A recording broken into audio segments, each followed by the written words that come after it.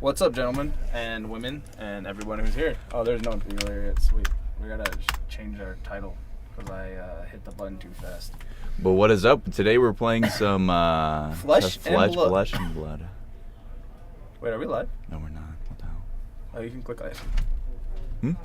Click on this way. Yeah. Transition. Press transition. Boom. There we go. Now we're going. Now we're. You can turn it off right there. Turn what? Huh?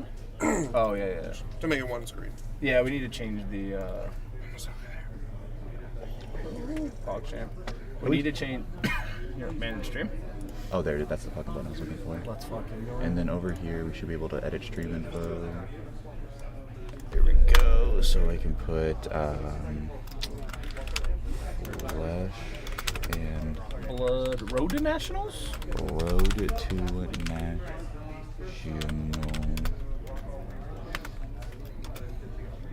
We are gaming. Yeah. And then we need to change this to. Is there a Flesh and Blood? Oh, yeah. Well, Yeah, it doesn't matter if I do. I think it's I don't know. oh, there isn't. Card games? No, it's just put a 10 in. Yeah, card games. Bam. Perfect. There's surprisingly a lot of fucking card games. Done. All right. Okay, yeah, Ladies now we're ready. Okay. Can you go tell them we're ready? So here we go.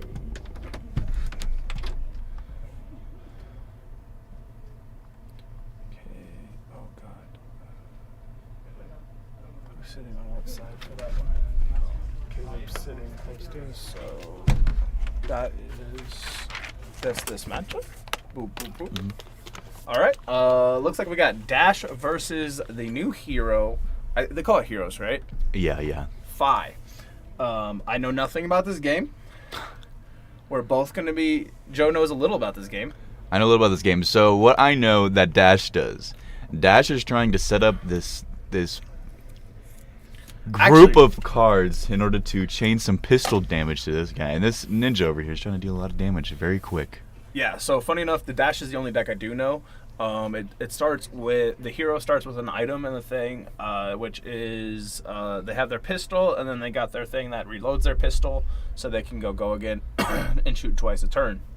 You have to pay a resource point to... every time to reload it.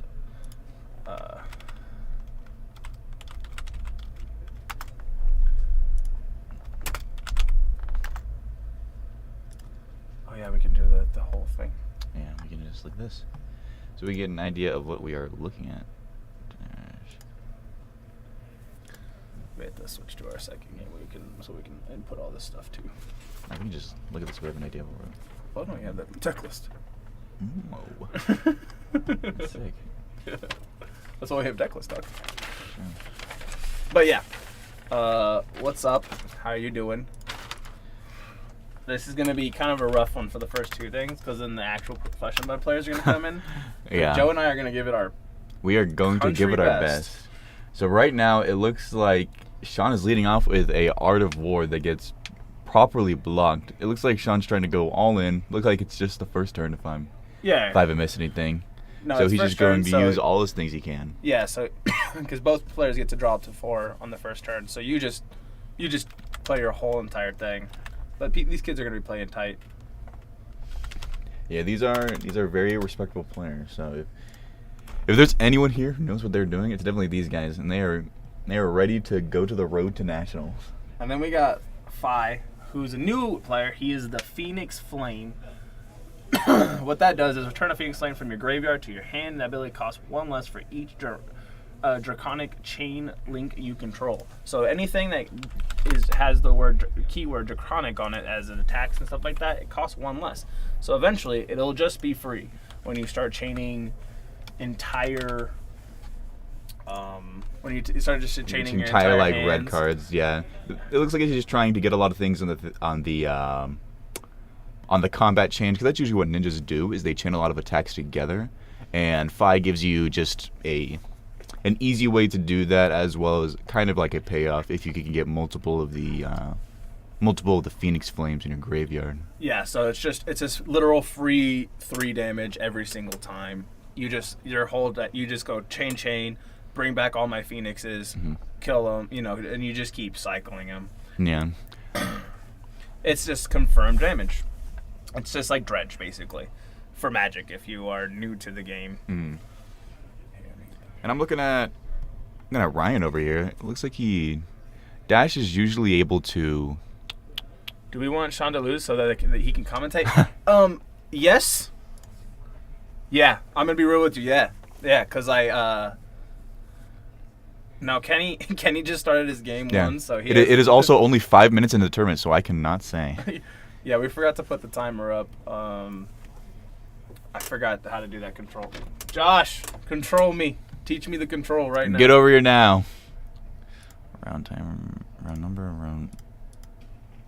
It's that. No. There's an actual. So there's an actual just thing that but what we need to do is, if we need to switch over to our second game, we need to get these all ready to go. So. That one, do you have that close over there, right? Yeah.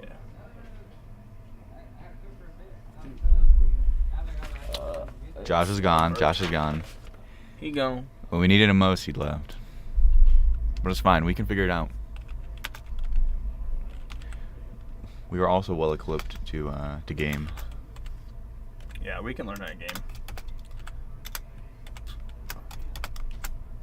Jesus. Look, I was here till whatever time last night. You know what? Me too. I was also here. Oh yeah, we were both here. Ooh. Okay. Thanks. Okay. I got a message from the Beyond that says Control Shift P. Message from the Beyond. He's in chat. It's telling me that I should press Control Shift P. Caleb. Khalib. Is that how you spell? No, it's how you supposed to have fucking with you. I was like, oh god. I usually call him Caleb, which is like every kiss begins with K.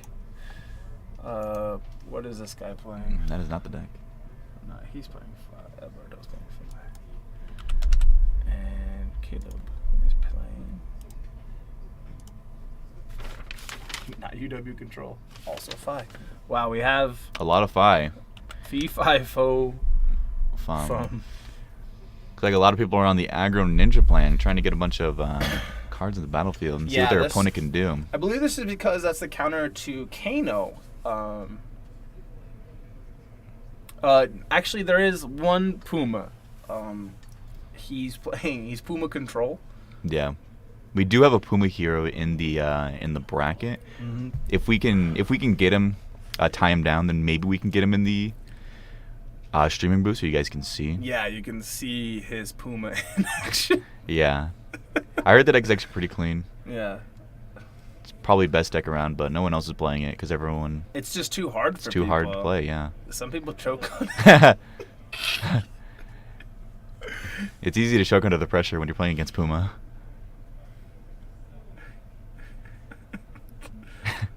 TOS. No, Puma's just a good deck. Yeah. Some would say the best. We got this sick Dash matchup. Our Dash just is 5. Phi looks like he is absolutely incinerating him. Yeah. All I've seen is just Ryan on the back foot. I think this is the turn where he's going to try to turn the corner. Exactly. Because you've played Dash, you usually want a bunch of things in the battlefield. What it's looking like is he doesn't have much going on outside of his equipments and these. He always gets a starting equipment with Dash. Oh, never mind. Looks like he's actually getting started right now. If he can last another turn or two, maybe he can turn this around. Because Dash can do a lot of damage if they've got the whole chain set up. It's so consistent too. That's like it's like this is like the Jund mid range of the format where it's just very, very consistent. Regardless of like how much I know about the game, you can just tell like what it is just kind of plots its time, it blocks what it needs to, and then it just tries to turn the corner when they're out of gas. Because the way that Flesh and Blood ends up being, from what I've seen and the way games I've played, is that if someone's you can just lose the game and just because someone is just continuously putting pressure and pressure, and then but if they stumble once, the game can switch, and it looks like that's what happened last turn. It looked like his block out wasn't that good, and now Yeah, because look like that. Now they're even health. Yeah, it's 16. That was a 16-point turn for Ryan. Yeah, just right after Sean's also 16-point turn.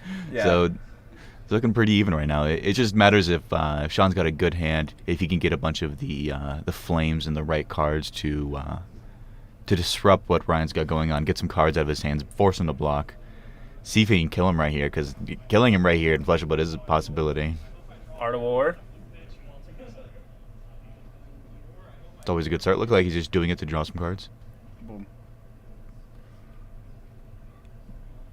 Looks like he's got another Phoenix Flame in hand. Yeah, you want multiple of those in hand. We have... sorry. Okay.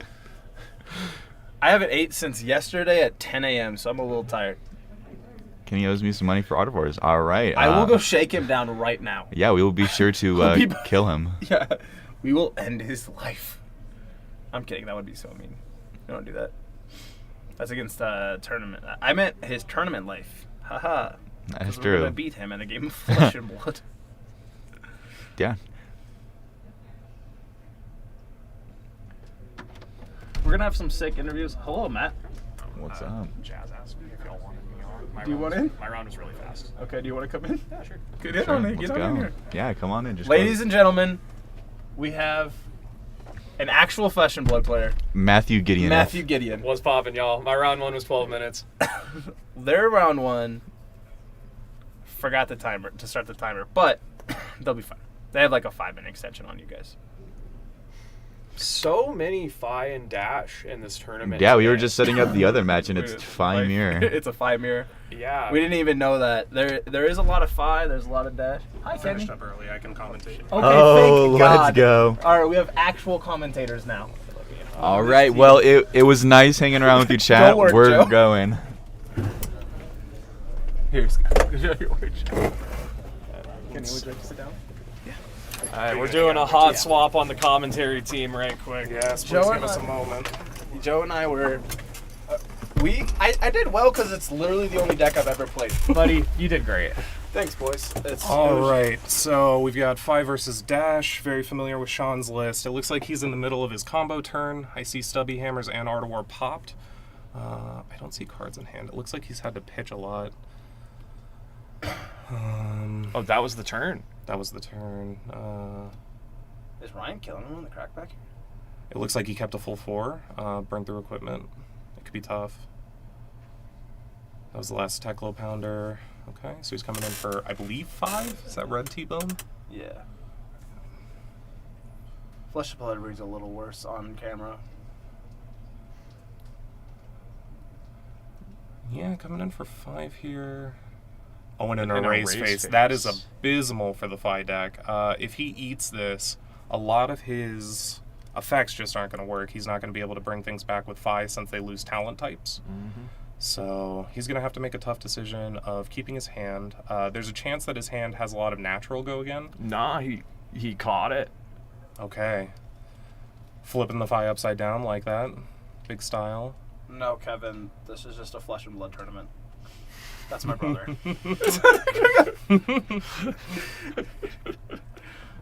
We're never the raw doggers either, by the way. I mean, we are here fabbing right now, so nothing I love more. Yeah, the Fabbing with my boys. Yeah. Raw and uncut. So this is going to be a pretty decisive turn. He needs his turn to be big enough that he can eat Ryan's hand and keep momentum. However, it looks like he does still have some equipment left, and he did have to pitch a red for that mounting anger. That's bad news. That means he's not going to have a free sword swing along with his attack. I also see a Flame Call Awakening, I believe. I don't know how many Phoenixes are in the yard. It looks like he's representing them, so he should have 1 to tutor. Oh, but he had to pitch again. Yeah, he had the red line hand. It's rough. It's very rough. Yeah, Marino's at 2. He has 3 coming in. He can full block for 3 from hand pretty easily, and then eat that Phoenix and have a 3-card hand. I'm probably winning. We get close to winning with it. Yeah. Limp there. Get him for 3 cards, then get him the turn after, probably. Yeah, 1 blue would have completely changed this game. Oh, he's choosing to Arsenal with the Phoenix. I think that's a smart decision. If he does survive the turn, it gives him a little bit more pressure, and it wasn't threatening lethal. Yeah, it's smart. I like that.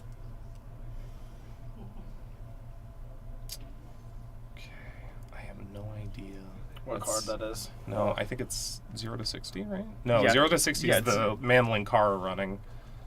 That's I thought or that's zipper hit. zipper hit. That's zipper Zipper hit. hit. Yeah. I can't tell what pitch, so I'm not sure how much damage is coming in right now. Also good to note that the gun is not currently loaded, so he has one resource, he can load up that gun, but it looks like we're having a full block here, which means gun isn't lethal. Activating... Ooh, red throttle. That's going to be a raw 6. Full block with your hand. Yeah. 1, I think he is. And that should be all she wrote. That means Ryan is going to be the first person with a full hand. I personally think Sean should just throw out the Phoenix for 0. But Yeah. Go down at the ship. yeah. Oh, now he's just styling on him. Yeah.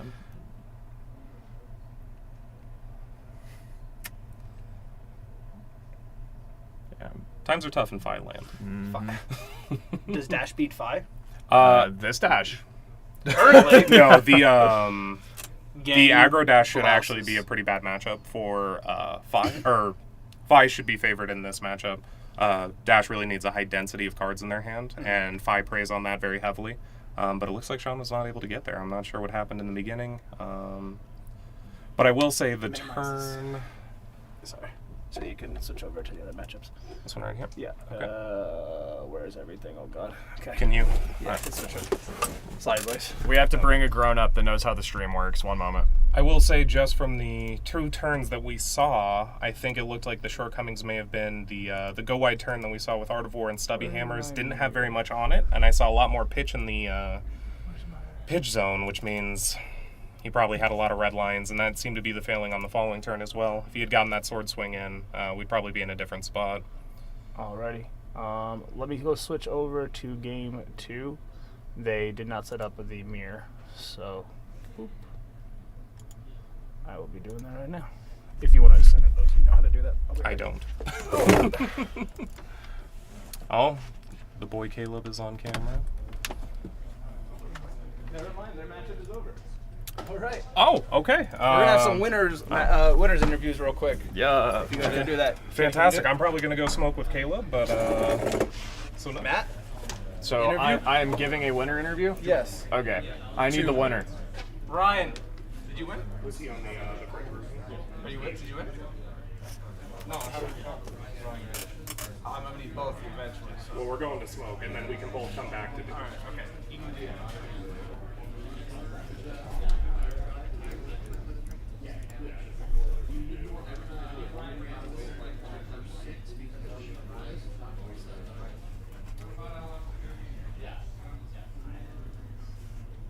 So, howdy, y'all.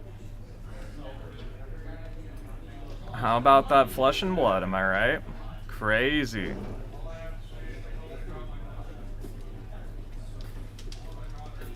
Ladies and gentlemen, I give you Ryan Marino. Alright, where's this? Not this walnut interviewing me. Boom. You're in there. Walnut. Sick. Alright, you ain't ready for this interview. I know. Ignore my brother. He's the other Gillespie. Alrighty, so Ryan, what's it like being the best flesh and blood player ever? It's good. Yeah. That's what's up. I haven't played a game of this game since You just played one. Since the calling. I haven't played Flesh and Blood. You just played a game. I was there. You watched it? Yeah. Wow. Good for you. Look through the window. Yeah, I was able to hold on against Fi. I think that matchup, just if I go second, I win. If I go first, I lose. Like, How are you liking Dash? I think it's a good deck. I mean, it's the deck that I have to play because the cards I bought for the deck that I wanted to play didn't come in the mail in time. Right. You so- were gonna play Dromai, huh? Yeah. Yes.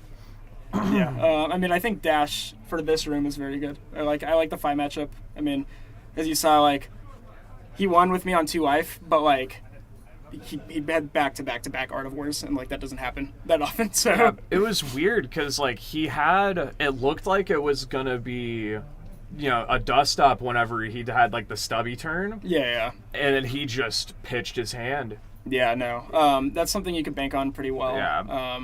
Just like, your opponent missing on like resources in that deck because that deck doesn't play too many blues, and like I don't think the matchup comes down to you getting like lucky in that sense because like I said he showed up for that bad luck by having triple Art of War. So it's Yeah, like, it makes sense. Makes sense. I think the matchup is very just favored for whoever goes second. I'm with it. I'm with it. Mhm. Yeah. But yeah, and then like he can't beat a raise face. Like that card is like Yeah. it's impossible to block it. And it just destroys him. So Dude, that card's a beating. I thought about playing it today. Honestly, the only reason I'm not is I lent them out. that's It was fair. one of those things. yeah, You know, because I'm on Prism today, and I was like, I'll just play Vendal's Fighting Spirit. I'll be fine. It's a yellow pitch. We I can like do those. yeah. No, I think that card's good. I was like not in the dash deck, but I was tempted to play it in the Dromai list that I was going to. Switch that up a bunch though, but we're not talking about Dromai. I've Should really exist, right? liked how recently LSS has been printing like random life gain on cards. I feel Yeah. like it's helping to like kind of Yeah, I think bring everything in a I little think bit. Oasis Respite was like the best, at least like one of the best cards. I think Cop is probably the Crown of Protection out of Yeah. like the new set is the best card, but I think Oasis Respite is very good. It was like kind of like the fact that it costs a resource is like kind of irrelevant because all the decks that you play that card in, you're just going to be doing other things with those resources. in your opponent's Exactly. turn. Exactly. But it's like a strict upgrade from a lot of the alternatives like in the decks that could afford to play it. So, what decks are you hoping to not see today on Dash? I don't know. I think that like with Chain Gone, I think like you just get a dumpster all everything. Maybe Guardian, like because I'm on full aggro dash. Maybe Okay, just, so like- you're worried about getting decked out? yeah, I'm Okay, worried that about them makes sense. fatiguing me. It's super possible. Like that matchup when I played it in Cali, I had to set up triple max. I had to pitch stack 3 straight, or not 3, but like it's like 3.5 because you can't actually do it 3 consecutive Mm-hmm. turns. But I had to set up like my pitch stack at the bottom of my deck had to be maximum velocity 3 turns in a row, or three attacking turns in a row. Yeah. And that's kind of difficult to do. So it's like. I just play a bunch of auras and go. Did you get yours? Yeah, I played against Dromai. My game was fast enough that they asked if I wanted to commentate. That's fair. Yeah, I went first. 2 aura turn into 22 damage turn into other 22 damage turn. Yeah, into Herald your 5-drop dragon draw too. I didn't even have to.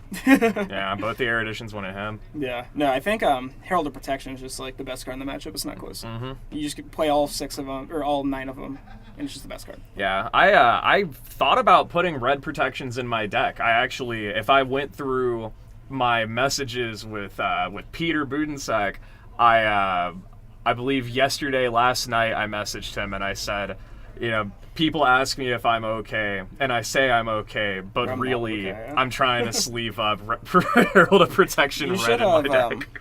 And I know I told you a little late, but Library. That is a card that would be the best card. The only deck that card would be bad against is mine because I have like 15 yellows.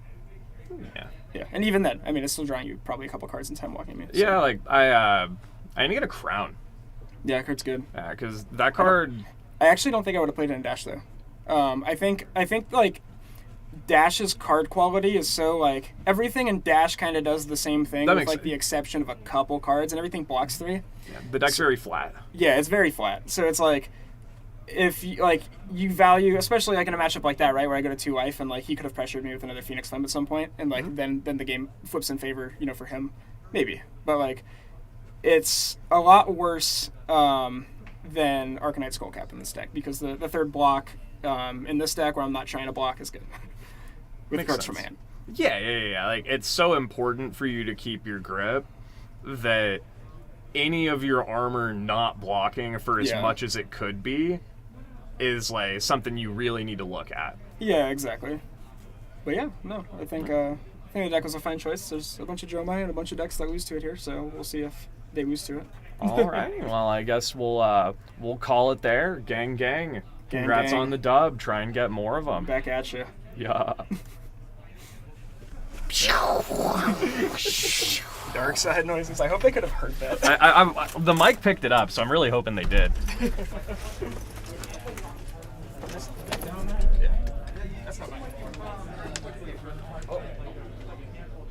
To the VRB screen, I made the sound effects.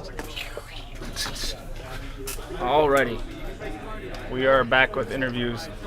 We had a second interview for our winners matchup of the opposite. So it's going to be Caleb. Kenny's be interviewing Caleb. Here you guys go. There you go. Thanks, boys. Howdy, howdy. Howdy, howdy. All right, welcoming to the booth is round 1 winner, Caleb. So your matchup was the 5 mirror, correct? Mm-hmm. Okay, you took it. It sounds like the differences between your deck was he was on more of the mid-range plan with Shuko's Furnace, and you're on our list, which is a very all-in Mask of the Pouncing Link sequence combos. How do you feel that differentiation in lists helped you pull through? So turn 1, he was on the play. Hit me with a bunch of stuff. I was able to, sculpt my hand. I kept a Spreading Flames in hand because the rest were just like Blaze Headlongs and just like kind of red pitches that don't do much.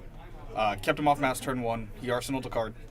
I was able to draw up. I drew an Art of War, which I think was a very big swing, having 2+1s plus the stubbies. Yes. The difference of stubbies is actually really big. It allowed me to go to some kind of irrelevant life total, probably high 20s. Did nothing. Arsenal the Spreading Flames. Double red pitch. It was a random 2 cards. Doesn't matter. Arsenal the Art of War. Kept Spreading Flames in hand.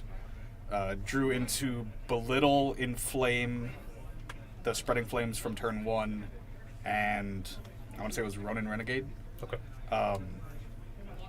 Had a pretty decent hand. Knew I wasn't blocking. He took me to 20 off the mass draw.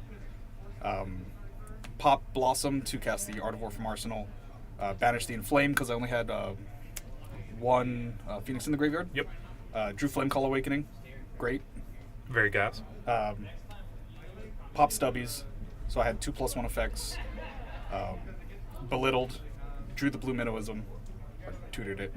And I was able to put him from 40 to, I want to say it was 20, after taking his whole hand. Right. And the chest piece from him. And I finished the combo after I hit with a tutored Salt off the mask. The differences are pretty big, just because you have the mask to tutor for Salt as an ender. Yep. You can tutor for a Phoenix or an Inflame. Like, you have 3 Phoenixes in the yard. Tutor for an Inflame on like a decent like +1/+2 turn. Yep. And you're able to like line up a bunch of attacks for Assault and Arsenal, a Lava Burst.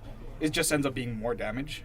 Yeah, and I think that was what we found in testing was the off chance of drawing a card off mask doesn't lead to as powerful turns as the ability to tutor and guarantee big finishes. Yeah, 100%. So after your big go wide turn, he was on the back foot, had no cards in hand, and from there I'm assuming you were able to just keep pressure, look for Art of War turns, make sure you're doing more damage than he can block to stay alive, and closing out the game. Yeah, so him being on the mid-range plan, it incentivized him to block more, which I don't like, it's 20 to 26 or whatever it was.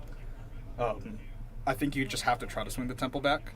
Yep. But that's hard to do when you're playing the Fridge as opposed to the Stubbies and the Blossom. Because I ate the Fridge on turn 3. His chest piece was blocking for 1. I took Mask the turn after, so he blocked with chest for 1 and Mask. Yeah. And at that point, like, once the Fridge is gone and he has 2 cards, like, you're probably winning that game. Exactly, yeah. Mid-range version without Mask momentum just isn't going to be able to compete. Absolutely. Yeah. Because, you don't have the consistent, like, threat of I'm going to draw an extra card a turn. So, like, you keep a 2-card hand plus Arsenal. It's actually a 3-card hand because you're able to. So would you say the game went about, sounds like 3 turns total for both players? I want to say it was, like, 4. 4-ish, probably that final turn of just getting in Phoenix pokes. Yeah, like the last turn of the game was, gosh, what was it? It was Blue Pitch, Mounting Anger, some kind of 0-cost attack, Swing with Sword, pick up Phoenix Flame, Lava Burst. Yep. And the Lava Burst for 5 at the end was just enough to end it. Yeah, it's usually a bit too much damage even for them to block through. Yeah, because like he's trying to hold enough cards to pressure me back, but when the tempo's just that much in your favor, him trying to block with 2 cards, like playing a 2-2 game, I'm just never gonna block. Exactly. So I'm just gonna like foot down all gas. Yep. And just make him bleed out through the 1 pokes of Phoenixes and everything else. Very easy way to close out the game. For the folks at home who are possibly thinking about playing in their road to nationals, what would you say is the biggest draw to Phi? Well, for me personally, I'm a Magic player. Sure. I like cards being in zones that I can access starting. I also like starting with less than 60 cards in my deck. So 59's a good place to be for consistency. 59 plus a card I have access to was pretty appealing. Also, the deck just goes absurdly wide. Mm-hmm. So unless you're on, I think it's specifically Oldham. Yeah. Ice Heroes in general can give you a That's tough fair, time with yeah. them. Just the Frostbites or Yeah. Crown of Seeds blocking Phoenixes cleanly, the Shield blocking Phoenixes cleanly. Yeah. Like, yeah, Phi's cool. I like him. Yeah. Very fast deck. If you're looking for 15-minute rounds instead of 55-minute rounds, I think Phi is the deck for you. That is one of the appeals. I don't want to sit down and play four or 5 hours of Fab. Absolutely I not. want to sit down and play an hour and a half of Fab. Right. Call it a day. Yep. And I win fast. I lose fast. I'm on Perfect. just about the same Phi list, and my match lasted about 12 minutes, so just good clean card games. Love it. All right. Well, that's going to do it for our winners interview. That was both of them for this round on stream. We're going to take a quick break, and then we'll be back for round 2. Thanks for tuning in. We got. Do you know how to set it to break? No. Andrew, can you set it to break? Set it to going on break. I hope we come back around 2. All right, boys. Hi. We could just have a me and you flesh and blood situation. It's me, your boy, Andrew. Oh. What are we up to today? It's just me, you, some Zaz Prime. It's the John Wilkes and me. Hello. Hair up today because I am so tired. We were here till 3 o'clock. All of us were. Everybody in this room. Were they condescending? Yeah, I got you. They said you're condescending. Huh? Who's condescending? Kenny? Never. Condescending? Never in his life. How so? It's just your friends being mean to you.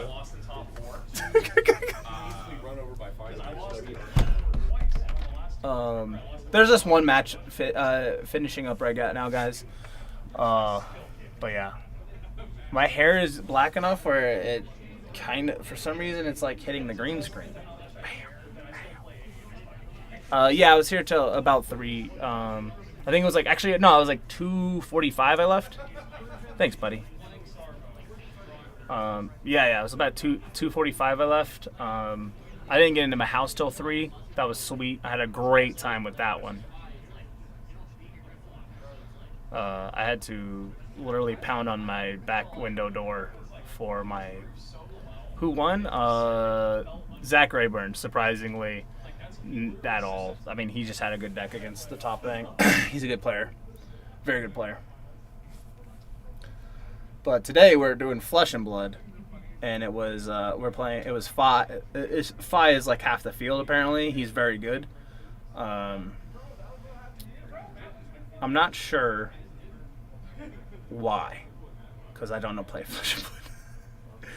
We can, we can learn together, though. That's how it works, right? You got to learn how to play everything. I know how to sell Flesh and Blood. It's very easy. I just tell Peter to do it. Peter's the GOAT for Flesh and Blood here. He's our one Flesh and Blood guy. He does an excellent job. Don't tell him I ever said that. Yeah, Proctor and I play well off each other because we're, good dudes, and we just, we're funny. He actually is, he actually knows Flesh and Blood enough about the game. You want Kenny to come back and blow you a kiss. Okay, I'll see if he's right outside the store.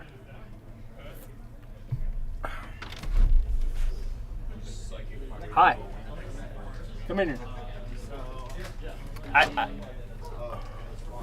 To be fair, it's not Kenny or Caleb, but I did bring you a Christopher Agashi to blow you a kiss. It's Jeremy Hennessy. Boom. That's for you. This is channel VIP Christopher Higashi. Oh, even better. Yeah. Even better. Yeah, I'm here giving out kisses. everywhere. Kisses. I love kisses. I'm just so. Is this how you do a heart? So full of heart Oh yeah. love right now. This is a heart. Yeah. Yeah. So what's going on? What do we Nothing. got here going on in the chat? Anything? Uh, happening? I'm closing this door. Yeah, you can close the door. You can sit. I move over. Scoot So you over. can sit down. Yeah. So we're here at Darkside Wings. Darkside's. What is this? This is RTN. Yes, Road to Nationals. Road to Are you going to Nationals. Nationals? Hopefully I got. If you win this thing? I mean, I'm going no matter what. I'm pretty sure. Okay. Either way. If I don't, well, even if I do well today, I'm going to LA tomorrow Okay. because I have a meeting on Monday. So So you're just gonna Just block gonna- for the boys? just going a day early. Well, no, I'm gonna try to win. Are you going? Are you gonna be there on Monday I'm gonna be there on Monday, but I'm in LA? yes How long are you gonna be there? until Wednesday. Do you want to go? I might be going to the Home Run Derby on Monday Oh yeah, in LA. interesting. If you want to come with me? That's like a baseball thing. Yeah, the Home Run Derby. Yeah. Where they, all they do is try to hit home runs. Yeah. How much are tickets? I have no clue. Someone out there in Chatland, buy me a ticket and I'll go. So if you want to, or I'll probably, maybe I'll go. I don't know. I'll have the wife and kid with me, Oh. but I can leave them and Yeah. go drink beer and watch baseball. All Or- things great. I'll watch them hit balls. Yeah, Yeah. Don, you should ask Don. Okay. Is Don going? I'm trying to convince him. Don should go. Everyone in chat, get Don to go. He likes baseball and he likes sports, and then he'll probably just buy me a ticket. Just like hang out. He's just like, I want to hang out with Agashi. Yeah. He'll leave me here like he did last time. I'm Yeah. happy about that. Well, back to Flesh and Blood. I won my match. Oh yeah, this is Yeah. actually a winner's interview. Yeah, What did you play against? I played against Dash. You're playing Fi, right? No, I'm not playing Fi like everyone else in the room. I'm playing Briar. Briar. How is the Briar Dash matchup? Obviously good. You crushed. We both don't care about each other. Oh, okay. But Well, that seems a little rude and I sad. output a lot more damage than my opponent. Oh, we had Jerome just walk in. A cosplay just came in. Oh, that's sick. We're gonna have an interview with her after next round, or maybe right now. I don't know how much is left in the round. Hopefully not much. Since has this been a continuous live stream? Yes, Or, yes. So 37 minutes. The rounds are 50 minutes. So about 13 minutes left in the round, Okay. I would guess. Yeah, we don't just randomly stop our live stream. That'd be weird. Yeah. Well, I don't know. Maybe start a little later or something. Oh yeah, that's true. That's We great. were about 5 minutes, so there's probably about 7 minutes. Wesley has arrived back with his deck. So Wesley actually has a interesting strategy. He did not bring his deck for round 1, so he can automatically take a loss, go into the losers bracket, play worse players, and then just absolutely crush them because he's the best player in the room. To be fair, everyone in the room is a worse player, though. Yeah, So- but he's just like, but he wants it to be slightly less. It's just like, he's like, yeah, I can lose round 1 and then win the next 4. It's fine. Yeah, why not? He's that good. Yeah. Do we know what deck he's on? He's playing Fi. He is playing 5. Yeah, they're playing, our Flesh and Blood team has been cooking up a Fi list. He's on my the Flesh and Blood team. He's a And no professional. one told me about this Fi list. That's not true. It's in your Discord. They showed me. I am here to fetch our next feature match. Oh, okay. guest. Who is it?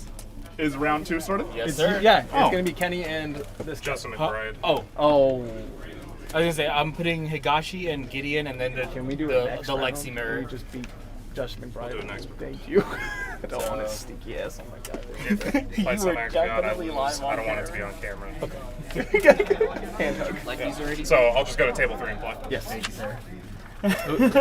Next time, we're gonna put some. Can you please do the setup real quick, and then also we need to put the mirror because there's no mirror over here, and I couldn't change things. What mirror? The mirror for the other. Yeah. Bad. Oh yeah, the Flesh and Blood shirts are fire.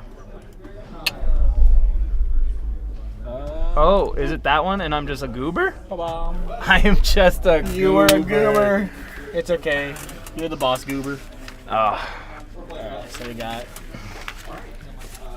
Alright, so our top table is Oh, I need Peter to do it this versus way. Peter, which is a mirror match for Alexi. That is our table 2, though, because I was told that they'll probably go longer than the other match we were putting on there. So our feature match for table 1 will be Chris Higashi and Matt Gideon.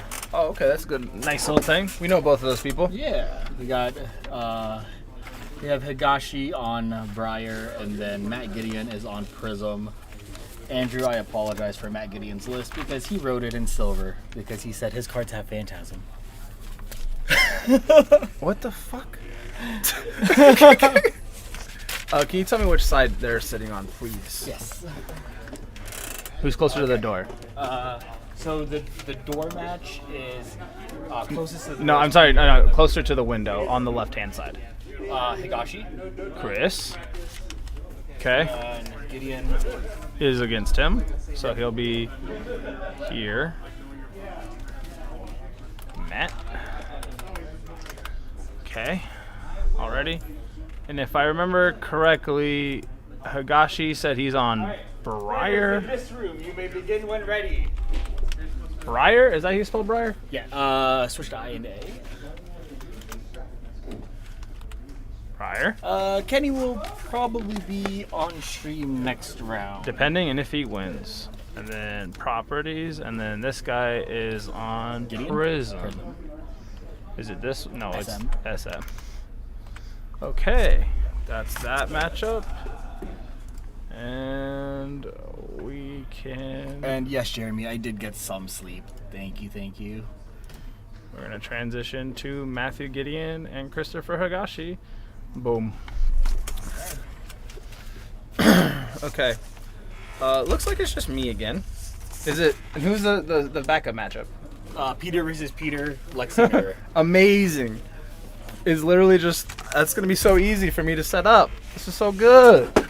Actually, you know what? I think I have a guess for you. It's beater versus beater. But that's the second matchup.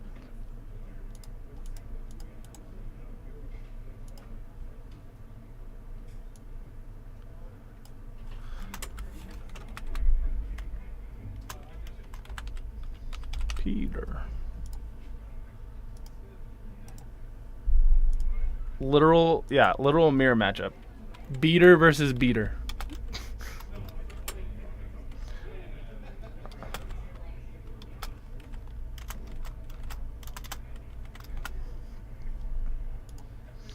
I think I'm gonna have a cosplayer in here with me, which is cool.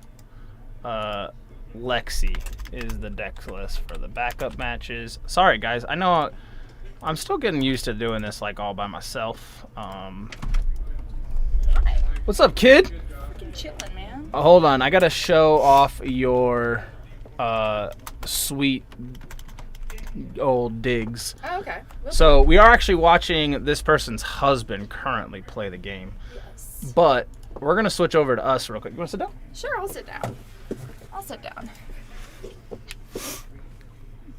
Oh, what a wonderful transition you have there, too. Thank you. That looks so lovely. Yeah, we've spent a lot of time on our stream and stuff like that. We're trying to be high quality. This, oh my god, I'm so tired. All good. What character are you playing? So I'm playing Jeremiah Ash Artist. Amazing. So this is who I'm cosplaying. Yeah. Today. So I had before the RTN, I had really quickly 1 hour to get my hair done. And my husband had already left. He left to go do his deck check and everything. And, well, now we're here. So sweet thing that's about to happen. We're going to commentate over your husband playing the game. Okay. I'm pretty sure neither one of us know how to play this game. Okay. Do you know? Well, I am a Blitz Dory enjoyer. Oh, okay. So that tells you about what all I know, which is not also entirely that much, but I really, really enjoy the culture around the game, and obviously, like, I do cosplay first personally. My husband's always been into trading card games, so it's just a fun way that we can kind of twist the hobby and do it together. I liked your Mask of Momentum. I wish we had pictures of it so I could show it. I almost brought it in today. I You left it in the garage. It was so sick. I had brought the wings that attach to this costume as well, and thought, oh my god, I'm gonna be late. So I just kind of ran. We're gonna take some pictures, put it on our socials, tag LSS. I know that you're doing an article for them. Yes, I am in the midst of writing an article about how I built the costume.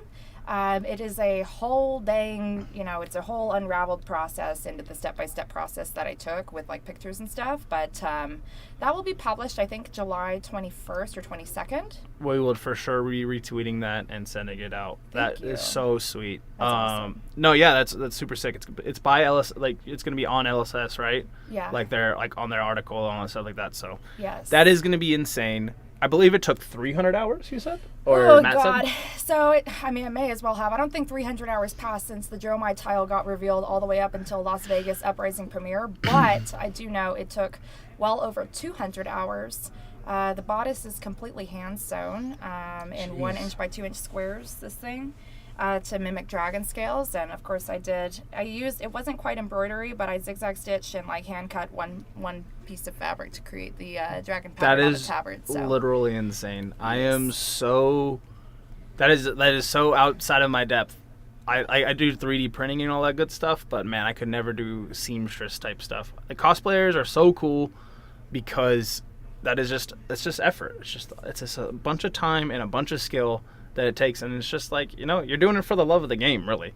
Yes, absolutely. I mean, you will eventually get paid for it, because especially how good yours are and everything. Yeah, I feel like I already have. They enjoyed it so much, they sent me a Taylor cold boil promo. That's sweet. Yes, they did. That's and I'm pretty sure it's some money, right? Yeah, it's a little bit. Now, obviously, it's staying with me. I'm Yeah, never 100%. gonna. It's in my. I ran the marathon. I won the medal. I am not giving my medal out. So the Taylor promo is front smack middle of my the flesh and blood section of my binder. Are you gonna get it graded? I'm not sure yet. I really I've kept it in its own like promo Casing card it, packaging. yeah. So honestly, I might just keep it. I have a lot of bigger hits that I keep in my binder. I do have some stuff that's graded, but honestly, I really like having some binder bling. That's sweet. So I may, but not anytime soon. That's for sure. To get slowly to the game, this is Bright versus Prism. I believe both of these are aggro decks. So they're just trying to see who stumbles first and then go and push damage. That's how it works. Oh, okay. I don't know what any of these cards do. I think that's Fortune Herald. I'm going to work on it, guys. Just if you have questions about cosplay, I got you. If you got questions about cards, well, All I know how to do is sell cards. It's like I play Magic all right, I guess, but everything else. I'm currently working on the Lord Windgrace deck, so. I heard about that, actually. Yes. Crazy enough, that's my commander of choice. So wonderful. how do you want to play Windgrace? So right now we're in the middle of building the deck still, so we're looking at a bunch of different things, but really the big thing for me was that I was like, just wanted to play a bunch of ignorant lands. I've got and I don't remember the mythic spider that's in my deck, but he's the Jun Spider, and he does really cool things. I know what you're talking about. And I think he's really cool. But I do wonder as well, because Matt, I'm watching the game right now. Because my mind, I've shifted my focus. It's all good. Back to the game. And I am learning so much by watching this right now too. Good. If you ever need for Windgrace, you just gotta play Land Destruction, and then you just play Sylvan Awakening and Triumph of the Hordes, and then you murder them. Yeah, because I've got Harrow in there, I've got my tutor, I've got Toxic Deluge, and what else did we put? Because you should play. When I think on the spot, I'm like, nope, it all went out the window. It's all gone. Don't worry. You play like Squandered Resources and stuff like that. Avenger of Zendikar. Oh yeah, that's the guy. That's a good kill. Of course, and I think eventually I was wanting to try the Cat Dragon Commander because I really like the little Cat Dragon tokens. 100%. It's very cute. Just propagate a bunch of those out there. Let's see. He is just taking damage right now. Okay. Higashi's hand must be very good because the only time you would take, I think he's taken 12 to the chin so far. Yeah, and he popped his shield. Okay, got it. So just an additional one, and I think that's coming in for 4. Perhaps. We will see. These guys are good. Higashi is on our professional fab team for Darkside, and Matt is a big friend of the program who's also no slouch at Flesh and Blood. Very good, always tops 8s, is always doing well. Yes, and if I remember correctly, was also the one who walked in and said, "Hey, you better carry Flesh and Blood in this store." Yeah, Pretty much. We did really go like, hey, you guys should do Flesh and Blood, and then we kind of Peter, my employee, was like, yeah, he's right, we should do it. And then we did. We have a very big singles game, and we sell out every box that's ever came out. Yes. So if you guys ever need Flesh and Blood, please come down to Darkside. Darkside Games in Las Vegas, guys, is hands down the best place to be for all of your TCG needs. It is the first LGS that we've been here for, or that we came to whenever we moved here to the Las Vegas area from Texas, and it is our ride or die. We've been all around town, and guys, we just keep coming back here. It is on the end of the Las Vegas Strip. I mean, it's a whiles out. It's on Las Vegas Boulevard, guys. You should definitely make it here. They've got all the best from Flesh and Blood, Magic the Gathering, tons of sports. They have a whole wall with graded slabs all the way across to the end of the wall, and it's a real treat. So you guys should totally come check it out if you're ever in the Las Vegas area here at Darkside Games. I appreciate that. That was a sick promo. She does this for a living, though. I believe you're on camera for Fireball, right? Yeah. So now since the whole What are you guys gonna be transaction, called? right? So we're still doing Card Shop Live. So Okay. I've got Card Shop Live on different live selling apps, Okay. and I am a hostess there. I do break all kinds of different products. Sweet. Now I primarily collect myself, so it does work out. A lot of the platforms we reach out to primarily have collectors over players, and then now here, I'm kind of in an environment where It's all players. I'm a little bit less knowledgeable, but I kind of lean on the dialogue to carry myself through. No, you're good. This is perfect. You've been carrying this dream team of a commentator duo. Yeah. And I would love to, I'm starting to learn how to play all these games. Like right now, like I mentioned, I'm building my Commander deck. Yeah. I just started playing that a couple weeks ago. I finally You having fun? I tested the waters. Absolutely. It's awesome. And, all that matters. playing competitively to me has always been so intimidating. But just watching and learning everything and doing especially the casual games have been really, really eye-opening for me. Like I watch game nights on YouTube, Tricky Gym for Pokemon, and Flesh and Blood here. I just kind of watch my husband. No, it's 100%. That's what I would do. And he's very good. He has jammed Prism ever since Prism came out in Monarch. It is his ride or die. Yes, so I brought home a box of Monarch. We pulled the Cold Foil Phantasmal Footsteps, and he said, "Yep, that's the deck we're building." First nationals, or not necessarily nationals, but the very first calling here in America with the Tales of Aria premiere. Yeah, that was we went and we snagged ourselves a giant Prism card. We paid way too much for the frame to put around it, but it looks amazing in the front of our house. I have a framing guy for you guys next time. You can Okay. just tell him you work for Darkside. You'll get it for like half off. Okay, I will heed that advice. Thank Yeah, you. we always have. Ooh, 19. He's got 3 spectral shields up there. That's good. He's working it up. The most I've ever seen him have is 7. Okay. So 3's probably pretty Getting good. there. He's making his way downtown. He's going fast. Yeah. Walking fast and we're going back. All right. You need that framing guy? Yes. Well, you do work for me, so you absolutely can use my framing guy. My goodness. Yeah, I'm because I would really love to be able to commentate for games eventually, and since I am let's see, you got that uncut sheet. I do too. I will inquire as well. What type of uncut sheet do you have? What game is it? What set? What cards? It's gonna be Magic, and it's gonna be gonna be the foil. War of the Spark. War of the Spark. Because everybody has Did that he? one. Wait a second. Oh, yeah, the English War of the Spark. They kept because the sending whole it out. Deal. I totally. I bet you that's what he yes, has. I know exactly that one because you guys even had one out there as prize support. I have a second one. Awesome. Hello. Hello. Oh, you actually would have got one? All right. Well, thank you very much. We're gonna do another interview. No, we're gonna do another interview with her. It's gonna be you and Annika. Annika also wants to get some cosplay tips from you. So after the round ends, if you want to come back in. Absolutely, I can appreciate it. definitely Thank you do very that. much. Yes, and you are most welcome. So I will let the knowledge drop here with the gamers, and I will go. I'll go flit about and drill my garb. So Absolutely. I'll see you guys soon. Thank you. Thank you guys. Bye bye. All right. Thank you. Vince, can you make sure that Annika takes pictures and stuff with her? Huh? Can you make sure Annika takes pictures with her and stuff?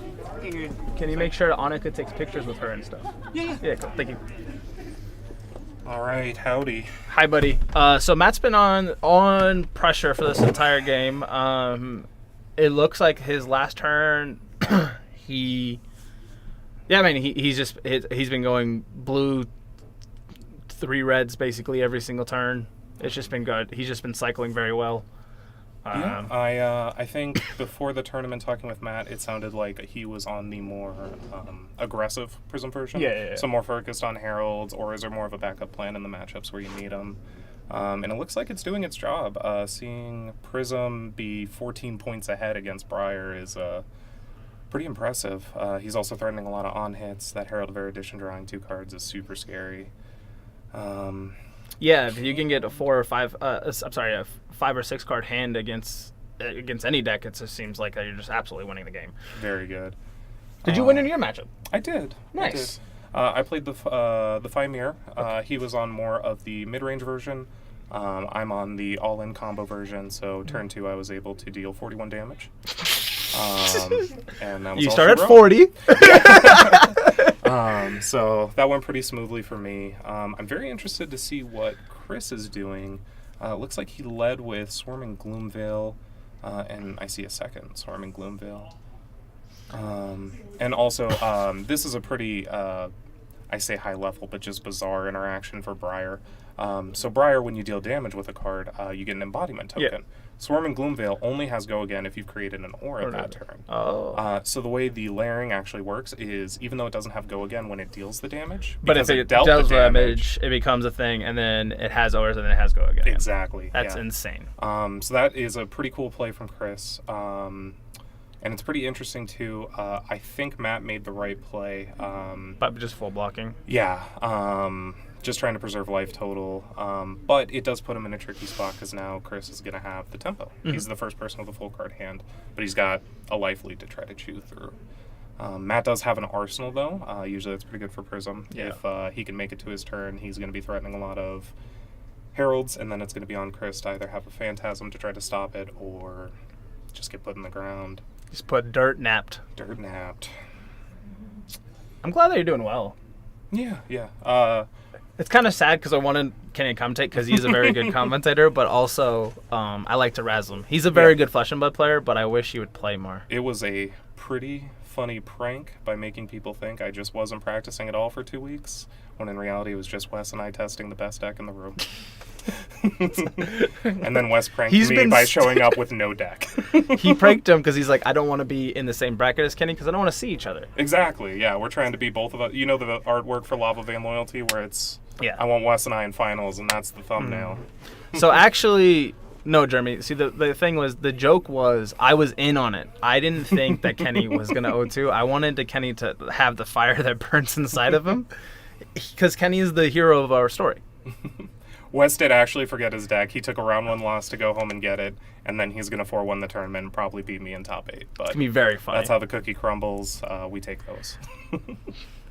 Well, you don't want him to beat you in top 8. Top 4 is where we want the boys to be. Oh, that's what I'd like, but I know he will beat me in top 8. Oh, okay. So this is interesting. I'm trying to figure out. It looks like Chris made a rune chant I think we're in the tank right now. at some point last turn, and then he made a rune chant this turn to give the Swarming Gloomveil go again. Yep, and then Matt's using Bootsteps and Herald to full block that, and then using the 2 floating to block the rune chant damage. Yeah, that's it. Yeah. That's like yesterday when I was going to go 0-2 drop and like, why did I stay here? And then I top 8'd with a deck I've never played in my entire life. I didn't even know what Extraction Agent did. It's got a lot of text. It's got a lot of text. I was like, and then what? it's got lifelink too for no reason. It's pretty cool. Lifelink came into clutch so many Oh times. yeah, looping Thalia's Lieutenant with that Oh, card? yeah. Crazy. I was like, oh, that. And then I'm like, take my Reflector Mage, make it a Blade Historian, like, go to 30 against Mono Red. And you're like, And you can tell Chris is a storied on-camera player. He's using dice to represent that the Snatch has +3, so that is coming in for 7 damage right now. He pops Snapdragon, so that's going to give a go again. What does Snapdragon do, just so I know? You can give go again to an attack that costs 1 or less. Okay. Yeah. So that's kind of basically what it's there for, is your Snatch turns where you throw out a really tall Snatch. You can kind of play a mind game where they go, oh, well, I let him draw, but his turn's over, and then you hit him with the snap, you draw a card, suddenly you have a full turn. Oh. Yeah, it's scary. Is Chris playing? So he's playing Briar. Mhm. What's the Briar matchup against Fi? Is it just horrible and he just didn't choose anything else, or? No. So Chris didn't know. Oh. We had a Splinter Cell going. In my team? I know. So this is what happened. Wes came over with a list that I knowed. We played it, and we were like, wait, that's kind of good, but it could be better. Mm-hmm. We play, and we're like, oh my god, this is the deck. Mm-hmm. We've got the list, looking phenomenal. Sean and John happened to be there testing, so they were like, oh, I'm building that too. Wouldn't have happened otherwise. Yeah. No, we were just we were working on the list. We had a lot of changes that we were making constantly. We didn't really know where the list was going to end up, and we didn't know if we were going to play it. But Yeah, Fi is the heavily popular deck in this thing. But there's so many lists. It seems like I have 4 decks in front of me. Yep. And none of them are the same list. Fi is pretty cool because it can be built. Currently, it can be built a lot of ways, but the 2 most popular are an all-in combo version and then a more mid-range version that's looking to trigger Mask of Momentum and draw a card through very small attacks that it feels bad to block. Just a chip damage, but Yeah. just pressure. So, and then you got Chris, who's just like, I'm playing Briar. Yeah. You won? Yeah. Nice. The aggro dash matchup is very good for our list. Okay. Like I said, Sean only just- lost because he didn't hit Yeah, blue. If he hits a blue either of those turns, Yeah, he saw 12 cards and it hit 1 blue, so it's not- good. Caleb was able to come in and prove the concept. Oh, is Caleb's on your guys' list? Caleb also ended up on the list only because he was like, I want to start grinding again, and I was like, you can have this. This is for you. This is for you. It's like, if you're going to come back and grind, I want my boy on the best deck. Yeah, that's good. Caleb, friend of the program, also just an employee here. Mm-hmm. Everyone here. So I figured out I'm gonna collect you guys like the Infinity Gauntlet, like Brandon Smith's like people. So AJ's gonna do our floors, and then I'm gonna get Brandon to sit next to Joe Loster for 2 weeks somehow. And just have it on camera and be like, yeah, you worked. You were like you worked here. I paid you $60. Easy. He's like, no, I won't do that. And I'm like, no, you will. He's like, well, I'm like, because you like Joe Loster. And he's like, Oh, this is interesting. sorry. So, Chris was coming in with a Coax the Commotion. Has a pretty good on-hit effect.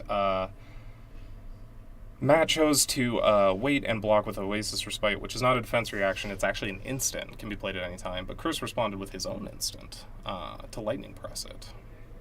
so what does Lightning Press do? I'm sorry, I don't know a lot of bad parts. It's Giant Growth. Okay. Actually, Oh, is the okay. best way to put it, but it's per- free. Okay. Yeah. So it's mutagenic growth, but it doesn't. But cost you +1. But +1. It So- does give 3 damage to an attack action. Oh, that's insane. Yeah, it's very good, especially when you combine it with a lot of the on-hits and Briar. This is lethal if he does it full block, I believe. Another Coax. So Coax has 3 different effects. If it deals damage, you can choose to have both players create a Quicken token, which is a token that pops on your And it next says attack go action again. and gives Go Gun.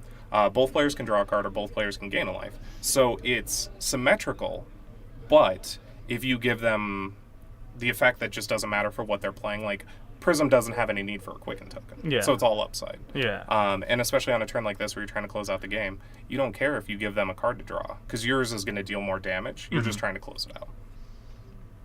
He had the second Oasis Respite. That's interesting. That means he could have blocked the first Coax. No, or is that the first Coax? That might be the first Oasis Respite. Yeah. I'm not sure. He kind of flicked it from the graveyard. Yeah. And then it looks like Matt's got 2 cards in hand. Arsenal pass. Chris is going to have an Arsenal, which is very rough news. That means, especially at 11 against 2 cards, he's going to be able to take all of this hit, not really care, and then come back with a 5-card hand. And that's not where you want to be as Prism for sure. No, 100% not. That's just not where you want to be in Flesh and Blood. For In me. general, it's probably not a good spot. Just any time I've ever played the game, if I'm like, they have way more cards than I do. What went wrong? What did I mess up? Chris did in fact take the full hit, and then he, when Herald of Protection connects, it also creates a Spectral Shield token. Okay, so So that's why he was able to generate that and attack with that as well. So that was a 7-point swing. yeah. I mean, but before that, it was a 12-point swing because Chris sat at 11 for 4 turns, and so like Matt was just taking damage. Yeah. And it's also a downside. He got his big hit in, makes you feel good, but then they come in with Scar for a Scar, which only has go again when you're at a lower life total. So thanks to that big hit, now he's got a very easy go wide turn. Yeah, Chris is just a professional card game player. Agreed. Just no matter what game, he's solid in every single game we've ever played against. I've played him in Pokemon. He crushed me. Magic. Ooh. Yep. So he's pitching a blue there to block with Phantasmal Footsteps, which costs 1, blocks for 1 for the turn. But he can also use that floating mana to block AB when that Rosetta Thorn probably eventually comes in. Okay. So he's turning a 2 block into a 3 block. 3 block, that's where we want to be. That's a Bramble Spark, and it looks like he did Earth Fuse. I didn't catch what the card was, but that means his next attack has +3 attack and is going to be dealing an arcane damage. Matt wisely floated that extra mana, so he's going to be able to stop that arcane. But 7 damage from Exude Confidence is a lot. That card, as long as it is not blocked by a card with higher power than it, so it would have to be more than 7. So most Heralds aren't even cutting it. Yeah. You can't play defense reactions or instant speeds in response to its chain link. Jeez. Yeah, so this is going to So that's after hit? That's as its attack. Okay. Yeah, so it stops a lot of the defensive measures that you may want to try to use to mitigate. And that was his arsenal, I believe. Yeah. One interesting thing, though, is it does not have Go again. So I am interested to see...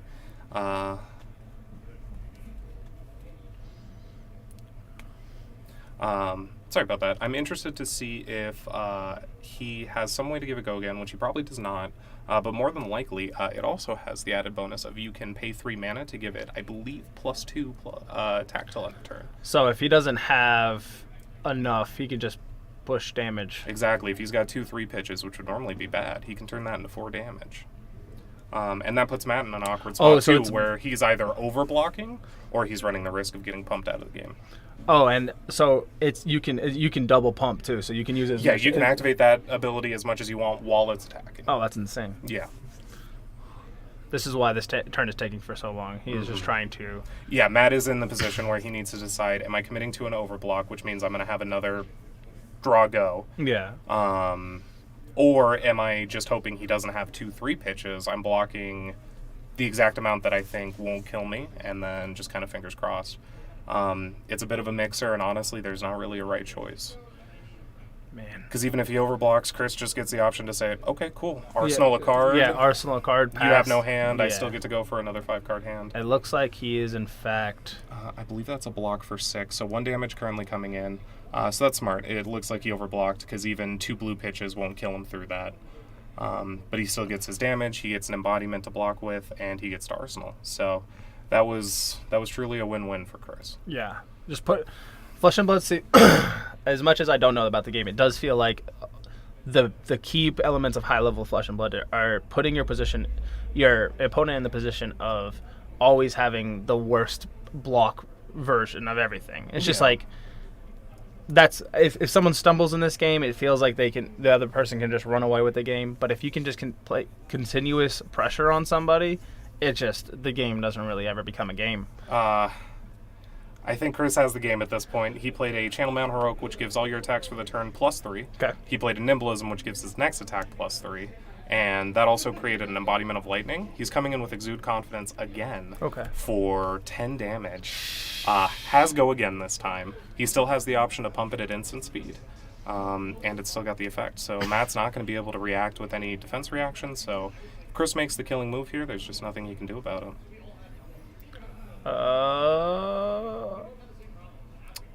It looks like he did resolve the damage. Looked like Matt only blocked for... seeing 4 block. And then the shield. Oh, and he had a shield in play. Yeah.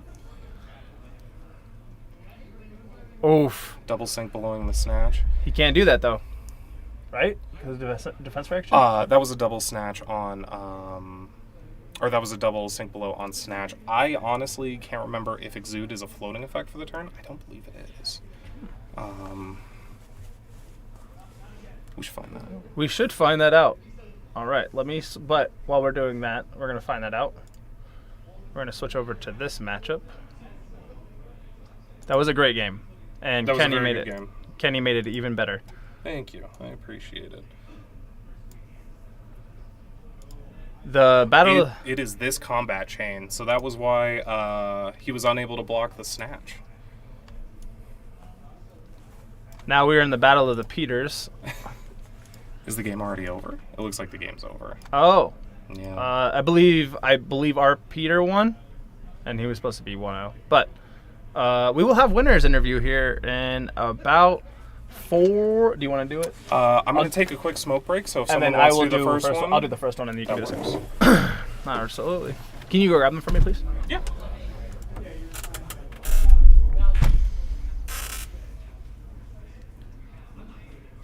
Ladies and gentlemen, it is I, your host for this event so far. I guess I'm just in the booth these days.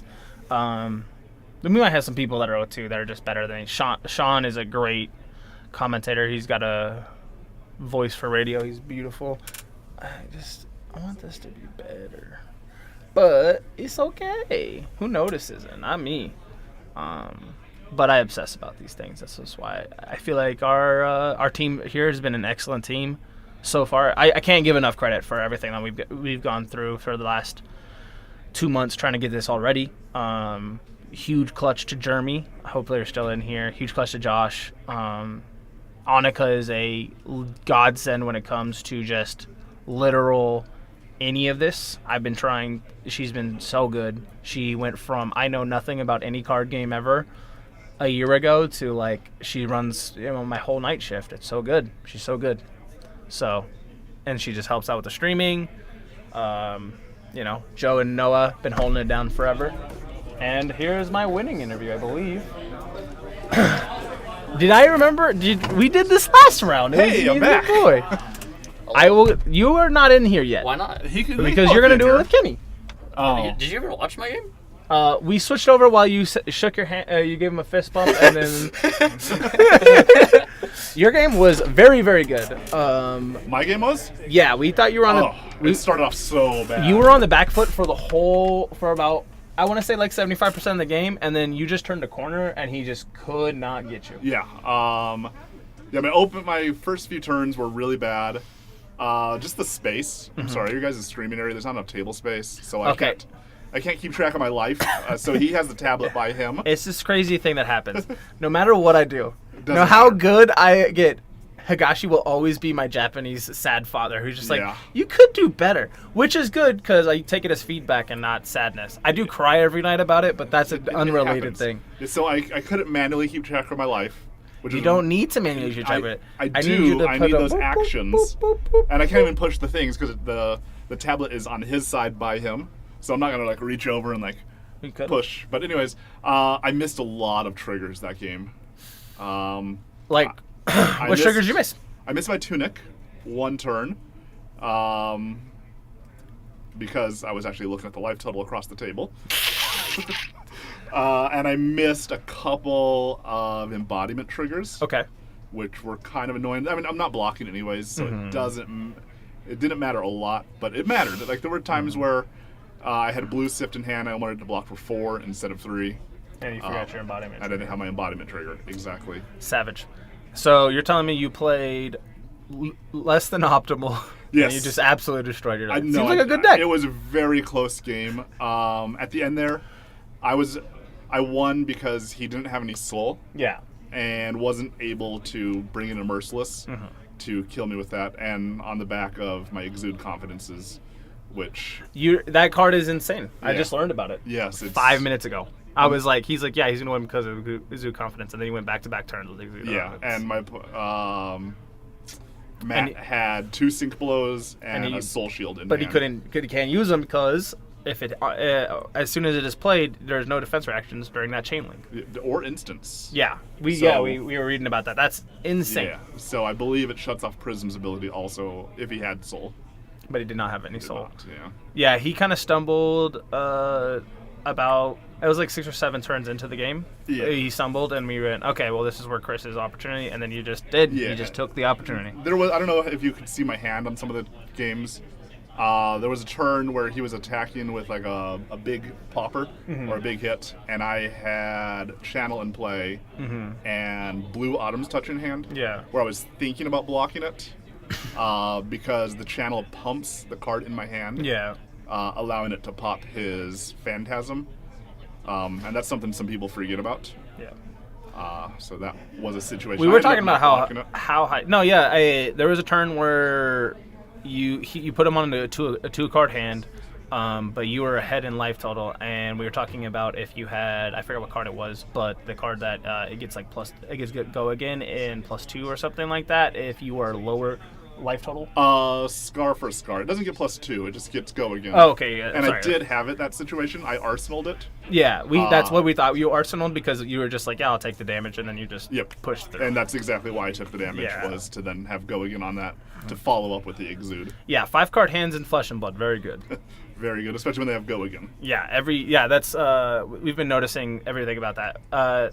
Those learning. I mean, we only have a few readers right now, but we've had up to 6 and 7. Okay. All it is just we've just been talking about figuring out how to play the game. Yeah, because absolutely. Most of us just play Magic. My deck, I mean, Peter will probably, he tells me constantly that Blue Sift is bad. I am playing Blue Sift, and twice that match I played it for no benefit. So maybe At you should all. listen to Peter. But we don't want to do that. But it was a 0 play that gave me go again. Okay. So that's what I'm going to think about it as. And I could filter cards if I wanted to. Just both times that I played it, I wanted to keep the cards that were in my hand. All right. So now you're 2-0. This is a 5-round tournament, so you need to win another one. Yeah, and I can probably draw on. You get a double draw, and I mean, you and I can go get some food. Yeah. Ooh, so I don't know what's good in this immediate area. I'm just gonna probably go to Yanni's. Yanni's is so good though. I'm so disappointed with their customer service. Oh yeah, for sure. They're Greek. They don't I have stood there. service. I stood at their counter for 20 minutes, No shot. and no one. They saw me, but they did not acknowledge my existence. Oh wow. And at that point, I turned around and walked out, and I haven't been since. When was that? Probably 2 months ago, maybe. That's a long time. Yeah, I'm sad because I love their Athens fries, Yeah, their fries are good. but I don't want to wait 20 minutes plus to even want- place my order. Do you want me to go and do it? Maybe. They like me because I just work here. We'll see. Okay. Okay. But we're gonna do one more interview, but it's gonna be about cosplaying with Oh. Annika and the Matt's wife. So She has a name. Morgan. I know that. I know you know that. I'm just reminding the viewers out there. No, I understand. Oh, unless they don't want their name. That I didn't know if she wanted to, but she is writing an article. It's going to be published underneath her name, so Morgan will probably be fine. Yeah. Yeah. She also has That's not even her real name anyway, so it doesn't matter. She has a twin. Also has a twin who I was like, oh, what's up, Morgan? I gave her a fist, but she's like, I'm not Morgan, and it really freaked me. She does It have a freaked twin. me out because I was like, what are you talking? Why are you messing with me right now? Do you know I have a brother? I do know you had a brother. You told me Okay, well, I'm just making. Not many people know I have a brother. you told me that you had a brother I do. like 3 weeks ago. Oh, yeah, I have a brother. We were talking about your whole family and your My dad and whole all. family? Yeah. Yeah, I have a dad too. Your dad's cool. He is cool. My dad's like just a cool old Japanese man. It's just him. I'm not cool. You are cool. Yeah, it's just old me. All right. He drinks a lot of Jameson. He loves just Jameson. Why does he like Jameson? That's I don't know. That's a weird one. That's just it. That's his drink of choice. Anyways, yeah, I gotta use the restroom anyways. You guys kept me on that table for way long. Wait, So- long you did it. Well, I Also, did. we will be dealing with the space issue. I ordered the reason why, just so you It's your know. tablecloth. I understand. Yeah, is the tablecloth. We gotta make sure because we figured out that the cameras autofocus if there's too much white. That makes sense. Did it help you guys when I was putting the dice Yes, on the 100 thing? so we you were knew my actually powers? talking about how you are a TCG professional because you are representing stuff with dice. Yes. I really appreciate it. I wanted to use your white dice because they're larger, but they didn't have high enough numbers. So so I need to put higher enough numbers. you in need to there. get like a full set out there. Okay, I can do that. Or like, don't get a 20. I think that's too much. But like a 12-sided, like a big chunky 12-sided. Okay. Would be really nice. All right, perfect. All right, that's good. That's good stuff to know. Yep. All right, thank you guys very much. I'm gonna go grab our our second interview. Thank you very much. Yeah. We'll be right back. We'll all probably end up playing next round.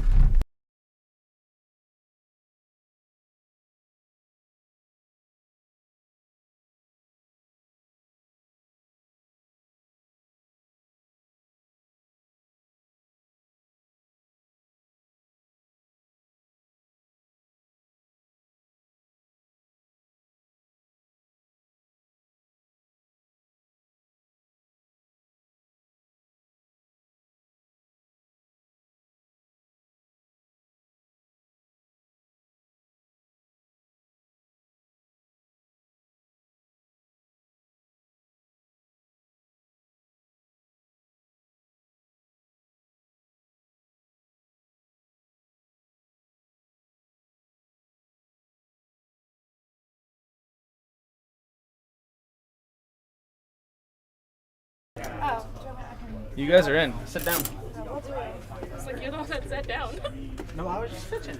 But you already know how to do that. Oh, good. We are making our way downtown, everybody. We're going super fast. Yeah, we're getting there. Here's my leg. Here's my shin shield.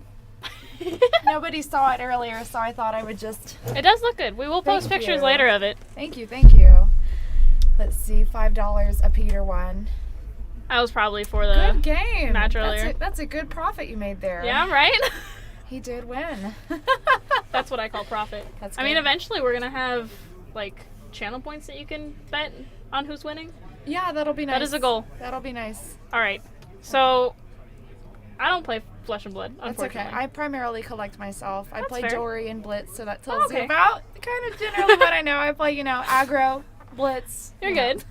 So, tell us who you're dressed as today. So I'm dressed as Dromai, Ash Artist. So the classic constructed Dromai. She is the newest hero that was released. her correct? and her brother, and I believe that they're brother and sister, yeah. Because it's like a sibling rivalry type thing. So Dromai and Thai. I don't know. I kind of thought they were Zuko and Azula. Azula. Thank you. I Yes. was like, it starts with an A. Yes, I am lo-fi Azula. Oh, I love it. Very hi-fi Azula. I don't know yet. These horns are... Are they heavy? Yeah, they're heavy. So I kind of, with these, this was a little goofy. I could have opted into EVA foam and using my Okay. belt sander, but I had sculpted them because I wanted to have a more like rocky type surface. Yeah. So I sculpted them and made a mold, and so these are casted. So these are thermoplastic compound, but the horns are solid themselves, so it's not very heavy. All right. But it definitely takes some getting used to because it'll pull down on your hair just a little Oh, bit. I see. Okay. But the hair is all crazy. I did my hair. It took an hour. I went to kickboxing this morning with my husband, and we went, and he went straight home and then straight to the locals and said, "I'll see you in cosplay." So Nice. I had an hour to get it all done. Hey, I mean, you look great. Thank you. So, how long did the process take? Process took 200 plus hours. All right. It is all the items and accessories are made from scratch, less the shoes. And I'll actually show you a shoe here. I sculpted on top of the shoes, but I bought these shoes from Dillard's, and then I sculpted on top of them. All right. And then I painted them with some Angelus, leather shoe paint. And that's nice. So a little chunk of foam right there. I had to slit a line in each shoe, guys, because be really careful when you're sculpting on your shoes. They're going to lose elasticity, so they will hurt your feet. So I had to actually break into them. That's so. Yes. It's not as tight. Yeah, Oof. it's nice. It's nicer. It feels more comfortable than people think. Not on my left foot though. My left foot hurts. Yeah. You know how shoes are. So. All right. There's a lot more It's like going that on there. sometimes. But yeah, so the bodice here, and I'll kind of lift it away to show, but the bodice here completely from top to bottom is all hand sewn. Okay. All the little recesses that you see, there is a hand tied knot behind it. 1 inch by 2 inch squares that the grid took forever to draw, and then I had to sew it all together for Right. the back. So all through here was one sheet. It was 4 yards long. Okay. I scrunched it up to 6'3", and then draped it over, my mannequin, Miss Dolores. Dolores. Yes, that's I my like that mannequin. name. Well, a good it's Doris or Dolores. I've got 2 different mannequins, so Oh, okay. they're the same though. They're like small body mannequins. Oh, okay. It looks really great. Thank you. I can tell you did put a lot of time and effort into it. Yeah, the tabard itself, I cut it out of one piece of fabric Okay. with an X-Acto knife, and then went through it with a zigzag stitch to go over the edges, and then sealed the deal with some pleather trim. But in the middle of this whole thing, there is a sheet of felt because I had to add body to it. Because when you're working with satin, it's super thin. Yep. I do not want the Wish look, guys. I need the official look. So I don't know. It does look official. Yeah, put felt in it. Put felt. The thick, thickness, it saves. It definitely looks great. Yeah, a lot of different techniques between hand sewing, machine sewing, airbrushing, like foam smithing, obviously, and I'll take this off. The way that the gauntlets attach is just with of course, a little small strip of Velcro. That's convenient. All the scales here, I did sculpt and cast an individual one, and then I had just casted multiples to get the same one. Same deal with kind of the diamonds on the tabard, and they're black because and it's kind of tough to tell in the artwork, and that's where kind of that translation has to come in, like creating and bringing something to life. Like it looks like obsidian. So I thought That's fair. obsidian, so I'm gonna paint it black. Honestly, it makes sense though, considering her character. Yeah, just draconic and magmatic. Magma? Something or other. But yeah, this piece I bought a cute little thing from Michael's and then used a wireframe inside of it to attach it to a giant sewing needle. It's a knitting needle. That's what that is. Nice. and yeah, so a lot of different pieces were individually cast and sculpted. There's like little tiny pieces that you can see around the horns that were like that. They're all down the leg. Here's the shin pattern. It also attaches via Velcro, guys. Velcro saves lives. Velcro does save lives. But yeah, it's fun. It's not that difficult to get into. A lot of people when they see stuff like this, obviously, all at once, it can be very overwhelming. There are several pieces and several parts to the costume. I did choose to spend that much time on it. I could have cut corners, but I'm crazy. Detail and efficiency was put into this. So if anyone here, is ever curious on cosplay and like, how the heck do I get started? How do these people even do it? It's like one piece at a time, one technique at a time. Because when I started this whole cosplay, I knew the sewing, I knew but this is my first time using EVA foam for a full armor set. Like I've worked with EVA foam before, but again, my very first time turning them into actual pieces of armor. Like combining everything I did. So the hand sewing I did not know how to do before. Okay. On the, just creating the pattern, I didn't know how that was done. There were a lot of new things that I learned while doing it. It happens every single time. So what you guys want to do. Always learning something new. What I recommend, there are 2 YouTube channels in particular that are very helpful, and one of them, and a lot of people might have heard, one of them is Kamui Cosplay. So Kamui Cosplay. She is amazing. She has several books. She has tutorials.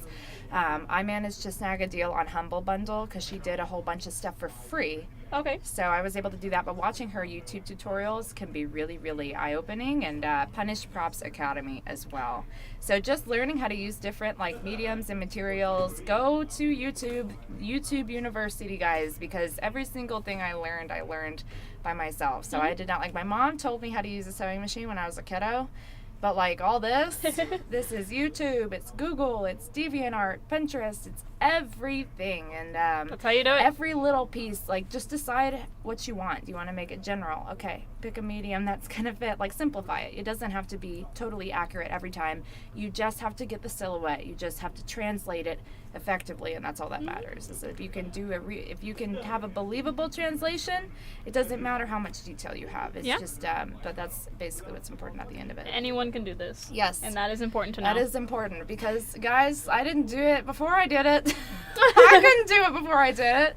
Let me tell you. So I just you just sit down, take the time, and be okay with messing up. There are so many pieces and parts of this costume that I look at and I'm like, I could have done this better. I could have done this better. And people look at it and they're like, I don't know, the whole thing looks great. And I'm like, I can point out 100 problems with this costume. You live and you learn. It will never change. You will always feel this way. But that is striving for self improvement, and that's what's important. So if you want to cosplay and you're like, I'm nervous, I don't want to, just do it. The important thing is to get started, and that's it. So That is true. Yeah. It is the learning process that comes with it, I and mean, it's yeah, important. yes. So, are you planning on doing any future cosplays? Yes. So my next cosplay that I'll be doing is Lexi Livewire. I will also be creating her weapon, Voltaire Strike Twice, her signature weapon. I will attempt to make it light up with a nice little, like a nice soft chase and fade pattern. Okay.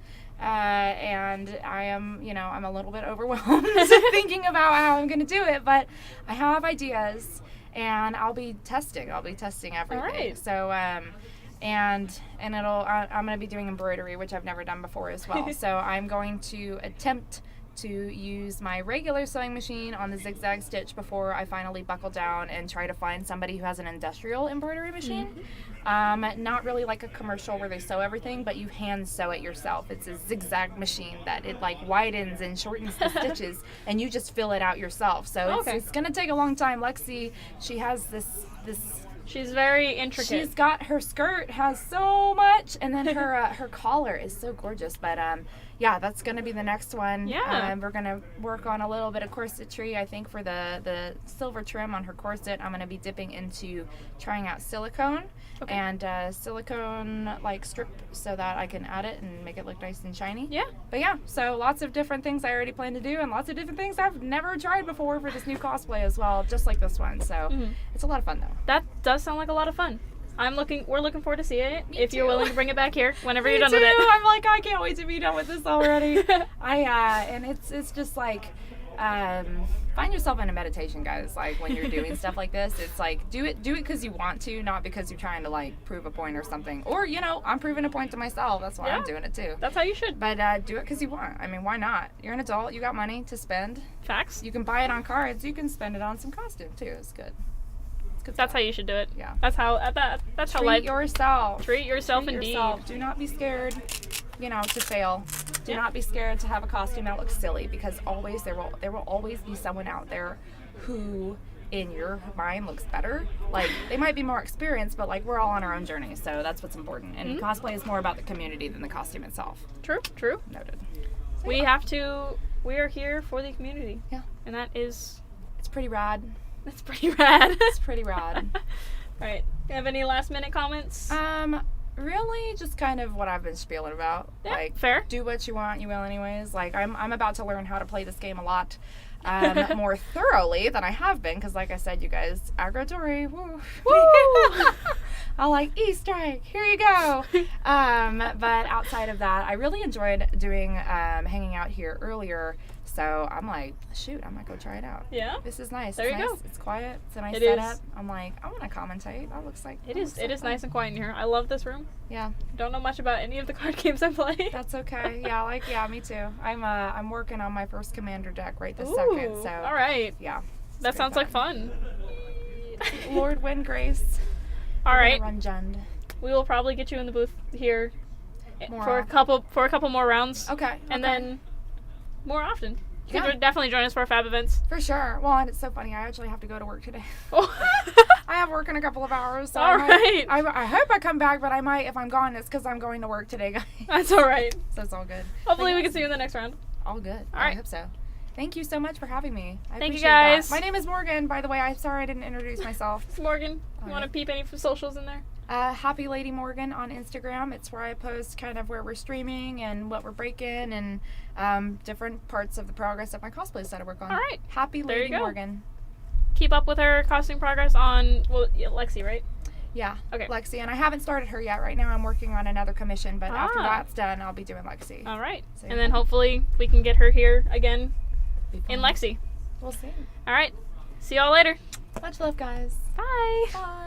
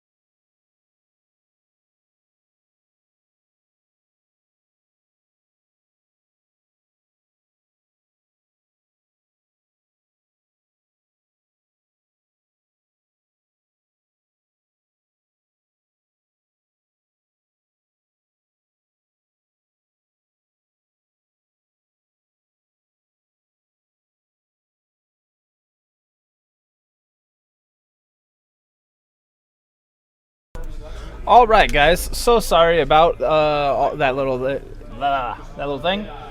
You can.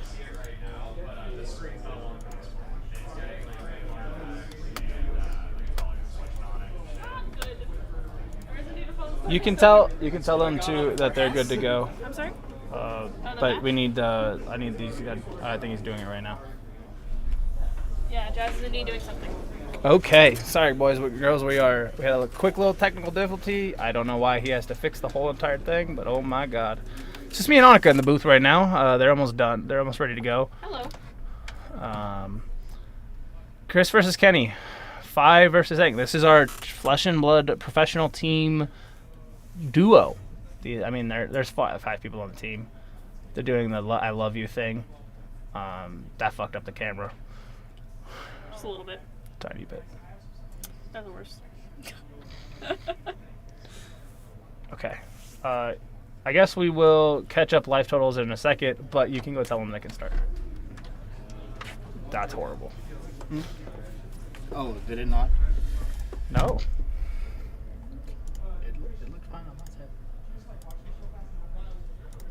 Is it this one? Yeah. Why is it like that? Give me a second.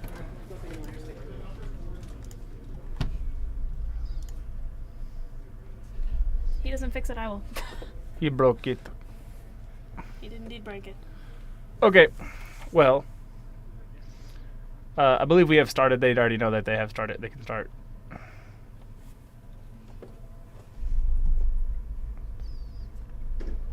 what they're doing over here. Nope, that didn't work. It's okay. Don't worry about it. Like a black ball. No, it's okay. Don't worry about I'll fix it between rounds. it. Okay. Yes. Marino, you're in here. Alright, he's in here. Don't worry, we're fixing life totals right now, but can you go help him, young lady? Yeah, I got it. Got it. You good? Yep. What's up, buddy? Oh, what's up? We got Mr. Ryan Marino. He is going to be probably taking over as our main commentator. He actually knows how to play Flesh and Blood. Sounds good. We have Where been we just... currently, right now, they're in their first turn on their game. We have had our life totals ended up breaking randomly. We don't know why, but our tech team is fixing it right now. You can see it on that screen. I do see that. But this is a good matchup. Bri versus Fi. Fi seems to be the tournament favorite. Yeah, I think there's 10 people. It's definitely within the double digits. So there's a lot of Fi here, which is surprising. At least I showed up to play this event. I expected there to be a decent amount of like Prism. Mm-hmm. Maybe a couple Dromai. So my deck choice wasn't stellar. I was 1-1. I figure playing this out in a format I don't really want to play. I don't want to play against a bunch of Fives, so I figured I would drop and hop in the booth. I appreciate that. I've been I'm not really struggling. I've just been talking card game theory. Obviously I don't know how to play Flesh and Blood, but I understand card games pretty well. I completely understand. Let me take a look at these lists real quick while players... Yeah, it's Kenny versus Chris, and the other matchup is Wes versus Mitchell. Okay, perfect. Wes is in the 1-1 bracket because he literally didn't bring his deck. Forgot his deck at home. Actual hilarious. Still going to top 8 the event. Might probably win it. Stream the other match, the Echo did. Ooh, so what we're going to do right now, guys, we're actually going to get that match moved over to table 2. There's some technical difficulties for this one, so... And then we're going to go over here to this, and then put this down, and then boop, boop. Hello? Riveting gameplay. There's literally no one there. I can check that. Yeah, go grab Annika.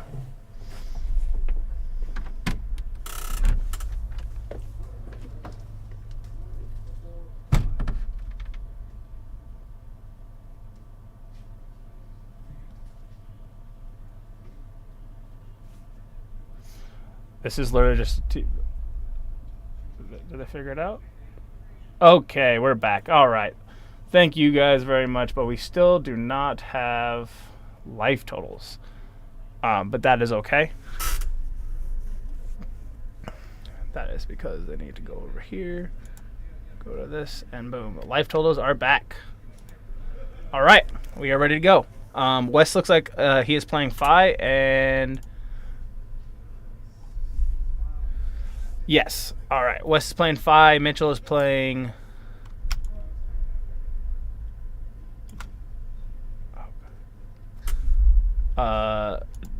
I think I got this right. I don't know if Dormy is there. What is this deck actually We called? are back. Dromai. Dromai. D-R-O-M-A-I.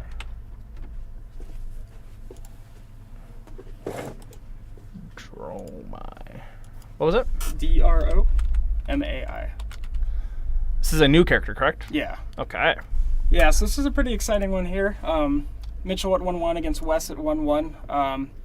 Wes looks like he's playing Kadachi Fi. Makes sense in this matchup. It's very uphill battle for Dromai as he can pressure a lot with the Kadachis, just taking care of all the Ether Ashwings throughout the course of the turns. This is a decent start from Mitchell, though. In this scenario, you typically just want to block out as much as you can and try to avoid devastating on-hits. The Snatch might eat a block here. We'll have to see. No, it looks like he's going to let it hit. So, is it just in this matchup you just want to keep, try to survive until Fi has a bad hit, like a red line hand or something like that? You want to be able to set up. So the problem with the matchup is that your allies can be hit as though they were a hero, basically. Mm-hmm. So like cards like Mask of Momentum and cards with on-hit effects. If it says when it hits, not when it hits a hero, which Mask of Momentum doesn't say that. It just says the third attack in a row that hits, it triggers. So you could attack him. You could attack as long as the last attack hits an ally. Then you draw the card off Mask. So you have free Mask triggers basically the entire game unless the Dromai player is able to invoke Tomultai, which that might actually be what that second card there in Mitchell's hand is. I can't see too well. But Tomultai breaking the Mask is definitely the main avenue you take as the Dromai player to win this game. So 2-card hand for the Dromai player. Yep. Probably just be a simple pitch and attack. I see an erase face. If that other card is Tomultai, it looks like, I believe that was. So if it is a Tomultai, you definitely, in this situation, you put that in the arsenal and you try to do everything you possibly can to get it out. The thing is, you don't play a large amount of blues in Dromai, so it's very likely that, your hand is going to have to be red, blue, play Tomultai, which means you only get one block that turn. Could be a little rough. That being said, I'm sure Mitchell, he's ready to navigate through the round. He did take down a Fi last round. So It's true. He knows what's up. I mean, he does. He has been grinding here at our locals every single thing. Ryan would be here too, but he lives in Arizona. That is true. Actually, for what it's worth, for Fab, I literally only played the big events. I never showed up to locals for that kind of stuff. Fair. Yeah. It was it's not like Magic. You could go to FNM. You go to FNM for FNM, not to play Magic. You know what I mean? Yeah, 100%. But this game has been very fun. I really enjoy the mechanics. I definitely think it's on the higher end of difficult card games that are out there. There's 100%. The existence of the second cycle and being able to see cards in your deck multiple times. It's just requires you to be very cognizant of what's going on. Granted, there are some decks it doesn't matter too much with, but the high level Flesh and Blood is really cool to watch because they literally do know exactly, and I mean exactly what their deck. Wes is like one of the best examples. He knows the way he pitches his deck every single time, and by the time he cycles his deck the second time, it is going to be perfect every single time. Definitely, yeah. Wes, very experienced with the pitch stacking for sure. Thankfully, this deck he's playing, he's not going to have to use too much brain power, I don't think, with pitch stacking. There's a lot of shuffling. You don't got to worry about that. But one thing you do get out of it a lot is that Blue Minnowism just goes back to the bottom of your deck. And as long as that card remains in your deck and you still have, belittles to search it, you're in a pretty good spot. And it looks like he's going to try to erase Mitchell's face right now. Let's see if this hits. Eraser head. This is actually a really good situation for Mitchell to be in if he has the resources to play Tomultai next turn. I think if you do, you would just play you just take the hit and then you would try to make the Tomultai. That being said, his hand does look like it's going to be blocking Flame Scale Furnace, Arcanite, Skullcap, so he's got no block from the Skullcap, and I'm sure Wes had planned this, getting them both at even life so that Skullcap is turned off. He liked his hand though, because he just ate everything. He did like his hand. I see an Uprising, a Sweeping Blow, and some other cards. So some very powerful cards. Yeah, we keep having some technical 1, difficulty. 2, 3. Here comes Tomultai. Boom. We got a reader. Yeah, so this is going to be What is going on with this camera? I'm sorry, boys. We've had some technical difficulties, which we have not had the whole entire time, and then all of a sudden this camera is just glitching. Yeah, let's see if it resolves itself. We're seeing a Tomultai come in. Let's see if that mask is gone. That is not what you want to see as passing Mirage. That will blow up the stubby hammers, though. So how does that work? And Tomultai is one of the big legendary dragons. You're only allowed to play one of it. It is a 5 cost. Okay. What it does is when it attacks, you reveal the top 2 cards of your deck, and then if you have 1 or more red cards, put that many neg1 counters on an equipment your opponent controls, and then destroy that equipment if it has 0 defense afterwards. Ooh, okay. So in this matchup, that Tomultai is typically being thrown at Mask of Momentum. So you play a lot of reds, and then you hope to hit 2, because then Mask has 2, right? Yep. Perfect. And then once that mask is gone, you get to worry less about your opponent having, a 5 or 6 card hand every turn with their arsenal instead of a 4 or 5. And that's what we've been learning all day, that if you can get a 5 or 6 card hand in this game, you are just so far ahead. That is very true. Yeah, at every point. My game, I had to play. He went Art of War, Art of War, Art of War every turn the first 3. I think you were watching that one, right? Yeah. Against Sean, yeah. That was an insane thing. He stumbled two turns in a row. He had both red line hands, and you're just like, if he has a blue, I don't think you pull it out of there. Yeah. But you did, and it was a pretty sick. It was a really good game. Mm-hmm. No, definitely a close one. I think I ended with 2 life, so it was just he could have put me to 1 off of Phoenix Flame, and that would have been it. That would have been it. Phoenix Flame's a cool card. I like the mechanics of Phi. Definitely. So Wes actually just played one of the more interesting cards out of the set. So we have a Brand with Cinderclaw. And on paper, it just looks like a 0 for 3 Draconic Ninja attack, which, good rate, still a good card in that sense. But it gives your next attack, this Chain Link, Draconic. So what that means is, you see that Belittle right there? That is currently a Draconic Belittle that's attacking. And then, so it can get produce flames, and then you can bring it back to your hand. Yeah, so that Belittle right there reduces the cost of any Phoenix Flames that are in his yard currently. If he were to have, let's say, something like a Spreading Flames, it could buff that because it is a Draconic attack. Very, very powerful card. I learned that the hard way. My opponent went Brand after I erased his face. Yeah, it was insane. Yeah, it was nuts. But you did erase his face. I did. On stream. That is a very good card. It's a cool card. All right, so he's going to Inflame to get back one of his Phoenix Flames. So currently this turn he's presented 3, 6, 7, 8, 9 damage. Thankfully Mitchell was able to take care of that Stubby Hammers with Tomultai, because otherwise that would be a lot more damage right there, 4 more damage to be exact. And, in a situation like this where your life total is your most important resource, you don't want to have to go to, what the heck? What would be 6 less than he is right now. Thank you for the follow, buddy. Appreciate it, Anthony. Much appreciated. Nice little... Is that Joe Loster? That's Joe Loster eating a Reese's. Oh, incredible. Incredible footage there. Yeah. I don't know why our camera is going... So we do see... Yeah, not too sure what's going on. Hopefully it resolves itself. Oh. We do see a footsteps block there on the Phoenix form, and we see a... Because I believe that Phoenix form would have triggered the Mask of Momentum, so good block there. And then we saw the Fate Foreseen. I believe he put the card on top. Yes, he did. I was pitching a passing Mirage. So this turn here... Did he take any damage? He had to. He did. He took a lot of damage. Not a lot, but he took like 7 or 8 damage. I need to update that life pattern, I think. Yeah. So we have Kyoria coming in, otherwise referred to as Snatch Dragon, because it's literally snatches stats on a dragon. A 1 for 4 would go. What's going on? Trying to fix the camera. I can't figure it out. Yeah. The other match is good. Everything else is good? Is that camera freaking out? No, I don't think so.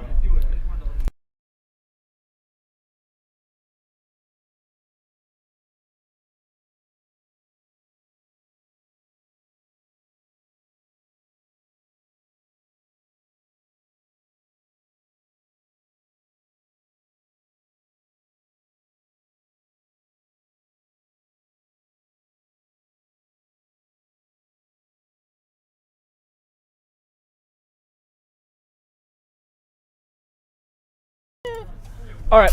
Sorry, guys. We had a little, like we said, we've been having technical difficulties with this round. It's just this camera. We are actually going to switch over to our other match. It is ready to go. This was our feature match, so we're going to switch over. No, still some camera problems. Oh, no, I think we finished. Oh, nope. They just finished. Okay, never mind. We're going to go back to our... There we go. Boom. We're back right. here with our glitchy camera that I'll So- probably have to fix. Trying to figure out the genome. It's okay. So there we go. That's one of the bigger turns that I was talking about right there. It looks like Wes went Kadachi, Brand, and was able to draw a card off his Mask of Momentum because he hit a dragon with that final hit. Oh, that's going to be insane. Yeah, it's a little rough because you don't. It's not like. And then you just search for a blue, right? Put it on the bottom of the deck. Search for a blue minimalism. Yeah. I think he. It looks like he pitched a blue Rise from the Ashes as well, right? 1, 2, 3. Yep.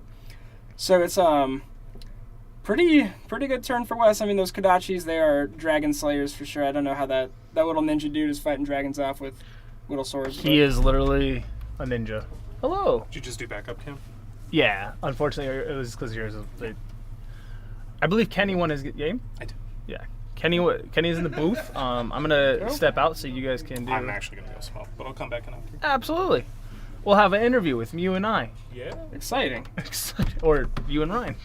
All right, so that was a Mounting Anger met by a Sink Below, and then a Phoenix Flame for 1 with 1 card just staying in the arsenal. So not actually the worst spot for Mitchell to be in right now. He gets to go to his turn with a hand.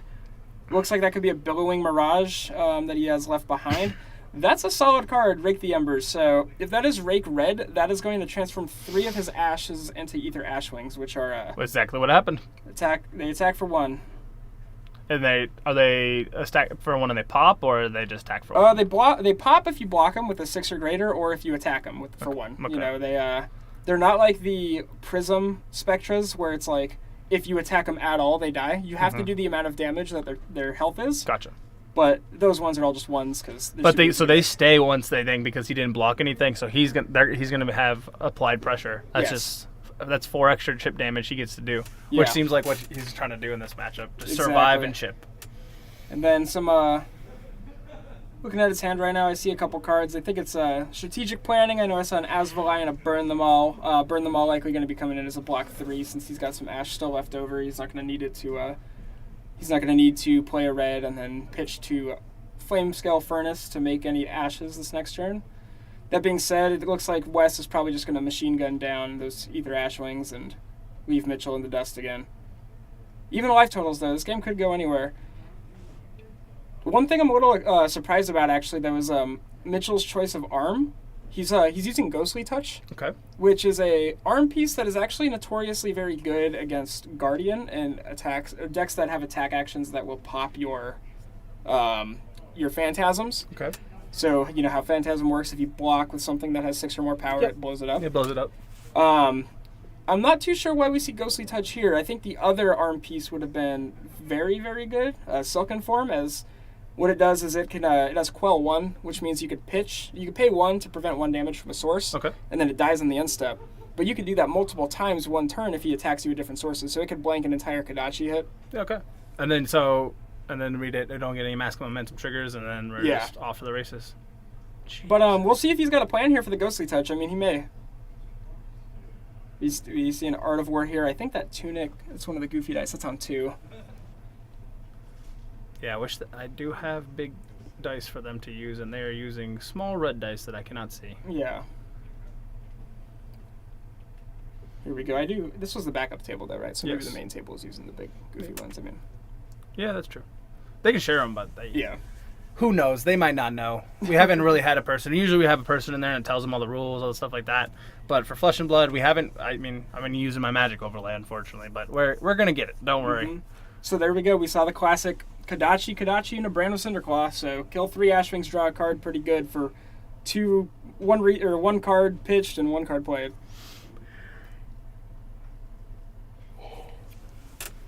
That looks like I think that's a Rising Resentment, might be a Mounting Anger. Still looks like a cheap Go Again. That is a Resentment. So 4 Go Again, draw a card, or banish a card from your hand if it hits. It costs 1 less. If we look at the random glitches as a feature, it's like when I do my transition, it looks like that. Yeah, upgrade. Yeah, it's a feature when my cameras don't work. Spends hundreds of dollars. Yeah, backup Rising Resentment. That's going to Boom. need another 4 block, and then Wes is going to go into that Phoenix Flame. Can you multiple Phoenix Flames? For example, if you play 3 Draconic spells, can you just bring back the Phoenix Flames? It's a once per turn action, or once per turn instant. Yeah. So it's just you only really need the one in the bin. Yeah, so you get to start with the 1. That being said, any beyond that, you do have cards like Inflame, which they cheap costed attack that has go again and buys you back 1. Oh, okay. And then the dream scenario is you get to go for the Phoenix form, which that's a 0 for 3. Okay. If you control 1 Phoenix Flame, it has go again. Okay. If you control 2, it gets +2. Okay. And if you control 3, it gets when it hits you draw 3 cards Oh, that's insane. for 0. So that is the dream that you get the triple Phoenix So you Flame just turn. Yeah. That being said, I don't think in a competitive match I've seen that third form, Phoenix form trigger, because it's just, you're typically dying, if that doesn't happen. Okay. We might have fixed that camera issues. It looks good. Yeah, looks a lot cleaner now. We might see a big turn here from West. We got a Spreading Flames off the Tunic resource, so going to be coming in for 3. What Spreading Flames does, any of your Draconic attacks, Okay. they get +1 if their base power is less than the number of Draconic Chain Links you control. Okay. So you can go 1, 2, 3, and then if you can sequence in order, you can go big. Yeah. So now if he has a base 1, which that is a Blaze Headlong, still a nice attack. 4 for 0, go again because he played a red card. Gonna block that and take 1. But yeah, as you can see, Mitchell's been on his back foot the entire game. Just the Yeah. entire game. He's just been... This is a good sign for Mitchell. Wes is pitching a red to play that Flame Call Awakening, which means, he's very likely not sitting on resources in his hand. You don't have to worry about... Likely don't have to worry about getting, Kadachi this turn. Yeah. But he also might be big. Wes is a 3D chess type of player. Definitely. Mitchell is just trying to play the 2-2 game, it looks like, this entire game so far. It's been working out for him. Everything's close. He's just trying maybe waiting till West stumbles. But if West doesn't stumble, you can't play the 2-2 game against this deck, it seems like. Yeah, so there's that third hit on the Phoenix Flame. And that's another huge thing in this matchup is West can actually, those little 1/1 guys Mitchell has? Yeah. West can always leave him with 1 because he doesn't have a way of just throwing it away. Yeah. And West can just use the ones that he makes every turn knowing that he'll get a free mass trigger if he attacks it. Yeah, that's insane. Yeah, Wes is playing pretty well. That it looks like he just pitched that Phoenix form card I was telling you about, so he's not actually... Or maybe he is going for it. No, it looks like he's attacking for 5. Yeah, he's attacking. He's trying to put the pressure on him. I don't blame him. Man. This game is actually way cooler. It's 5, and then... when you know it... When you have an actual person who knows what they're going on, oh my god, this game is so sick. It's like explaining somebody who doesn't know card games what a draft is in Magic. You Yeah, just lose your yeah. mind if you don't know what it is. But if someone's telling you he's picking this card for this reason, it's oh, that's kind of cool. Yeah, this is great. Yeah, that's also how you're gonna learn. Like I said, I've played maybe 15 games of Flesh and Blood my entire life. Yeah. All of them have been Dash. So I actually knew what was going on with yours. Yeah. Outside of maybe the crazy goofy Everfest cards. Yeah. I didn't get to play it in Tekwo Pounder. Yeah, I heard that. No, yeah, that's the last time I played. I was like, oh, cool. Oh, okay. Peter's handed me the deck and went, play That card, this. yeah, that card's powerful. We got a Rise from the Ashes here. I don't know. Let me check his list. It's likely a blue. I haven't seen too many people play Rise Red. Oh, no. He has 1 Rise Red. There's a chance he's coming in. Get stopped. Yeah. Once you figure it out, we'll talk about it. Seeing that Mitchell blocked, it looks like that's probably a Rise Red, and he came in with that Phoenix Flame for 3. Easy peasy. Yeah, he did take a damage, so that is the case. He's going to come in for 1 and 1. Block with a Passing Mirage. Another thing about Mitchell's deck is outside of the Dragons, which you want to keep as much as you can, they block values aren't stellar. Triggers, grab back his Produce Grab back Flame. a Phoenix Flame. Oh, yeah, sorry, it's Phoenix Flame, not Produce Flame. We got another 3 block there, another 1 coming in. And if I didn't know better, I know he's only at 1, I would say, yep, Blaze Headlong. And that'll do it. That is the game. Absolutely. We will be back right after this with Wes for the winners. It'll be Wes and Ryan. Sounds good.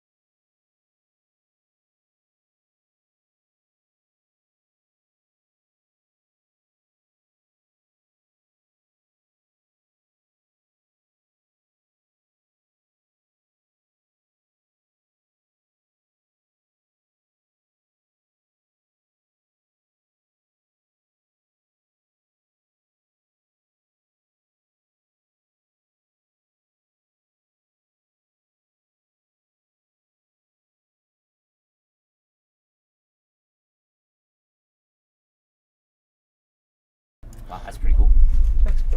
Oh, am I gonna be in the inside? Yeah, you can be either way. You can go in the feet in there. I'm gonna get out of your way. All right. Boom. All right, we got a feature match winners interview here with Wes. Hello. Say hi to everyone, Wes. Hello, everyone. Follow me on Rare Hunter.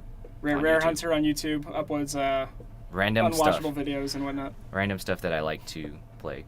Yeah, except not way too much flesh and blood gameplay on there. Could use more. I think we finally got like a setup where we kind of are ready to record gameplay videos, and the first video that we recorded was actually the for fun like RTR Theros. Oh, okay, game did. gotcha.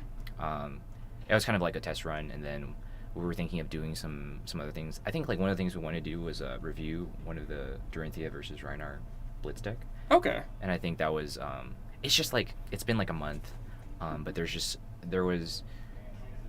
It felt like when it first came out, it was a really good product to review, and it turns out that like even the starter deck had a lot of great cards for constructed. I was talking earlier to someone who was talking about buying like the glistenings by themselves. Oh, and dude! It's just worth buying the product because you can get like the pack hunts are like $4 or $5 a piece. Yeah, yeah. All the cool wow. foils are like $1. That's yeah. crazy. Yeah, the glistening. I mean, last I checked was like 25 to 30 by itself, and Still are. that card's great. I've been playing. I think I played some Dorinthia towards the end of that Starvo meta, and she was awesome. No, I mean I love Dorinthia and a Guardian. Yeah. You know, force them to block with cards from their hand and punish them for it. Pay 3 for an unmovable for it to get routed. Doesn't feel good. Yeah. But let's talk about your match. So you played Fi. I did. How do you like the deck? It's really good. The deck is really good. Originally, we were testing, and I was like, why would I play this over Briar? Because Briar just has 3 chances, like 3 CMH, to do the same thing on your stubby turn. But I think Briar gets 4 to 7 of them. Well, yeah, that's true. That's true. For less resources. Yeah, totally too. Or Fi, I mean. Briar just actually has like better cards in general too. Like she blocks super well compared to Fi. But I think like what changed originally, we were like, Kenny and I were testing, and we were like testing the Fi mirror, and he was beating me, but I was like not really impressed with the deck still. And then we saw that.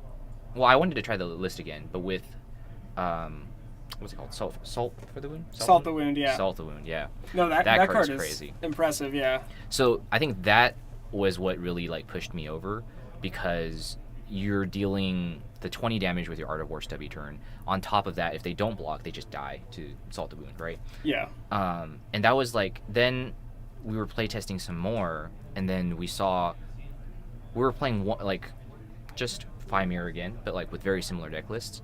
And then what we realized was I started just using Mask of Pouncing Links in every matchup pretty much. And the crazy thing about that card is that it can search Phoenix Flame.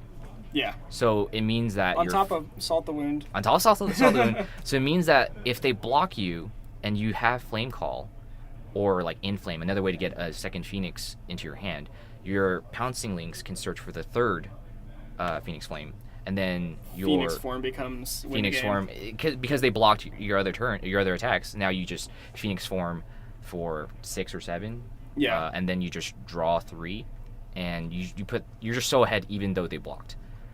So it was like either you block and I Phoenix form you, and you don't block and I Salt the Wound you. Mm-hmm. So either way, that was so strong. And then I started thinking about the deck more like Saber Bolton, which Okay. I know is a favorite of yours. Yeah, big fan of the deck, and that was the thing. Like, I was building Fi. Like, I have all the cards for it. I just haven't thrown the deck together yet. But one thing I know with Fi is that like, the deck it's like Saber Bolton, but you don't actually need to assemble Lumina. Yes, so I was testing with John, who is like Mm-hmm. our resident Saber Bolton aficionado, and I was just comboing on turn 2. I was killing. I was doing the same thing that he was doing, except on turn 2 or turn 1 sometimes. You just have Beacon on your headpiece. Yeah. So that's kind of why I started playing 5. Yeah, and I mean, I was talking about it before the match started, but Dromai versus Fi, not very good for Dromai. No, I think. Oh man, it's just so unfortunate that the dragons take on hits. Yeah, you get to hold a gun to his head when he makes an Ashwing, basically saying that I'm I dare triggering. you. I dare you. Yeah, I'm triggering this mask every other turn as long as you keep having those things on board. And Yeah. ironically, the way they beat you is by getting a critical mass of this. So Yeah, it I doesn't. think it was actually kind of when he Tomotide. How'd you feel when you saw the passing mirage? Passing Mirage. Which one was that? That the blue? Yeah. How'd you feel when that was the first card he flipped? Oh, I was like, thank goodness. And then the second card, I was like, I was thinking about doing the stubby turn the turn before, Okay. just to like do the damage. I'm like, oh man, I guess he ate it. So Unfortunate. yeah, but it ended up not being a big deal. I think the matchup is just really unfavorable. I was actually thinking like maybe we don't even need the Kodachis in that matchup. Maybe you just Emberblade them. But I just wanted to play it safe. 'Cause Do you use the Kodachis against Prism as well? I don't think you need it actually. Okay. I think it's because your Phoenix Flames are 0-1 attack. It makes it very easy to decide like, do I hit you for 1 or do I kill one of your Uras? Gotcha. Compared to like when you have to Rosetta in Runeblade, where it feels like, oh, I'm missing 4 damage. Yeah, basically 4 unblockable. So. Yeah. So it's the decision is so much easier that I'm like the 3 damage from Emberblade making my Draconic Links longer is just better than just Kodachis. Yeah, I'm pretty on the same boat as that.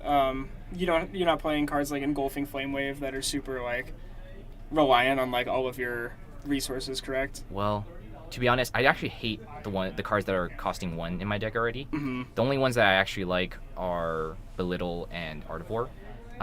You probably saw me pitching Spreading Flames for Art of War that turn.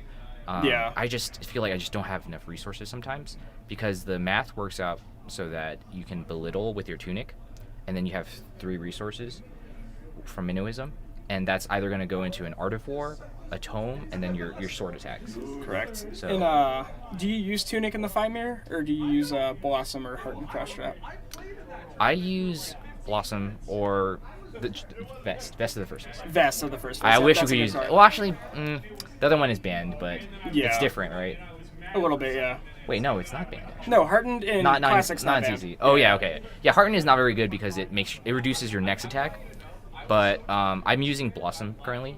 I think between Blossom and Vest of the First Fist, both are very similar. Whenever I play one, I wish it was the other. But I think I realized that my favorite way to play is to start with Blossom into Belittle into Minnowism Art of War. Yeah, So- it's just such a powerful start for your deck. I think like that's like the high ceiling, like that's your best play. Yeah. So I'm just gonna keep. That's what I want to play for. I don't want to risk it and just say like attack, hope that you don't block so that I can pop my Vest, because it has to connect first. Mm-hmm. And I do want to spotlight one card in the deck as well. I think Brand with Cinderclaw is a card that's just on paper not. It's an 0 for 3, and Ninja Go again, but that card has very relevant text in a deck that plays 3 Belittle. Yes, definitely. It increases your Draconic Chain Link. Also, when you're playing Kodachis, it makes your Kodachis another Draconic Chain Link. I think I realized I missed one interaction one time where it was like I Kodachi before I used the Cinder, Oh, and could have. And that I could have gotten gotten, back but it cheaper. did, but that turn didn't matter because I think I ended with like a lava burst, and Yeah. I had plenty. But the Kodachis, they're good for when you're just playing the rupture cards. Yeah, and like Brand is insane because like one of the best cards against your deck is Erase Face, and you can actually gain that Draconic back after your face was erased, which is just insane. That was brutal. I don't know if I don't know if the camera match caught like the beginning, but it was like I don't think so. it was double erase face in the first 2 turns, and then he had a third erase face, and I was like, he accidentally blocked with it, and I was like, oh, this is actually coming for 3, threatening mask. That only blocks for 2. So I knew a third was coming. So Yeah. so I was like, oh no, this is so brutal. Gotcha. I actually you letting him know. oh yeah, I mean, I just wanted to have a good game, and it was Unfortunately, funny. he got paired against Dromai. Yeah. I mean, it was unlucky for him. No, I all think. ups to Ken. Mitchell. Mitchell Yeah. played the deck super well. He took down Fi last round, which is a tough task for Dromai in general. I think it's and really hard. I think I think there's a universe where Dromai plays more attacks and tries to punish you on the back end a little more. I his was list worried is when very he defensive. wasn't blocking. That made me a little worried. I was like afraid he'd have some kind of dragons or something. Yeah, I thought I caught a glimpse of the Arsenal Tumultai on turn 1, so that was Oh, that's what's going on. But yeah, we're gonna wrap this one up here, guys. Again, Wes, good job. Moving on to 2-1 parentheses. Because Are you still playing the tournament? what's up, Steve? I dropped at 1-1. Okay. It would be more worth my time to just be in here and commentate than play a deck I don't want to play in a room full of What fives. were you playing? I was playing Dash. Oh. I have like $1,000 in cold foils that are like coming in Monday and Tuesday For 5? for Dromai, which I would have rather just got my butt whooped with Dromai and had more fun. But Dromai is like, it's so cool, and I think the thing about Dromai is they did such a good job creating another Illusionist is not illusionist broken. that's like similar in playstyle but just different enough, and it has the waifu tax as well. So they knew their target. They knew their target. I remember when Briar got leaked and no one knew what she did. Everyone was like, "Oh, she's gonna make allies. She's gonna be like elemental, and it's gonna be allies." Everyone would've was been cool. that was their speculation. Yeah. I remember. Because I don't think It's like anyone knew. shaman. I don't think anyone knew she was a Runeblade when they showed the picture Yeah. originally. Of And course then they wouldn't make a yeah, third one. Yeah, of course we're not gonna get another Runeblade in a row. And they're like, "Nope, here you go." And then we got one of the worst metas I've ever seen in any card game ever, which is Cheerios Briar. I'd rather play Starvo, honestly. I played Starvo, so I like that meta. I mean, I'm sure you're a fan of the deck. But all right, thank you so much, Wes. Move on, win the event, get that Icelander. I'm sure that's what you're going for. So I'm just gonna keep playing. Some games. I don't know how to change this, but Yeah. I'm gonna do the BRB button, guys. Wish me luck. All right, we'll be back in a few minutes. I did it. That's cool.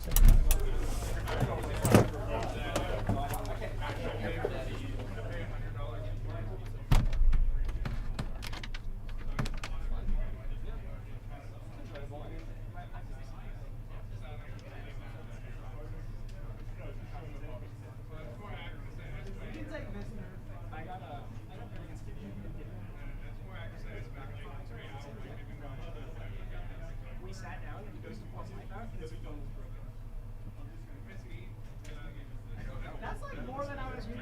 The screen was cracked. It was the first time you saw it. I just looked at him. I was like, I'll be right back. I talked to Andy. He's gonna compensate me for doing the commentary. So.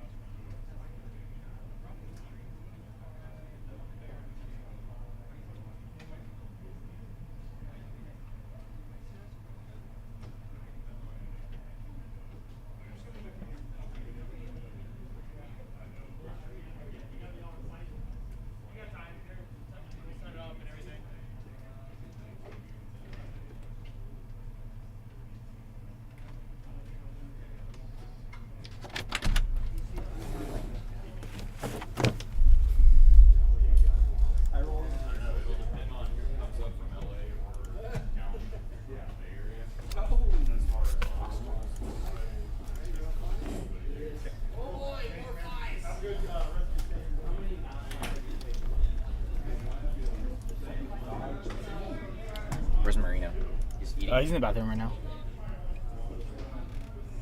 Well, Kenny gave me the win, so. Kenny gave me the win, so. Okay, I'll get it in there.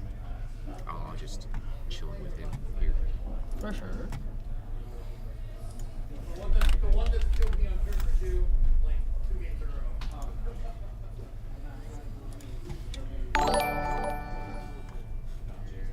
Kenny should be good, right? Like he's Standings? yeah. So.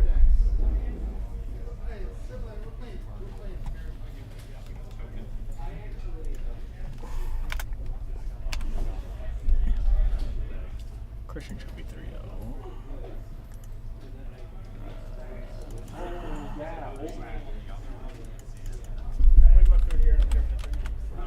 Are you setting it all up, Jess? Yep. You want to come in here? Oh, do you just Jazz, wanna are you setting it up? Yeah. Yeah. You want to commentate? Yeah, what's not commentate? Absolutely. Does Marina? I think Marino's taking a break. He's eating food. Yeah. I was gonna say. Do I have any way to see? Do we have placements for this round? Yeah. Well,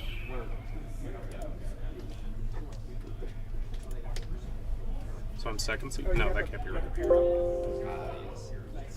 As always. I fucking hate it when it does this. It doesn't show me actual standings. We did it as a joke. it was joke. He wanted to lose round one. So Oh, he yeah, just to didn't get raise it, here. So he could just like sneak into the top 8 of it. But man, if you lose the next one, I'm gonna be mad. And then you can get West doesn't lose games. Oh, Caleb's also 3-0? Funniest thing is, I always lose the first round of the big tournament. Well, you already did it, so you're good. Yeah, like you know, like at all the GPs, all the even the Pro Tour, just lost round one. It's like fuck. And you're just like, oh, I guess it's This is making me nervous though. Second session. Sure. Yeah. nervous. That it might not be too low. He's fine. I don't know how to judge. Oh, It's time. yeah. So, this room, you guys can start.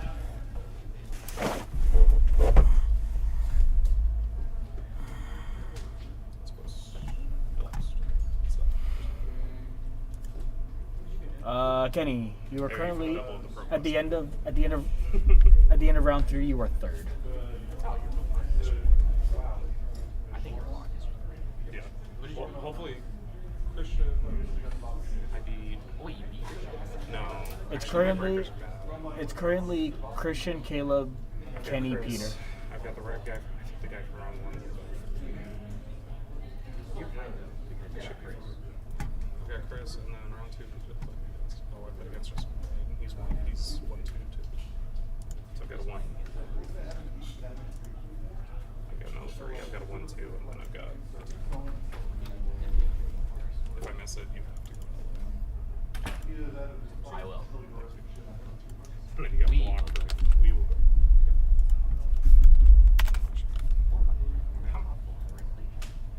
Every RTN ProQuest were like, oh, bro, there's no way Chris can make it. And then, like, No, there's like 3 always. And you would be probably the highest. yeah. And then, that might even work to my benefit. Because if, in this field, Christian's gonna 5-0. He already said this. Oh. That's what I'm saying. So hopefully he's first. I end up squeaking. You guys are both in here? Cool.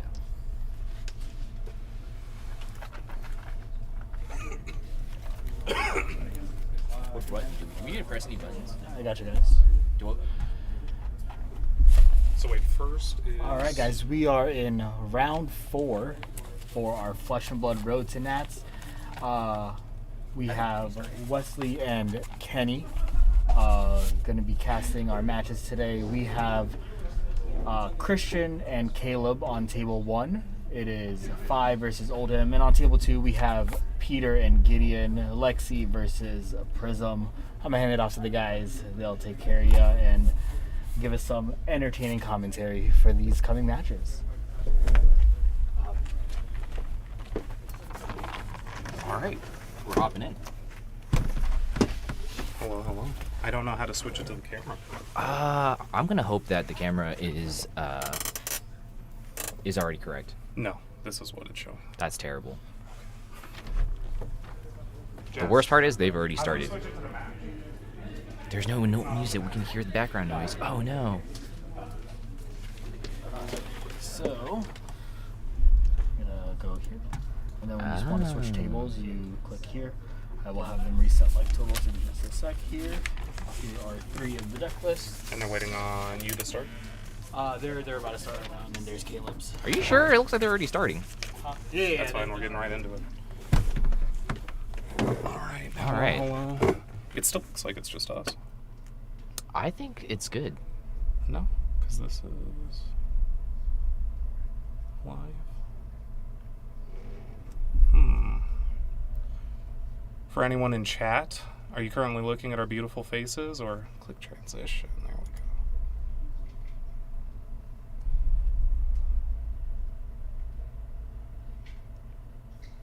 go. All right. Fantastic. Oh. All right, Well, so damn. it's your boy Kenny and your boy Wes. We're here. We're going to be streaming this match. It's Oldhim versus Fi. Oh, this is actually a really interesting match. Yeah, this should have some pretty cool breakpoints. I don't know why the life told. There we go. Now it's at 40. Some very cool breakpoints. Some very interesting interactions. Oldhim has. Why is it at 40? He should be at 40. Why is it at 28? Oldhim has a lot of defensive options. It has a lot of tools in these go wide matchups. Looks like we're working on the life totals right now. All right, so Kenny, Yeah. you and Caleb have been practicing the Fi and Oldhim matchup a lot. Tell us more about, like, how does Fi win? This seems like an impossible matchup. So I will say, out of all the ice decks, I believe Ice Lexi is probably your worst matchup, but Oldhim is definitely up there. The conclusion that we came to in how to power through the sheer defensive wall that is Oldhim is to set up, over the course of a game, 2 turns where you go wide with at least +2 buff on all your attacks. Whether that be Spreading Flames giving plus to your Draconic Chainlinks, Art of Wars, or the Stubby from equipment. If you can set up 2 +2 damage turns with a go wide hand, you usually have enough damage for Oldhim to just kind of bleed out. So I think it's really interesting because it feels like most of the time, Oldhim just is going to be giving you a Frostbite and dealing 4.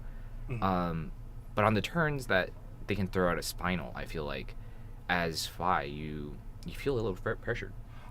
So that was my initial thought going into the matchup as the Oldhim side. But what I was able to kind of figure out through testing is that Oldhim usually has to block the full field. The chain links that come in on any given turn are usually too much for you to make the sacrifices to Whale and Crown of Seeds. You usually have to make the decision between. That being said, Crown of Seeds from the Oldhim side Ooh, is... Winter's Bite, here we go. Ooh, that could really interrupt his turn. He's pitching a Phoenix Flame. And a Command and Conquer. Oh, this is devastating. So, Fi does really well when you're not interacting and both decks are just racing. Yeah, but it looks like Christian's taking a more of an offensive strategy to this match. I like this.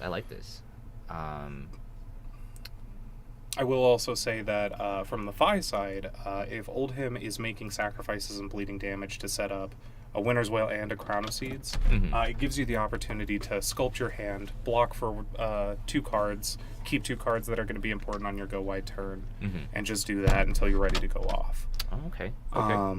As well, Oldhim is basically forced, if you're on a defensive strategy, to set up Crown of Seeds every turn. Otherwise, you bleed too much damage from the Phoenix Flame pokes. So what I noticed when we were playing was I needed to force a turn that was big enough that you Crown of Seeds, and then the next turn I had to force all the cards out of your hand so that you didn't have an arsenal. And then once you were empty in arsenal, it felt like the game was a lot easier.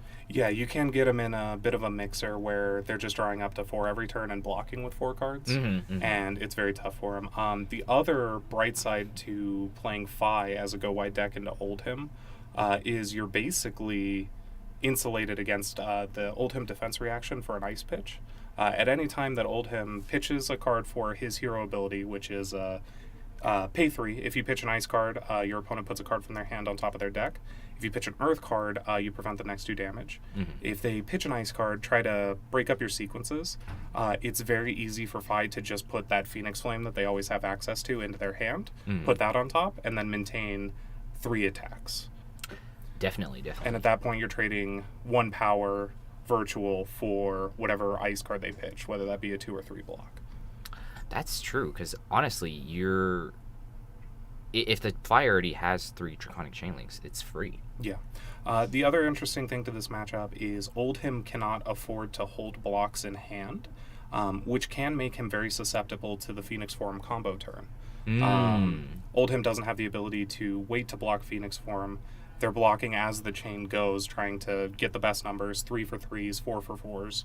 And at that point, it can leave them very open at the very end of the chain to hit a Phoenix Form for 6 or 7. And that's pretty devastating. That's going to be game over most of the time against Oldhim. Yeah, you're drawing 3 more cards after that. Applying more pressure, and at that point, if Phoenix Form connected, they probably don't have very much defensive capability at all. So those next 3 cards are hitting. So right now, it looks like Caleb is just kind of decking himself out at this point. They're trading damage. I think we're waiting to see a big turn from Caleb. Yes, and I think that's correct. I think Caleb is just trying to sculpt his hand, set up some very good go wide turns, and then as well, you do have the option. Sometimes if you eat their hand, they end up in the lack of Crown of Seed Mixer, and at that point, you don't care about sculpting. You're just trying to eat hand every turn until you have a better turn than they do. And also against Oldhim with Fi, if you do draw the right cards and you can set up a +3, it's usually game over on the spot. So like Stubby, Art of War. Art of War and a Spreading Flames, or an Art of War and a Stubby. And that's also the bright side of having Stubby in your equipment slot. That gives you that on-demand +1, so half the puzzle is basically solved from the start of the game. You say that, but are you even playing Shuko? Are we even playing Shuko? You know, that's interesting. Our team decided to opt for more of an aggressive all-in combo strategy, and Caleb is playing that list currently. A lot of Fis right now are opting for... Oh, that's going to be a lot of damage. Oh, but it looks like... He does have a staunch response. And it looks like he has a respite, I think. Interesting. He is at a higher life total, so he will not be gaining the life. But that is still preventing a bunch. I think he wants to arsenal one of these for sure. So I think you're going to have to bleed some damage here. A little bit, yeah. It doesn't look like he has mana floating either. I can't tell what the Fyendels is at. It looks like 1.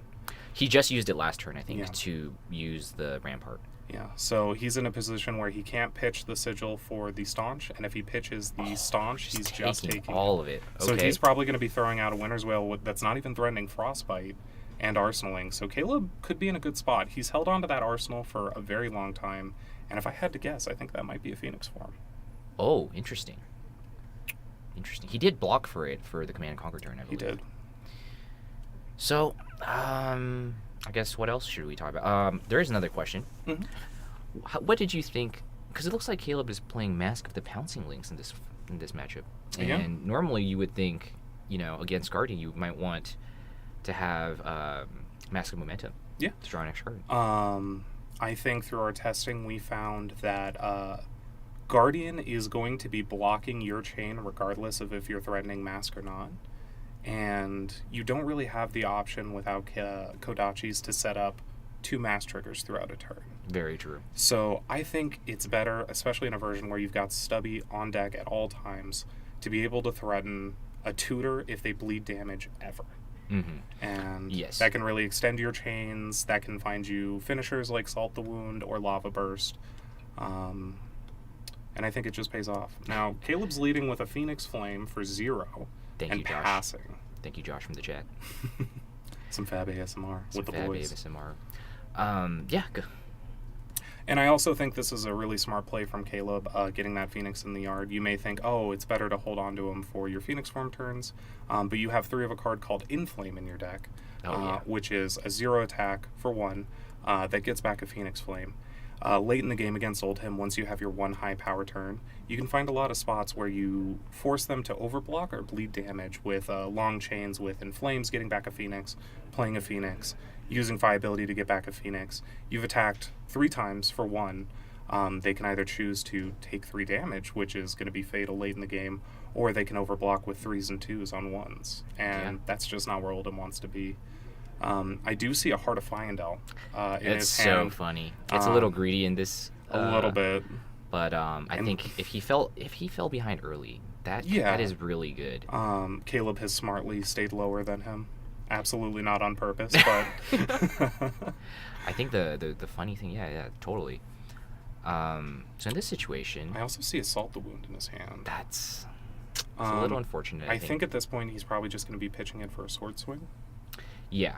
Keep it in the deck for a tutor. You usually don't want Salt the Wound in hand, but I will say he's doing just that. Yeah, I will say. Oh no, he's using it. Using it to just pay break. For Frostbite. Okay, makes sense. You know the funniest thing about the Frostbites, and well, more so about the Winter's Bite player from earlier. Originally in our testing, we really hated Thaw because you just almost never want to play it out, and if you're blocking with it, you're still getting a Frostbite. Yeah. It was just not very profitable. But I think like Thaw plus Shuko block or Thaw plus Furnace would be pretty good. I agree. But I think a lot of people have just been saying that Tuning is better than Furnace in this matchup. So yeah, I think so. I think 1 mana 3 times over the course of the game will pay dividends. I do want to point out we have hit a bit of an awkward spot where Caleb has found too many of his Phoenixes in his graveyard. What that means is that does turn off some of his higher power cards like Flame Call Awakening for later in the game. Interesting. It does remove some of its lines of text. But he could play around that by just getting it back and then pitching it. Yeah. And that's a line that I hope to see him take because I think the Phi hero ability at a glance just reads as very powerful. But there's so much more than that. The more you play with the deck, I think the crazy thing about it is the more we play with the deck, I personally feel like there's way more. Oh, here's Art of War turn. But there's just so much play to it because. And he's getting to use the Tunic for the Art of War. That's very powerful. Wow, it looks like he banished. I think that's a Blue Rising Resentment. You don't want to see it that way. You want to see, as I've said before, like you want to see the belittle to get the Minnowism into Art of War. Yeah, it's a lot better. But he's seen it this other way around, so now he has to pitch the blue, the E-Pot, which I think is actually great. A lot of people that are playing Phi have been saying that E-Pot is one of the best blues in the deck, and I'm inclined to agree because I think sitting around with 2 mana in play at any time, because another thing I didn't think about was if you go first, you start with an E-Pot. Yeah, and it's very powerful. And the thing I noticed playing against the Ice decks too is not only is E-Pot good for paying around Frostbites and negating them, it's also very powerful when they have an off turn for allowing you to cast a Spreading Flames and a Belittle that you might not have been able to too. So it's got it functions as both a safety net and an elevation of your ceiling throughout the game. As it turns out, it was actually a Spreading Flames from Arsenal. And he's also popping Stubbies. Now this is interesting. This means that he has set up a +3 damage turn. Holy moly! This is just going for the OTK that he you were is saying. going for the throat. It's going to be very interesting to see what Christian does. Okay, so he's full blocking that with the Staunch. So that's not very good because now you're very inefficiently playing. And his last card is that Flame Call Awakening. If he had drawn 1 less Phoenix throughout the game or been able to pitch it, he'd be getting an additional damage this turn too. An additional 4 damage. Yeah, that's really unfortunate.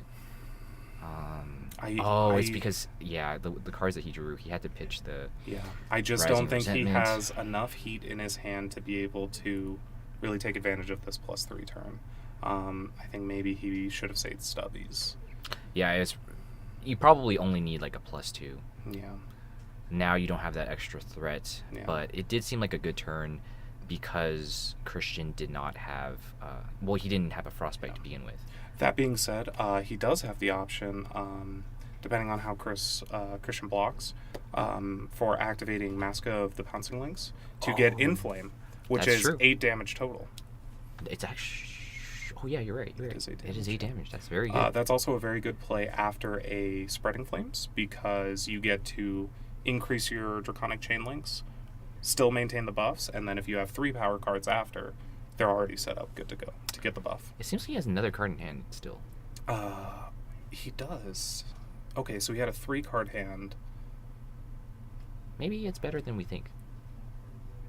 There's a good chance if the last card in his hand is Inflame and he can tutor for Inflame, he could bleed a lot of damage through right now. What? Oh, it's just a Blaze. Headlong. That's unfortunately not good. That's only going to get +2 because Stubbies does not affect it. Hello. Yeah, are these your promos?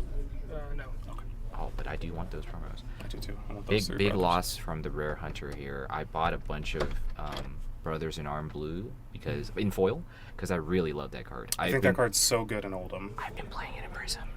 I think that's fine too. I've been playing Prism, in Prism. you find yourself floating mana a lot when you pitch Yeah. for your Phantasmal Footsteps. I've been loving it. I bought a lot of foils. Turns out our freaking promos for participating is full art, and I'm just.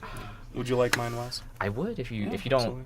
if you don't want it. The only deck I'm going to max rarity is Fi.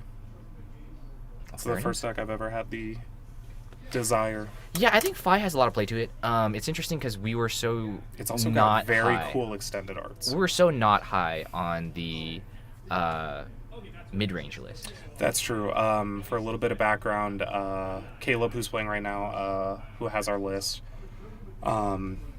what we did was we started testing, I would say, about a month ago. The first week we showed up with what we both thought were very good Fi lists. I think I was on Stubby Hammers. You were on more of a mid-range build. Yeah, I was on Shuko, Furnace, just playing more full mid-range. Mask of Momentum. Yeah. And we tested a bunch, and at the end of the day, we said, I just don't think Fi is very good. I was losing. I was getting my ass whooped by. Thank you for thank follow. you, Gruder. Yeah, Really I was getting my appreciate that. ass whooped by Stubby Hammers. Mm-hmm. So we kind of knew like, okay, that's probably the right version to be playing. Yeah, on-demand Artivores sound pretty good. But we were still, neither of us were really impressed. No, I think I moved to Dromai after that first week, and you moved to... I was just testing Prism, and Prism. then I came back the next week. I saw that Christian Florin he got, I think, second in Slovakia Road Nationals, and then I think one of his teammates also got top 8. And the list was, funny enough, really similar to one of our friends, Alan Lube's budget list. Yeah. So it was like a non-budget version of Combo Fi, and I was just trying Mask of Pouncing Links, along with Salt the Wound, two cards that we were really not testing just yet. And I think that is what really pushed us. Yeah, because I think we played a couple games where we were like, okay, having wide turns and tutoring for Salt the Wound on demand is very, very good. But then we had one game where on turn 1, or turn 0, turn 1, I was able to use the Mask to tutor for a Phoenix to turn on Phoenix Form. And I feel like that was kind of the aha moment of like, Mask is not only an extender, it's not only a finisher, it's a combo enabler. Like, it really does just kind of do it all. Yeah, For the low cost of having it as your helmet. I mean, it's funny because I was playing, I think I mentioned this a little earlier in the interview, but I was playing against John, who was on Bolton, and I mean, Mask of the Pouncing Links is just beacon for us. Yeah, and it puts your opponent in a really awkward position where they kind of have to make the decision every single turn of, am I going to bleed a damage and allow them to get a trigger? Because it's no longer like, oh, I'm just taking one over, it's not too bad. It's, oh, I'm allowing them to get a card from their deck. Whatever the best card in this situation is. So it looks like Caleb has taken I guess more of an off turn, but he was able to put out the E-Pot and Arsenal card. I think this is probably the right way to go, as Tarek has mentioned. Wow, no attack even. As Tarek has mentioned, you against Oldham, when you're playing something like Briar, you really want to be doing damage stacking. Yeah. On turn, off turn. And I think this is really good for Caleb. Let's see what he's going to do. I think the only thing I'm worried about at this point, 100%, the only thing I'm worried about at this point is that he has used his on-demand +1, as well as an Art of War and a Spreading Flames from his deck. I'm not too sure what his yard looks like at this point. Interesting. So it looks like I think he meant to pitch that instead of discard to get the Phoenix Flame back. Yeah, interesting. So So this is end of turn, getting back Yeah. a Phoenix Flame. But he still has 2 Spreading Flames and 2 Art of Wars in his deck. True. So there is theoretically a chance he can set up a second and third +2 damage turn. But it does, just from the outside looking in, feel pretty bad for him to be in a position where his on-demand is gone. And he only used his +3 turn to It definitely looks bring like life totals even. he's setting up for Phoenix Form. Phoenix Form turn. And that's going to be very tough. If he can get it off, it'll be amazing. But you Against Oldham? really wanted to have that +1 to make Now, this. I will say, Oldham has used both of his an uses of ice tech, pitch. or not tech Oh, blade, Christian. Crater Fist. And he also blocked with his Tunic already, it looks like. So he's only got access to Ironhide. Oh no, Christian. He ice pitch, but it was a good ice pitch. Let's Yeah. just see if he knows about the. Oh, he has a respite. He has still. 3 cards He'll in be fine. hand. He'll totally be fine. Yeah, Caleb wasn't able to set up a plus damage. Oh, but a snatch to bait it. This might bait the Oasis. Oh, well. That was very smart. Because Oasis Respite is not a defense reaction, no, he's just going to be able to block with 2 3s from hand. Yeah, would be much more threatening when you have the Art of War plus Stubby, so that would push the Phoenix Swarm to 7. Very hard to block, especially if they've already blocked from hand. Yeah, that's tough. But I will say, Caleb is in a position right now where he's eaten his entire hand. He he's doesn't eaten his have a entire Crown of hand. Seeds. No Crown of Seeds. Now you just need to find a way to force him to lose. Yeah. I do wish his Tunic was at 3 this turn. That would have the highest ceiling for playing an Art of War for free. Maybe going into a Spreading Flames off a 3 pitch and then trying to maintain pressure. Howdy. What's up, boys? Welcome. We have Peter, teammate Peter, joining us in the booth. I won my game versus Gideon. Very nice. Oldham has to play this matchup a bit more mid-range, can't block his whole chain. Well, I think against this Blue pitch combo, for Belittle. I think I prefer taking this turn to Arsenal Belittle. But it is interesting. I think Caleb's mindset is that he wants to maintain the pressure and keep trying to gobble his hand up every turn. the problem with blue pitch belittle usually is It's you just don't too much mana. you just have too much mana and you have a belittle stuck in your hand. Yeah, what are you going to do with 6? And you never want to arsenal it. So I think I would agree with you. Honestly, the blue cards in this deck are very playable, just as Especially with buffs. Mm-hmm. Especially with buffs. This is the second tutor I've seen him play this game that doesn't have a target. Yeah, he It's hit his unfortunate. Phoenix Flames very early. Yeah. Usually against Oldham, you want... Mhm. I gave it to Wes. I conceded to Wes. You usually want to have 1 extra Phoenix Flame floating in the graveyard to turn on in flames for poke damage. But yeah, I think he just hit it a little early, and it's made his hands a bit awkward. Yep. we definitely will ride if Caleb doesn't win. I think Oldham is just he's pretty favored. Now, I will also say that Caleb, I believe, was in 2nd place going into this round. Mhm. So he should be able to take 2 losses in the Yeah. finals and still be in top 8. I think everybody that is 3-0 going into this round is locked. Yeah, that was So, why I just... Oh, yeah. that makes sense. You just said it a lot more smart. Yeah. Well, there were 3 of us. There were 3 Oh, total. okay, It was yeah. me, Caleb, and then Christian. That makes sense. And then I'm hoping, low-key, Christian wins this. He's the first seed going in. I end up being bottom. Give me that win. And I'm great. Or you just win your quarterfinal matchup. I mean, is the deck that good? Who knows? I don't know, you built it. So I think combo fight you have to play a lot better than the Oldham player to win. Yeah. That's the problem. That's 100% true. I think the gap in win rate, depending on who's more experienced on which side, is just exponential. Because the worse Oldham is, the more they're going to bleed damage, the more they're going to let you get triggers that they shouldn't. And the same thing goes for Fi. If you're not experienced on the deck, you're going to run into defense reactions you weren't thinking of playing around. You're not going to be able to smell blood from the Oldham side. Dude, Caleb Caleb hasn't missed his Tunic trigger yet, but it should be on 3 this turn, right? Yeah, 'Cause I we were saying that believe- last turn it was 2. I believe So- he missed it. He missed it like a while ago. So we'll see what he does. He did miss the He tunic, missed it looks Tunic, like. okay. We'll see. We'll see like what But he. I will say Caleb has played the game. Oh. He technically hasn't made a game action, so he... Yeah, he heard us from the other side of hope the room. That's impossible. But that is really funny. But yeah, that is as long as you haven't made a game action, it's like chess. As long as your hand is on the piece.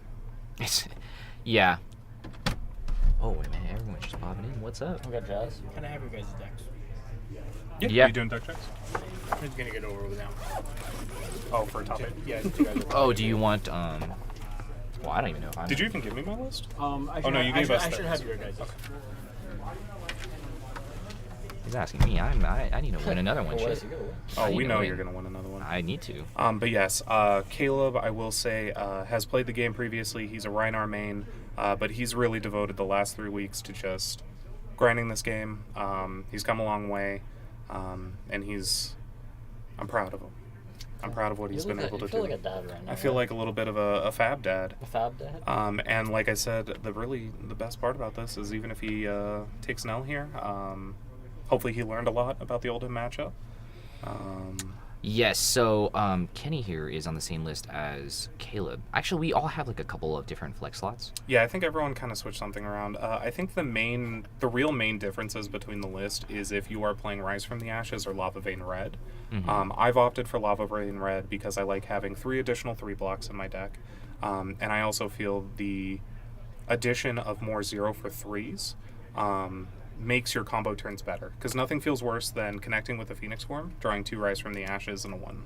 I did end up cutting the Thaw. So for Thaw, I felt like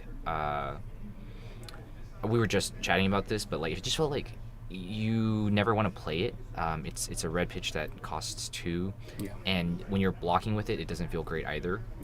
It might be better when you're playing the armor, the better armor. It almost in the mid-range list felt like if you were trying to get Thaw off, you were put in a position, especially against Icelander, where you're pitching to block AB, not blocking at any point. You have to attack with Thaw. Yeah, and which sucks. 2-cost attacks are terrible in Fi.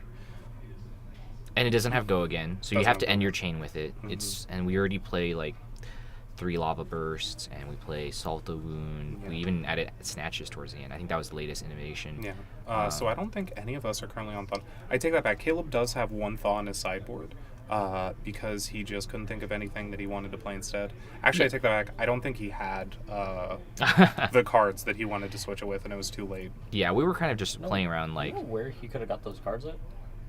I think he was lazy, to be honest with you. Oh. No, but like where? But like where could he get some of these cards that? It's you know what? I think our wonderful sponsor, Darkside Games, may just have the cards that he needed. This is interesting because this Snatch does not have Snapdragons behind it, so Tomorrow might be a go. might be a go. We're not sure yet. We'll see what happens. Honestly, I would. Darkside sells cards? Yes, we Darkside do. We sell an immense amount of cards. I think we have just about every common and rare you could want from the new set. Yeah. I own we have And supplies. And supplies. Common and rare from every set of the game. Yeah. Foils. So I if think you're that's a Phoenix Form in his hand too, so he might be arsenaling that. Yeah, it looks like he's going to be trying to set up the 3rd Phoenix Form of the game. It's going to be tough with all 3 in the yard, but Fi, once again, the ability just having levels that you don't even think about at first glance. He can end of Christian's turn 3 pitch to get back a Phoenix Flame. On his turn, in Flame, Phoenix Flame he got back. Use Fi ability to get back 3rd Phoenix Flame and set up 1 more Phoenix Form. You guys already know Darkside has snacks. We have Darkside drinks. actually does have the best snack selection of any LGS in the city. Holy crap, That is actually? a fact. We've run Got a host of snacks. 2 years in a row. We plan to take number 3 as well. We are the Snack Kings. Yeah, if anyone's coming to Vegas for, one of the pre-release events, Yeah. or a Road to Nationals, a skirmish, ProQuest, one of the callings, come on down. I don't have the authority. I don't think anyone in this room has the authority to answer if Darkside is dog friendly. Is it dark friendly? I don't know. Well, I think it's contextual, to be honest with it you. It is? I think. Asif is asking this. Come on, guys. Why do you think I'm trying to say no? Oh. I heard they were getting Hostess Danishes. I didn't even know Hostess made Danishes. Hostess So, Danishes, and really- we have a honey bun. Really quick, the Ultim sleeves are actually from Dragon Shield, which Yes. we're not sponsored by. We'd love But, to be. We'd love to um, be. Shout out Dragon Shield, please give us money. Yes, so LSS has commissioned Dragon Shield to create their sleeves, and I think Ultim, the first batch was Ultim, Prism, Chain, and Lexi. No Briar sleeves. Yeah. And then we got Tunic sleeves for the skirmish season, I believe, or ProQuest season. And the Pro Tour itself. And the Pro Tour. And then the new set has all 3 new heroes on the sleeves. Yeah. And I think And Starvo. Starvo Yes. is Funny going to be enough. the Yep, calling he is, sleeves. the Pro Calling Tour. Pro one. Tour. Yeah. So yeah.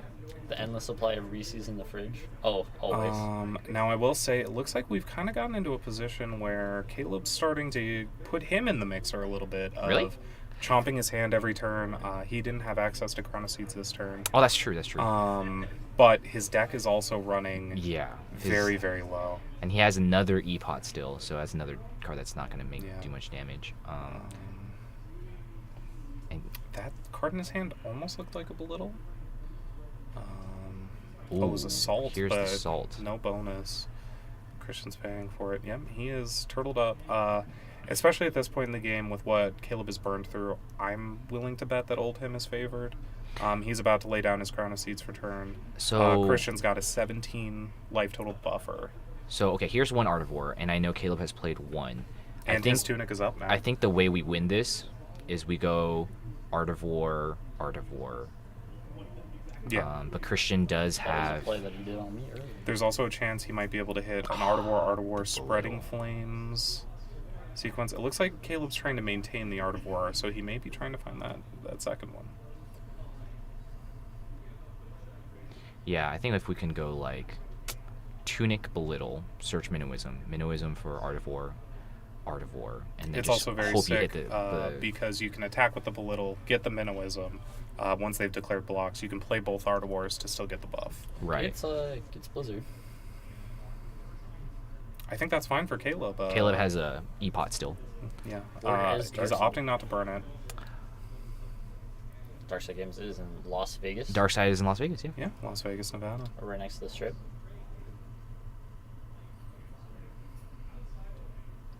So we'll still be. We're in round 3 currently. No, we should Round be in four. round 4. We're round 4. Wow, Oh, Jazz switch needed to the- update the rounds.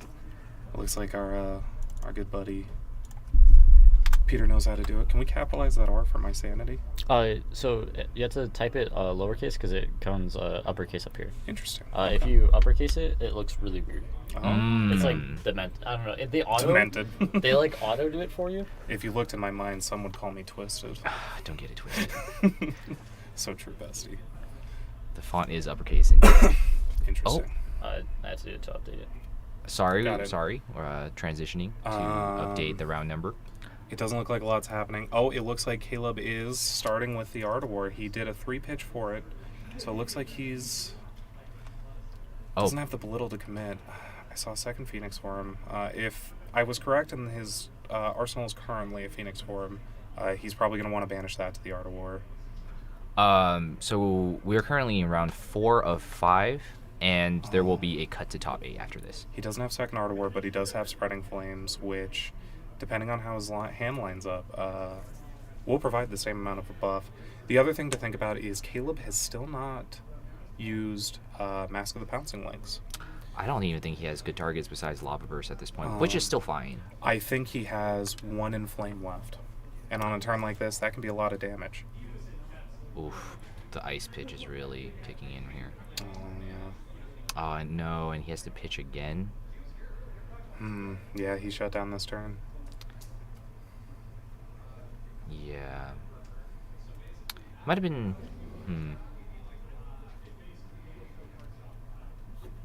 Oh, looks like we did miss some comments. We are in round 4 of 5. So we're going to have one more round after this.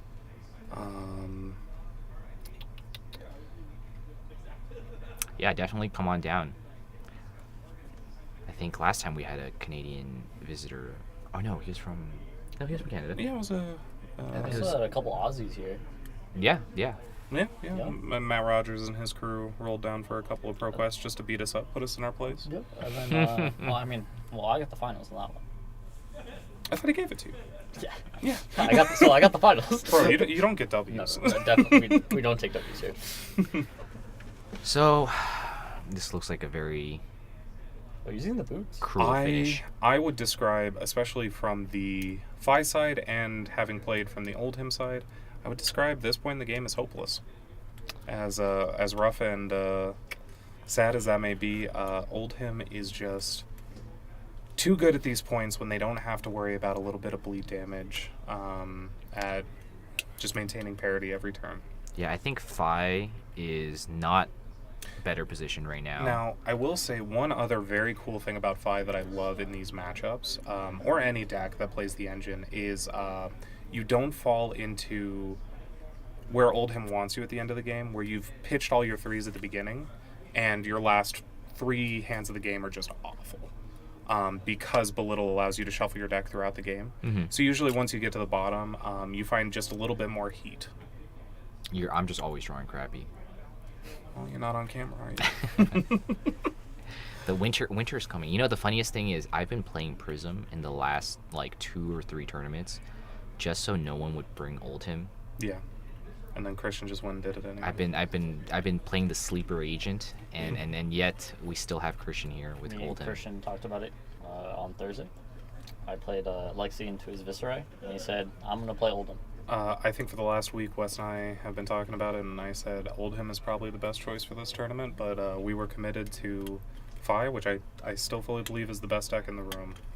Yeah, we really just decided on this deck quite a while ago, and we just couldn't really play it to actually get, tournament testing. Yeah. That's the big problem. But I think kind of the lucky for us and unfortunate for Caleb is we have a lot of the tournament awareness that we've gained from just playing a lot. So like missing Tunic triggers, I definitely miss Tunic triggers. Yeah, but it's not as frequent as it was in the beginning. But Caleb, starting his grind career. I actually don't think Caleb missed it this game. I think he missed exactly 1 trigger. He's done pretty well. Yeah, it ended up not mattering because he drew the card he needed it for on the. But still something to watch out for. Okay. So I think this is the turn where you need a Mask of Pouncing Lynx if any damage leaks. Yeah. What is this? I can't tell what that card is. I'm guessing it's Blizzard. Sure. Yeah, Oldhim, I think for the last few turns has been put in a position where Fi has gobbled his hand. He just doesn't have an arsenal to be able to. It's hard for him to maintain the cards. Oh, okay. Because he is gonna pitch now. That's smart. He's trying to play around the getting Phoenix back to put that on top. He should have just pitched. No. I think that was the safer bet. It plays around the Fi ability. No, I'm saying Caleb maybe should have just pitched to get the Phoenix from the grave back, and then top the Phoenix. And now he's gonna draw in. The turn will end either way, but he'll draw into a Phoenix. Yeah, so and he can try to set up because I'm still pretty sure his arsenal is a Phoenix for him. So Yeah. that would have been a better setup for the next turn. Looks like he's end of turn getting Phoenix back. Okay. I see another Phoenix form in his hand.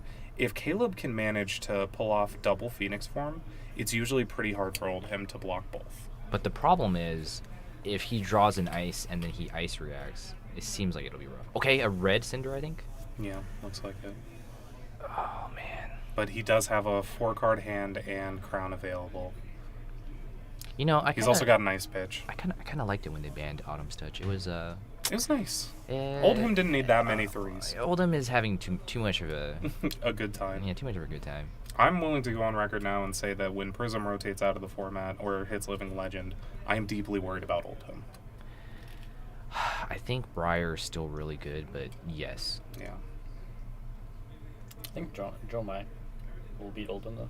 That's true. We do still have Dromai. Dromai. But from what I've seen of even high level Dromai versus high level Oldhim, Dromai doesn't have the sheer dominance against Yeah. him. It's more of like the Prism versus Bravo, where Bravo could just come out of the gates and Prism was like, oh no, what am I I doing? saw that I really liked about like the Dromai Ulta matchup is the Dromai just always allowing to get her things get pushed. Oh, he Here we took go. a damage, and He's- that might be all she This wrote. is my- this he might gets to be- get Inflame if there's one left in his deck, and I believe there is. Oh, Yeah. oh, that's a Oh, lava burst. no. But that's still fine. He's got 2 Phoenixes, so if he has Phoenix Form in hand, Phoenix Form in Arsenal, that's still 2 5s followed by a 5. That's true. That's 15 damage. He's got 2 cards in hand. That might just be enough. It is a bummer. I hope he didn't skip over the Inflame, because I'm pretty sure there's still 1 in deck. That would have been the game ender if he had it. But I do still think this is a very, very powerful turn. I mean, this is kind of the power of Fi into the Oldhim matchup. Christian made the decision of, oh, I've got such a life lead, I can bleed 1 damage here. Suddenly that 1 damage has turned into a 15 damage ender. Christian's looking at this like, God. Yeah. If only we had that. Well, we had the Lost in Flame here. Yeah. Still, he's taking a crap ton of damage. Yeah. Taking him all the way down to 4, I This believe. might just be enough because Yeah. Oldhim does not have any more armor. Oldhim does not have an arsenal, and 3 is pretty low. He's also not going to be able to Crown of Seeds this turn. Exactly. He's going to be on a raw 4. I do think the problem is he might draw into his heart and gain 1 life. Which would be a huge bummer. Do we have enough damage from 5? I don't know what is in his deck, so I'm a little bit worried about it. The other bright side is the Fi ability makes it hard for you to be decked out, because you can turn all your 3 pitches on the bottom into Phoenix on their turn, Phoenix on your turn. That's kind of what's going on right now. Which gives Phoenix you a on lot of his turn extender. here. Yeah, Phoenix on his turn right now. Yeah, so if you have 1 red starter, you can basically It really make looks like these are blues. the inch unfortunately. of what's left of your deck go for a mile. Oh, is that the heart? Oh man. Oh It is the no! heart. But he can pitch it to shield, so heart becomes a 2 block, which isn't that good.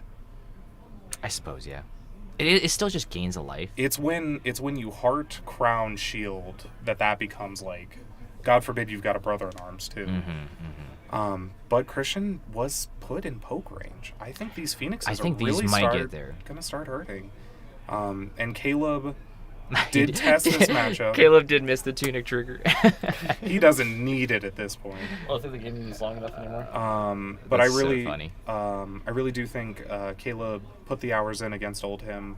I made sure to slant my version as heavily to beat Fi as possible. He trained under 100 times gravity. And Yeah, he he's pulled Rock through. Lee. He's So Rock he Lee. dropped the weights at the beginning of this. There's a crater in the middle of our store right now. He is such a sussy Baka. I know. Come on, he just needs to get some damage in. He's just got to put the Fanussi into it. You know what I'm saying? Honestly, sword for 3 is decent. It looks. That's the other thing. You turn your 3 pitches that are bad into sword swings, into Phoenixes in hand, you get a lot of buy. It's a enlightened strike and I think a cranial crush, so 6 blocks. He's gonna take some damage this turn. Yeah. The other awkward thing about these spots where Oldhim does have a little bit of a hedge is if he can find Earth cards to pitch into the poke turns, the prevent 2 damage is floating. So if he pitches, prevents 1 damage, he gets another floating prevention for the next Phoenix. So Earth cards are basically what Christian wants to see at this point. And I think Christian is gonna take this one in Arsenal next turn. So if Caleb draws into the E-pot right now, it's probably not very good. Well, he just turns it into a Phoenix, right? That's true. I think the his only deck thing is so he's looking low. for is Draconic starters. If he can find enough Draconic starters... Oh, Christian was able to get through that turn and set up Crown. He took 2 1 pokes just to get the crown. That's tough. It's okay. Is this... Okay, so it went to his turn. That's an Art of War. You know what? He really should have just... I don't know. He's drawing to the freaking potion now. He really should have used that as a combat trick, I think. I agree, just to bleed through damage. Oh, he hit a blue Minnoism. Yeah. Yeah. There's a lot of small nuances I playing agree. the aggro deck against Oldhim. Yeah. But I do think he's played this game very well for the amount of time he had to I test. wonder if Christian still just loses because 2 life is just too little.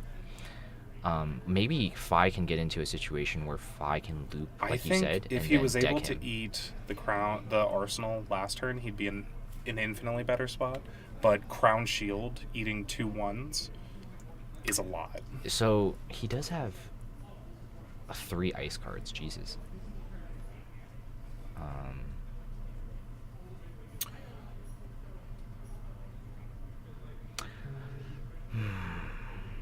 How many games are in a round match? It's just a best of 1, but you get to pre-board. Any dash decks turned up to this RTN? There was 1 dash player here. No, there's There's actually actually quite a few. 2, Marino was on dash. My yeah. round 1 opponent was on dash. I think one of the McBrides was on dash. This was I thought it was No, just, Andrew. I thought it was just Andrew. Andrew. Yeah. So Andrew. So there's at least 3. There's I 3. think there's a 4th. Yeah, we can look at. I'll have Jazz do a. I will say it metagame looked like breakdown. they were all on the aggressive Boost. pounder plan. Yeah. Which I will say is very weak into Fi. Pounder is so reliant on you maintaining your hand that Fi just chews you up. Peter, tell us about your dash experience. I think you played it at one of the Road Nationals last week. I did. I played a more aggressive list. I took out a lot of my induction chambers and plasma purifiers, and I got paired against OG Bravo, Oldham, into Oldham, and I got decked. Oh, is he arsenaling this minimalism? And I think he drew into. I guess it doesn't matter. Oh, is that Pulse? Yeah. That's going to be tough. Well, he put himself in a position where it looks like he's going to arsenal it. So what you can do is. Oh no, Caleb needs to lead. Did he activate? For 2? And I think It's fine putting the Minnowism on top, actually. it'd be the same. Eating the Pulse, making sure he doesn't have an arsenal. Threatening this Minnowism and making him think it's This is another really attack. tempting. This is really good. Yes. I think this might put Caleb in a position to poke him through. Because he's going to have Minnowism on top drive. He can pitch it to get Phoenix back. Right. So it is close. It is close. This is a dangerously close game. So we need Caleb to draw up first and see if he wants to use his. It would be so much better if Christian was at 1. That Heart of Fyendel might have. Yeah. Might be the I told scary. you didn't understand the level of lines of play. Dude, Caleb is playing out of his mind. He's going sicko mode. He real nuts. Is he playing the double Minnowism? Is that what's going on? He's playing double Minnowism. But this is why we don't play 2 Minnowism. No, I think you do. Minnowism's so good. Dude, Caleb points to the tunic. Flesh and Blood is just the future, man. Okay. Starting with the shield. This is very inefficient because he's probably not going to be able to make use of the other 2 resources. Oh, I guess he has an Earth Pitch, which is really good in this situation. Yeah. We'll see Minnowism pitch. That's a very tense game still, down to the wire. But like I said, he's turning breadcrumbs into bread. He's really abusing the Fi ability to make his deck last as long as possible in the poke zone. Okay, so he has 1 floating. Ultimate ability is going to eat one of the Phoenix. Yeah. If he has a 3 attack like Sword. It's block 3, still floating 1. Yeah. It's pretty good. The double Minnowism is really just. If the last card in his hand is an attack, I wonder if he actually It's just another goes. Minnowism. I think Caleb might be decked here. So he gets the Phoenix, and it might just be better to just arsenal the Phoenix. I don't know. Yeah, try to damage stack. But I think we know exactly what's left in his deck, and it's like 2 blues. And if two blue he decks. opts for the damage stacking route, that gives Christian the opportunity to crown. Yeah. And I think at this point, if Christian gets a crown, a card in Arsenal for crown, it's over for Caleb.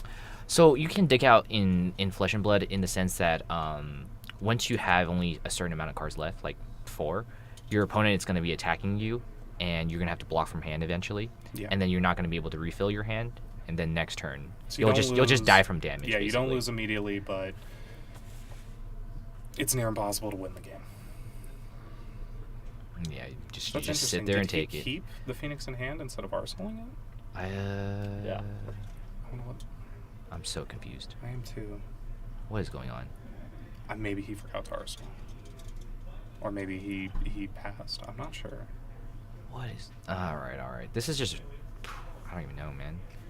Is it possible for Christian to be decked? No, probably not. No, not at this point. And I do think because Christian got the card in Arsenal and Caleb did not get a card in Arsenal for damage stacking, I think Christian is going to come out on top on this game. Because at this point the damage is so low and he has so many ways to mitigate it that he's going to be able to start attacking with Whale. Once he starts attacking with Whale, could be all she wrote. Yeah, exactly. You just sit there and die.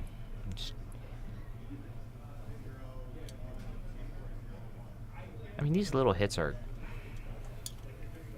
This is kind of where Christian wants to be, I think. Yeah, it's just too easy for him to use Shield and Crown to mitigate all the damage. He blocks with a couple cards from hand, starts getting into a position where Winter's Whale... Yeah, he's Earth pitching too, so that's going to eat even more triggers. Yeah, you see Christian playing a lot faster now. Yeah. And then now we know there's double Minnowism in 2 cards. So it was a good showing from Caleb, I think.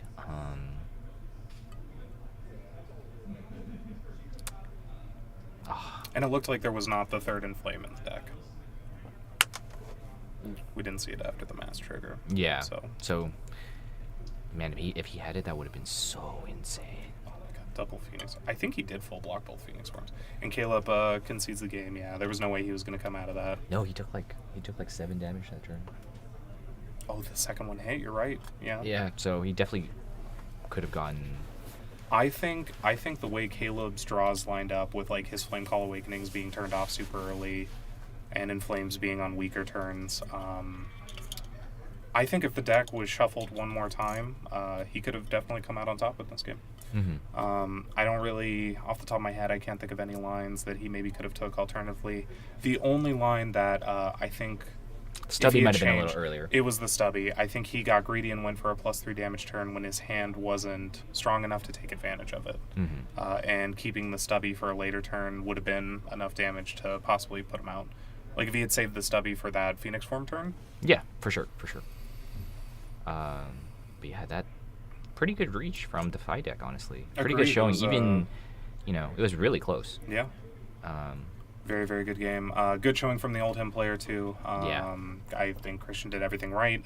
He used and abused everything he had access to make sure that he didn't die, and old him clutching it out at 2 when your opponent starts floundering is what the deck is very good at. I think the only thing is I probably would have blocked one more time instead of hammer for nothing.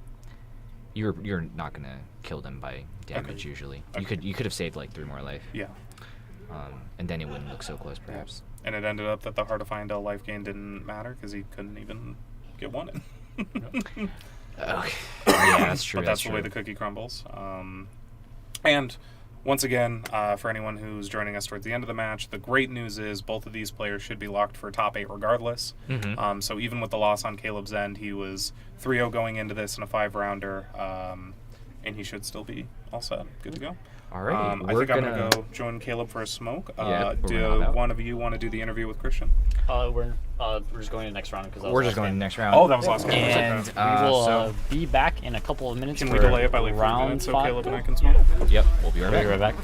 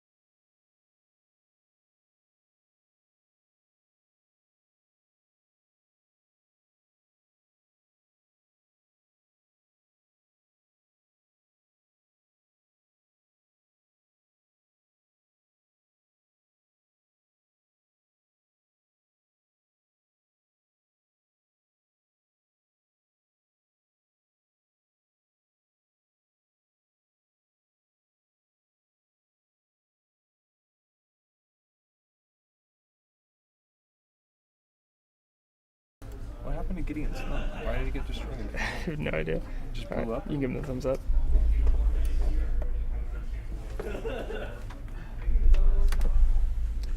All right, welcome. What'd I do?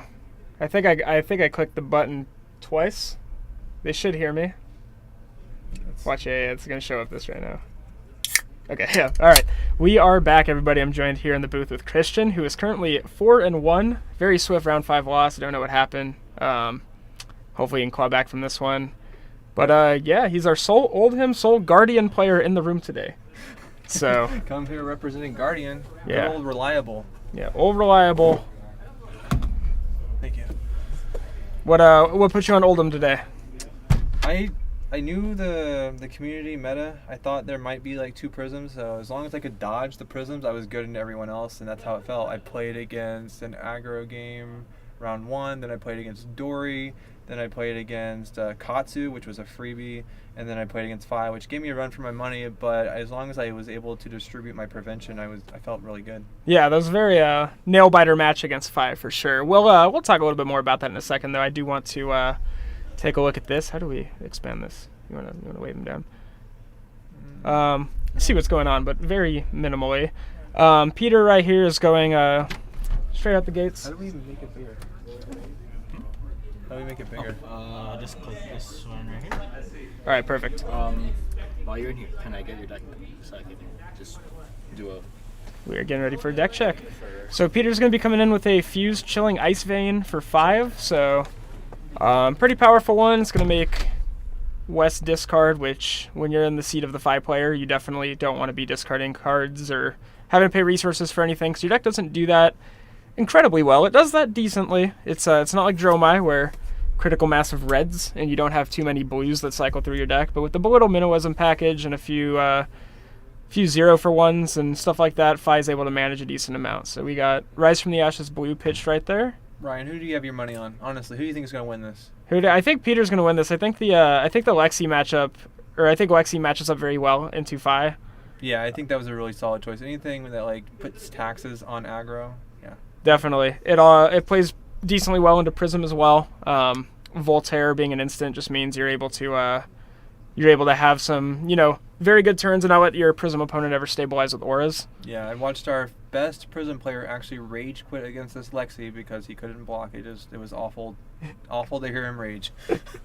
No, Matt's holding up pretty well. He unfortunate turn of events, he's going to be making some edits to his list. He informed us some of the auras right now that are pretty stock in the Aura Prism or in Prism in general just might not be too great into this meta, and might be about time to reinvent the wheel on that. So we got Rising Resentment, I assume red, coming in from Wes's side.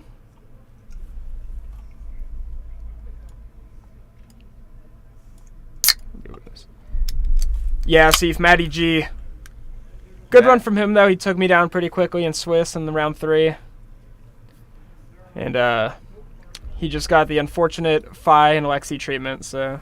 Funny thing about Matt Gideon, I've only ever beaten him once in tournament. Yeah. Delivery. Oh, thank you. And it did matter. It was a ProQuest win for Christian on Briar, if I remember correctly. Yes, it did. It mattered a lot. It felt amazing. I Yeah. took down the ProQuest with Briar. Yep. Yeah, Matt's had some pretty incredible wins against me, too. I just blundered so hard against him on Bolt and then blocked with 3 Lumina Ascensions. Yeah. Blocked a 6 attack. It happens. Back to Wesley. Wesley is starting off the chain That's pretty hot. Yeah, that is a good one. So that it does look like that was Rising Resentment red, because he did pitch one at the end of turn, and he has a card in hand, which I assume is a Phoenix Flame, that he got off the Inflame, because he played a red card, and then the Blaze Headlong coming in with Go Again. And yeah, we got Phoenix Flame for 1, so no universal pump effects, but still a pretty powerful turn. Looks like Pete's blocking. That's a Hypothermia right there. Very, very strong card. New addition to I Lexi. think Peter might just take this and then try to push back with some ice taxing next turn. I think he probably has that red card that puts 3 Frostbites on their board. It's from the new set. Is that it? Oh, nope, it's Ice Quake instead. Still gets a Frostbite. Oh, someone said they... Looks like in the chat, yeah, some people were asking for a little bit of advice on what to play in their upcoming RTNs. So, Vada, I think that Prism is an iffy move right now. I think the Prism lists that are popular at the moment are not very well suited for this Fi-based meta, or this like I should say Phi Briar more aggro dominated meta. I think cards like Phantasmaclasm would be good moving forward. I think more Herald of Protections would be very powerful in the deck. Yeah, it's hard to play Prism in a format like this. Like, if you don't see a bunch of Guardians roaming around, Prism just doesn't get free rounds. And if he doesn't get free rounds, they're probably just going to go... It's going to be really rough for them. Yeah, I completely agree. Run Protection Herald and Rainbow right now. Yeah, for sure. I think that's perfect. I also think library should be in every Prism West. It's so hard currently in the format to break a library, and it just gives you so much extra card advantage every game. But Ryan here is for certain that Dromai is dominating this format. He will not change to any other deck. That has to do with the amount of money I have spent on Cold Foil and Dromai. I think Dromai is good and not complete. I think it's going to be a very player-dependent deck. So, like, the people who play the deck correctly will be more rewarded for it than the people who just pick it up and try to spike an event with it. Do you think Dromai has any chance against Phi at all? I do think Dromai has a chance against Phi. I think that when you're able to play cards like Dunebreaker and Ember Moth Centipede, Ravenous Rabble, Spears of Surreality. Okay. Being able to pressure them with a lot of like 5 to 8 attacks will put like a lot of damage on their life total, and then if they're going to spend their turns beating up on your Ashwings or your big guys, then you can run ahead with that. So let me see. Peter has an Art of War, but he has no arsenal, so this is not going to be a fun turn if he. So does Wes? Oh, yeah. There's another Art of War. Yeah, we're gonna see an Art of War pitching a Mounting Anger. I assume that was a Ronin Renegade blue because he has the Tunic counter still. Yes. And not too sure what the modes are. We can only assume it's gonna be +1/+1, but we'll see. I mean, maybe hoping my Phi opponent would choose Go again. maybe he had a vision that he was gonna draw that Snatch and said Go again. Who knows? But kind of expected game right now. Pete with the early life advantage, and Wes kind of just trying to cobble together some big turns. I think he's tanking on if he wants to use that Stubbies right now or if he wants to set up for another turn. I did play against Peter on Thursday. It's a second Art of War. He was providing so many more Frostbites. I just don't see him this game. I seen like 1 or 2. Peter was giving me 4. I couldn't even play the game. Thank you so much for the follow, Holden. We appreciate it. Let me see. Let me make sure. Is this a win and in? Yes. Whoever wins this match is Holken. definitely in. This is round 5. I don't know. It should say round 5 at the top. We apologize for that. But yeah, it definitely, whoever wins this is in top 8, guaranteed. All right, I'm not going to mess with it, guys, just because I'll break the stream some way, shape, or form. So it is round 5 currently. Ignore this Magic the Gathering logo at the top. This is not Magic the Gathering. But yeah, we're going to see... we have a Searing Shot being pitched right now to play an Art of War. Oh, he's going to use it defensively. How many players were here total? 19 players. 19 players. So some California players came here. They didn't want to play the Battle Hardened. They thought this might have been their chance to get top 4, but thankfully Vegas held their ground and knocked them out of the tournament. Yep, it happens. I mean, much love to anyone who wants to visit us, but you got to be aware that we got Wesley Dong, and Wesley Dong isn't here to go easy on some out-of-towners. All right, we got a Snatch for 5 coming in off the Art of War. I was curious to see if he would maybe go for a Snatch line where he attacks with the Snatch early off the Art of War, or with before the Art of War. I think he was trying to take cards. I think he was trying to take cards out of Peter's hand before he did this block. I think he drew it off the Art of War too, so it wouldn't have made sense anyway. Yeah, that's probably true. Yeah, but how good is Wesley? Wesley is very good. I think he is currently constructed top 32 in the world. Yeah, and constructed. I believe he is. And Peter is also top rated for limited. I think he's like 8th or 9th or something like that. Some absurd number. Good local meta for sure. We may not have quantity like California, but we definitely have quality. Yeah.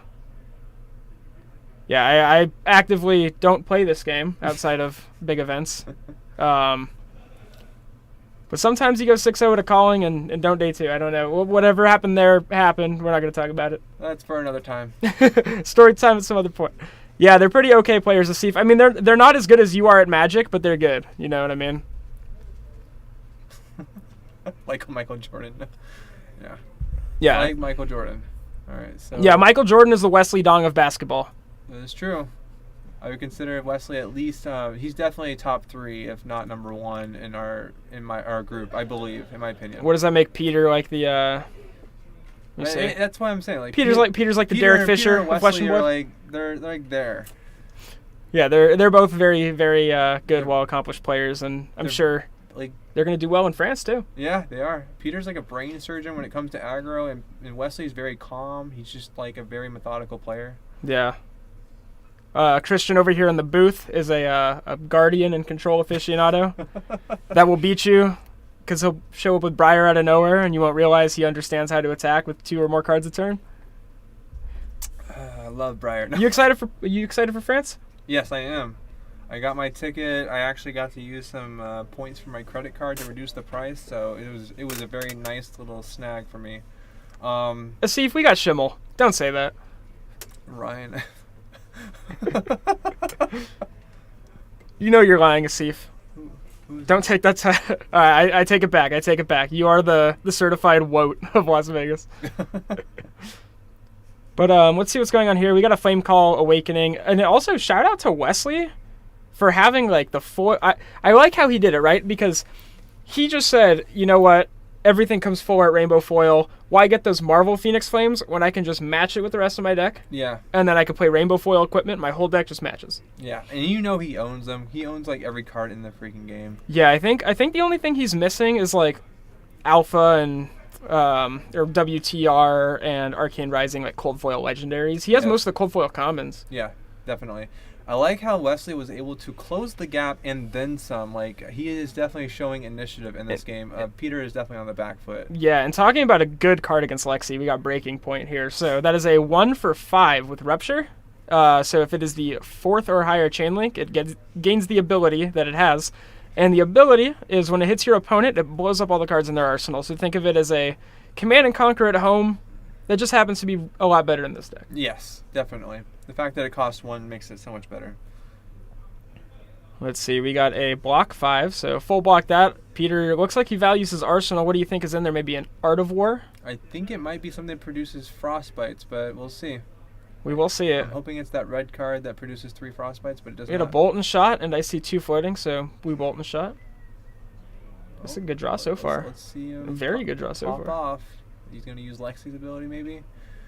We will see. He'll probably, he'll have to. Yeah, he'll have to. To do anything this turn.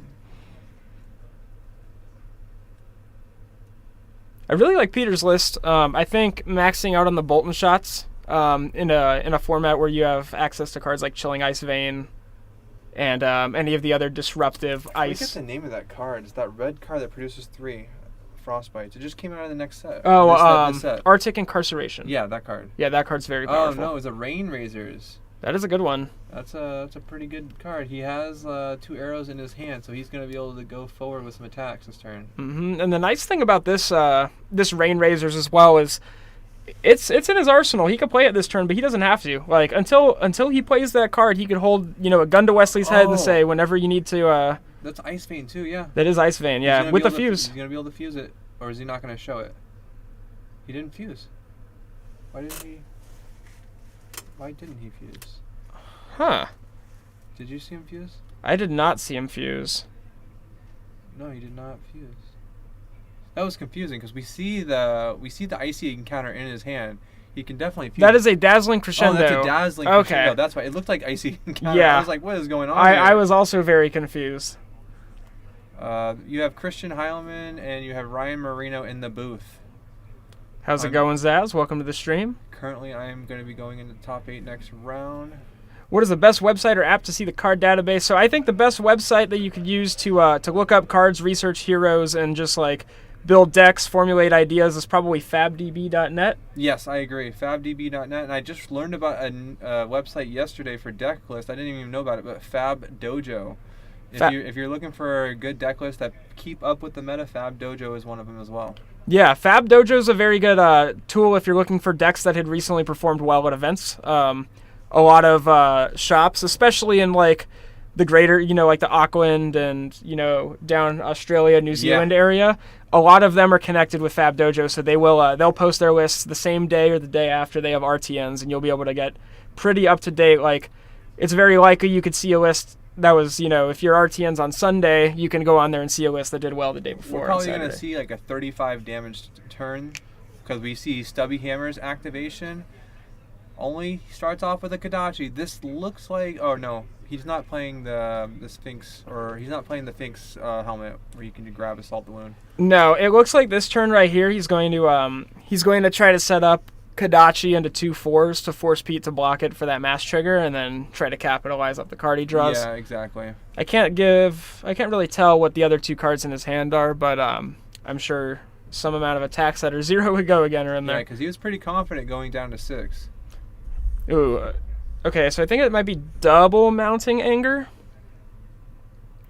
Which Mounting Anger is a really good one, because that 5 damage breakpoint, we might actually just see, Pete get rid of his New Horizons here to block this out. Shout out to that one card, Phoenix Form. That card was nuts. When that opponent played against me, oh my gosh, Phoenix Form made me sweat. Yeah. I was so fortunate that he only played 2 in that one chain. So Mounting Anger, that is coming for 4. My apologies, guys, that does not get the Stubby buff. We see a block from a New Horizons and Hypothermia. Yes, and then here comes Spreading Flames. Why Spreading Flames wasn't the first card played? I'm trying to think of why. So he could have gone Spreading into Kodachi. So my reasoning, I think he did for Spreading, I think he actually played the card correctly. I don't think the way his No, because he could have done Spreading into this and made Kodachi a Draconic, right? And then I don't know. Maybe there was no other way to do it. Yeah, maybe he wanted to get the pressure in from the Kodachi swing first to pressure Mask and try to get like 2 mass triggers in one turn. But this is not great for Wes. We're seeing a no block on that Snatch. Give him a free Arsenal card. That means Pete's probably got something. He's coming in for 6 damage at least. There's no way he would take all that damage. I think I saw Frostlock, Bolton Shot, and Fatigue Shot. So. Oh, he's got an icy. He's got the what is that card called? Is he a Frostlock? Yeah. Oh, he pitches it though. Yeah, because he doesn't have an ice fuse for it. So. Yeah, it makes sense. Coming in with Bolton Shot, it's gonna be an automatic reload, but not like he really needs it anyway. If he hits, I imagine Wes might take this damage. This looks like a turn that Wes is going to lose his Mask of Momentum. Yeah, he definitely is going to block with his Mask. And maybe even his Tunic. But he might see a Tunic charge, so he might... And that is a Command and Conquer. Deem it. In his hand, so... Oh yeah, it is.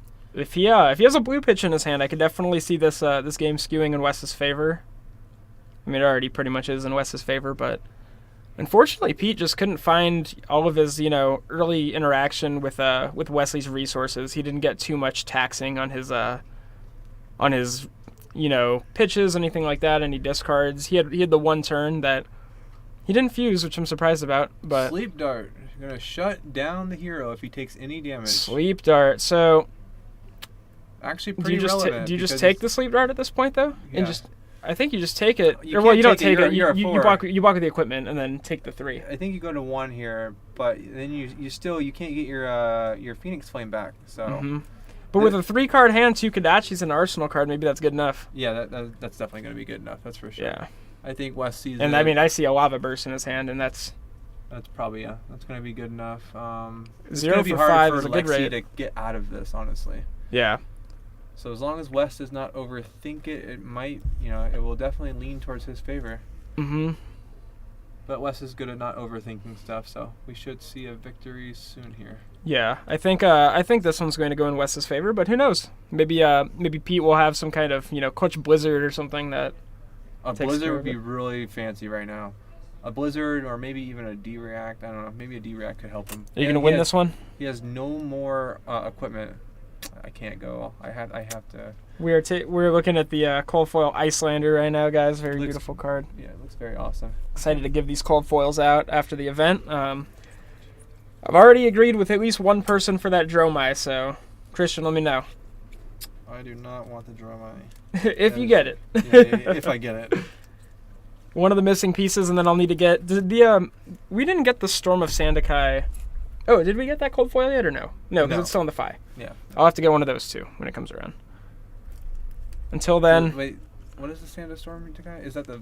It's the weapon for Dromai. It lets your dragons attack. No, we don't have that yet. It's just the Ember Blade right now. Gotcha. Still a very powerful and beautiful card. Yeah. Only says you, because you're the only one that believes in that deck. Oh, are you talking? No, I was talking about the Ember Blade. Oh no, I was talking about The Dromai one? Yeah, the Dromai one. I got Kenny on my side. Oh yeah, Kenny. Yeah. We'll see. We will see on the next time. You know it doesn't matter what deck I play, Christian. I'll show with a ham sandwich that I haven't played before. That's true. I've seen it in Pro action. Quest top 8s with Kano, and I'm reading my cards when I'm like sitting down at the table. Wes did exactly what we thought. He would block with his equipment and go down to 1. All right, this is the turn. Wes is very confident that he's going to win. And this is the unfortunate reality of being a Lexi player is that there's no situation where you're going to cobble together a hand that is 1 card and can attack. I think you just take the 1 here. You don't worry about... You can't worry about Razor Reflex. Yeah, I don't think that the Phyllis are on Razor Reflex. If they did, though, and they played 1 copy of it, it would be pretty spicy. That's coming in for 0. That is a 0. That's coming in for 0 right now. Don't overthink this. You just take the damage. You don't take any damage at all. There we go. Yep. And then there's the Rupture for 5. Mm-hmm. And a no-go again. That's surprising. I want to know what Wesley put in his arsenal if he's going to end his turn like that. Yeah, I know. Maybe it's a little sneaky... Art of War. Art of War or something. He doesn't need to... He just... If Peter only blocks for 4 here, he will get punished. Which I did see a... Peter's not blocking for 4. That's a Hypothermia, no? Yeah, no, Frostlock. Yeah, Frostlock. So he blocked for the perfect 5. So Wesley's going to have to block with 2 cards this turn. If he comes... Yeah, so it looks like he's coming in with a nice little Searing arrow. Shot? I think that hits for what, 4? That is a 4. I think he's going to make it 5, though. It hits 5. So Fi is actually bad at blocking with 3s. They usually only have 2s, so he's probably going to have 3 cards giving to this. If he doesn't have a 3. E-Pot and Arsenal, according to Panero, so... Nice eye. Sorry about that. Yeah, we've been trying to chat away and everything. Yeah, appreciate that. We missed that one on our end. Oh, we got 2 He cards. does have the 3 block, which is incredibly good in this spot, because not too often do you see Fi, like... able to, block 3. Yeah, so he can only take 1 damage. I mean, that's obvious, but just stating facts. All right. Pete is going to go to 1. Here comes that Kodachi. And he is in the Kodachi lock. Let's see if he could cobble something together. Rising Resentment. And... Oh, that is not... He plays the E-Pot. Pete with the 3 of a kind. All right. Oh, my gosh. This is it. Here it comes. He's praying. He's praying so hard right now. Let's see some arrows, Pete. I see. There we go. I see an endless arrow. A Chilling Ice Vein and an Arctic Incarceration. Oh my gosh, that was nuts. This guy, he's on fire. Ooh, what do you think about the Chilling Ice Vein right there? It's amazing. What do you mean? No, but what do you think about instead? What do you think about going Endless Arrow? Go again? Because it's an 0 for 4? Well, if he does that, then he's not going to be able to fuse. Well, he has Arctic Incarceration, though. So you go Endless Arrow, go again. And then if it hits, or not if it hits, they're going to block it out. You know what I mean? Right. And then you can pressure with, like, the Incarceration, because he's going to block 2. And then he can't really do anything. How do you pressure with Incarceration? That's the red one, right? How do you 0 for 3? You can't play it from hand. Oh, 3 of a kind's active right now. I don't know anything about anything. Ignore me. I think Peter did play this correctly. Yeah, He's threatening a discard, so that is like, and then here comes the Endless Winter, pumped up to 5 easily. Yeah, that Endless Arrow, and that is and then, 4 block. And Peter takes it. Look at that. Lexi destroys Fi. I use that word destroy very oddly, but yes, Lexi did get there. Good game to both of these players. I think Wes 0-1 into 3-1 into 3-2. That might be good. 19 players might be good for top 8. I don't think he's out of the money yet. Yeah, no, definitely not. From showing up without his deck and having to get a round 1 loss to go home and get it, that is a pretty solid record to end on. Pretty easy day for him. I think losing your last round just makes you have the best tiebreakers in terms of being like a 3-2. Like I've done a But he lost his first round. Yeah, that's what I've done. Like I've played in a Pro Quest where I lost my first round and my last round, and I top 8'd. So I just think like losing your last round is pretty good. Like you wouldn't be able to do it if you lost the 4th or the 3rd or 2nd round. Gotcha. So it's got to be the last round, which he did, and we will come back later with the top 8 results. Yeah, we'll be right back, guys.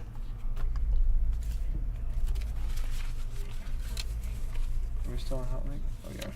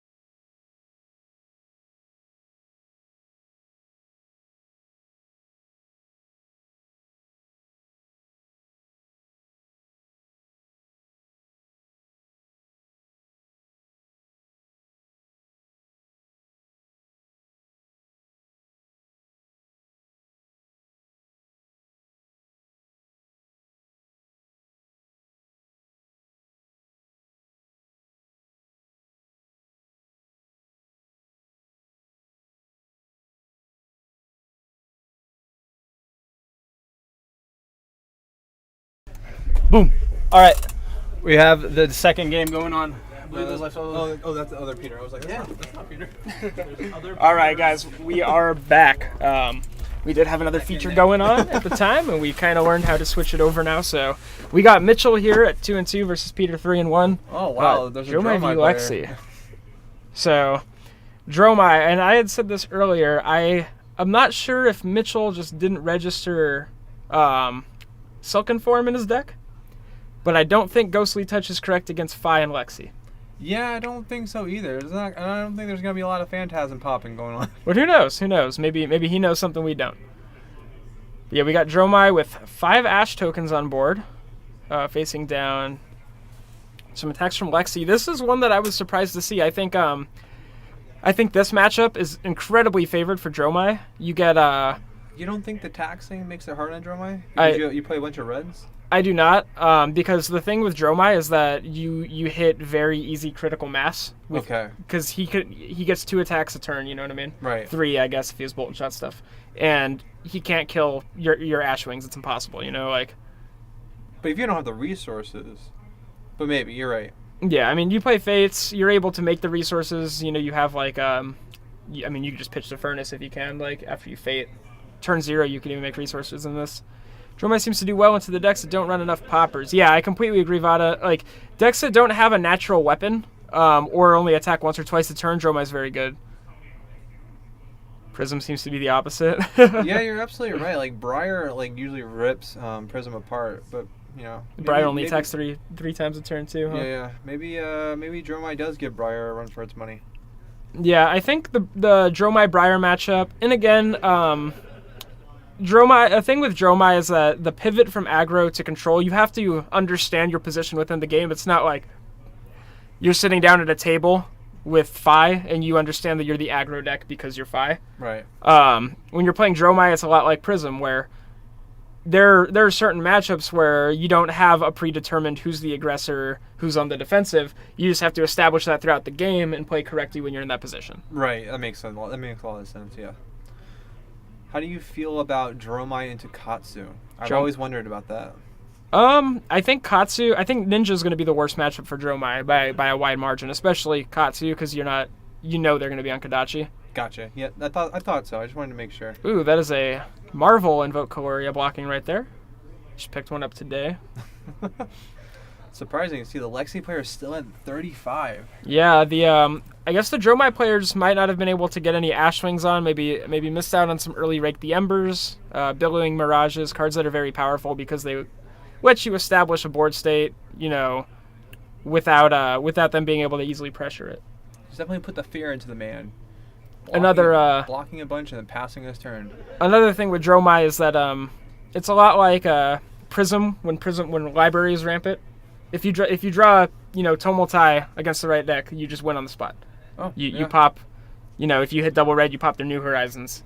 Yeah, you're in a pretty good spot against Lexi. Like you are able to pop something even if it's -1, right? Like it's counted as 0. Yeah. Okay, that's what I thought. That makes sense. Yeah, so you can pop, you know, basically in the mirror anything. Footsteps you kill because it's really good, or Furnace obviously. Yeah, you basically pop anything.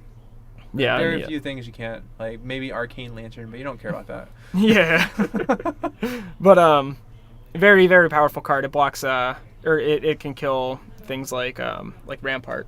Right, exactly. I mean? Yeah, when a Guardian loses the Rampart, they're not having a good day. It's gonna kill if it's Oldhim, we're killing Crown first, but if it's anything else, we're killing Rampart. When I played the Starvo Mirror and then my opponent did Expose to the Elements, they tried to they gave me -1 on my Rampart and popped my Crown. It felt awful. That's rough. That is incredibly rough. Oh my god. But yeah, this is Mitchell's still taking some bleed damage. This is definitely a rough spot to be in. And I don't think Lexi is even done with their turn. They still should have one more attack. That's only 1 arrow I see. There's no cards in hand. That's why he flashed its hands like that. So here comes some more damage, most likely. What up? We're commentating the second game now.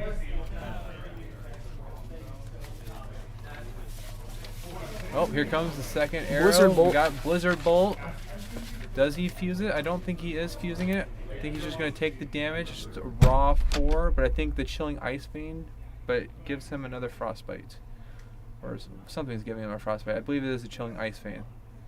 Now he has 2 frostbites going into his turn. He literally can't do anything, so he's just going to draw up and pass again. So the frostbites don't matter. Maybe if he was Icelander. Do some frost tests. Yeah, speaking of Icelander, I was definitely going to show up with that deck today, and someone just deceived me and told me to not play it, saying there would be a million Prism players here, and unfortunately... To be fair, I did think...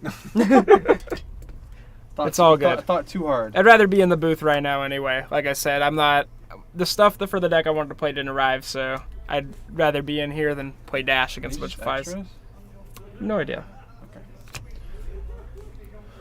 That card is very powerful, though. This would be very unfortunate, even if Peter did lose, to like be paired down and then lose to opponent. That would be like devastating. So I feel like... It's not a just for fun match. Penrose, there's a chance that Mitchell can knock Peter out of top 8 if he takes the win. Yeah. I don't know if Mitchell, would take that top 8 spot himself at 2-2, but if Peter does lose this round, he's probably the lowest X2 seed because he's playing against an X2 right now. Yeah, and I think he had a pretty early loss. It was either around 1 or 2 loss. Right. So Peter would be, fighting for the bubble if he ended up losing this one. I'm just the only person here I'm hoping makes it is Sean Adams, because that means I get a cold foil Dromai. That guy is a baller. Yeah. So it looks like we see an Oasis Respite. He's going to gain a life and then prevent some damage. I think that's 4. I think it's a full block there, so we're good on the Chilling Ice Vein. But he's going to play Ice Amulet. That's breaking the chain, doesn't do anything else. Arsenals and pass. Oh no, we got 2 Peters that are both playing Lexi today. Yeah, that's true. I didn't even realize that. Yeah, good pointing that out. Yeah, one of them is a local warrior. I think this one, is he a California guy? No, I think he's local as well, but he might be. I thought he might be newer. I thought he was local. Like I thought I saw him at Power 9 before. Gotcha. Yeah, he just 2 Peters, 2 Lexis. Yeah, that confused me too. Believe me, when we swapped screens, I was like, "That's not Peter." Yeah. Everyone thought he switched outfits mid-round. Got a little bit taller. A little bit. I was gonna say this Peter's like 6'3". Yeah, this Peter's super tall. I'm not trying to be super mean, man. I'm sure Peter wouldn't be super offended by our words. Yeah. Be like, chill, fam. No, Peter, yeah, he took it over Wes. Peter is 4-1, so he should be... He's guaranteed for top 8. Like top 3, I would assume, for seeding. And I think there's only going to be 1 EXO after this round. Mm-hmm. So they'll be number 1 seed. But man, what a rough turn of events here for the Dromai player. Just a million ashes on board. No way to survive, no way to make him into Ash Wings. Yeah, he just can't take a turn off. If he takes a turn off, he'll go to like 2 life. Yeah. That's not worth it to make. I mean, right now it's just blocking simulator. So he's hoping that he can fatigue out the Lexi player, which is, sometimes that's the best strategy against Lexi. Because Lexi is its own worst enemy. They run out of arrows, they can't do anything. Mm-hmm. That's one of the big drawbacks of playing against Lexi. When I played against Alexi in top 8 of a Pro Quest, there's no time, so we played a 2-hour-long game because he put his whole deck in, and I just fatigued him. I mean, I didn't play slow whatsoever, neither did he. It's a long game. 2 hours might have been an exaggeration. Is that an Insidious Chill? Insidious Chill, yes. It gets 3 counters on it, and it acts like an ice amulet. Whenever you fuse, remove a counter, and they have to pay to or discard. I definitely thought that was a wizard card, by the way. I was definitely under the impression that card was an ice wizard action. Making Ryan a little bit more attracted to Icelander now, or Lexi maybe. I mean, I was. You're the one who was like, "Nah, she ugly. She gonna cheat on you. Don't play her." And I stopped playing her. Let's see. Oh, he gets a dragon on board. We see something that is played. Asvalai, the 0 drop. That says I attack for 2 and do 1 damage. We got some amount of damage coming in. That's all I care about. We're gonna attack for 3 here. 2 and 1 arcane. And he goes. If there's a will, there's a way. He goes down to 32. The opponent does not have any arcane barrier. It doesn't matter that much, but he would notice that he will always be taking that 1 damage unless he does Phantasm. And that's something for everyone to know out there. If you pop one of the dragons, the arcane damage just does not happen, actually. It's not like Rune Chance or anything like that. It's a part of resolution of the attack. The The Asphalt trigger? Yeah. If you pop that with Phantasm, you don't get the arcane damage. Are you sure? Yes. Because that says when it attacks. So that's Right. before blocks happen. Is that true? Yeah. Okay, because Kenny was talking to me saying like if you pop it with Phantasm, they don't get the. Maybe it is. Maybe it is like Tumultai. Yeah. Like it happens in the attack part. Maybe Kenny No, it is. It is for Kenny, sure. I think Kenny was wrong. You're right. Yeah. That makes more sense. I was like, that didn't make sense when they told me, so I just believed them. I mean, that is just a message to everyone out there. No, I was wrong. Don't listen to me. Don't trust Kenneth Thomas. Don't listen to me. I'm spreading false rumors over here. Yeah, it's when it attacks. Yeah. So you are all good. You will get your triggers even if they pop them. What does the heat card say? Burn them all. What does burn them all say? The first time a dragon you control attacks each turn, deal 1 When it arcane attacks. damage. Okay, yeah. So the same thing. So we're gonna see him gain a life here, digging himself out of the trenches. I mean, he's holding on right now. I think his game plan is literally to fatigue this Lexi player, and that might happen, honestly. Yeah, we were unable to see how the first part of this match went. Maybe when he realized he had to fatigue her, he pivoted a little late. We're a little unsure about what had happened. Is this a Rake the Embers? No, that is a pitch Rake the Embers. That would be a great card to have right now. Put some pressure on the board. Yeah, he pitched that Rake the Embers for the Oasis Respite. Yeah. I know that Mitchell is a Guardian player and at his heart, but his cards are stuck somewhere right now, so he is playing Dromai, and he is playing this just like a Guardian would. He is blocking everything. A card I've been pretty impressed with out of Dromai is Sand Cover. It is in matchups like this specifically. It's target Ash you control against Ward 4. Yeah, that card's really good. I Turn. thought that it was a lot better than it was. I thought you could target the Ash that's below a dragon, but once an Ash is below the dragon, it's not considered on the board state anymore. So yes, but he has plenty of Ashes to choose from. Yeah, I'm sure. What is that? 4, 8, 12, 16. Could you that's imagine? 32 damage right there you can block out if you had some Sand Covers. Could you imagine, though, if you could target an Ash underneath the dragon, you essentially would remove Phantasm from your dragon. That would be cool. That would be really cool, but yeah. That being said, like I said, I think Dromai is going to be a very good deck. I think it needs to be figured out a little more. Yeah, it was like Briar. When Briar first came out, no one figured it out, and then we had Tariq Patel, show off to the world the red liner, and then boom, it took nationals by storm. Every single nation was playing Briar. Yeah, and I know Jeremy Lai had a recent pretty good result with Dromai at one of the RTNs down in New Zealand. He came off of a top 4, or he might have. No, I think he won. Yeah, he was on the winning team at the calling. Was it Sydney for the world premiere? I think so. Yeah, I think you're right. Yeah, he was on the winning team, and he's been playing Dromai. He thinks that deck is the truth, and I'm right there next to him. I think Dromai is yet to be as broken as it could be. Just think you got to be attacking a little bit more. All right, here we go. Got an arrow coming in. There's some confusion going on. Is Mitchell supposed to get his arsenal back, or is it supposed to still be frozen? What? Mitchell's arsenal's frozen, right? Is it supposed to still be like that? Because that happened 2 turns ago. No, Frozen ends at the end of the turn. Well, that's what I'm saying, because he still has a dice on his arsenal. Okay. Go tell Jazz. Yeah, just make them aware that. All right, guys, you might hear a little bit of background noise right now. We got the door open, but let's see if Mitchell has a way of getting back into this one. We're gonna see a pitch here, and that is to attack with the. We have people watching this game for 0 than us. or for 2. Are you coming in? Okay. We have people watching this game way closer than us. I didn't know what the dice was like signaling. I just assumed that like he had set a dice and it was right there. I didn't know what that meant. I didn't know he was keeping it frozen. Yeah, it definitely unfreezes at the end of your turn. Yeah. That would be so broken if it stayed frozen the whole time. What are these Insidious Chills doing, besides being stranded? Insidious Chill? Oh, right there? Yeah. Well, I mean, if he plays it, then you'll make you discard twice if he fuses. The card's really good actually if he can fuse.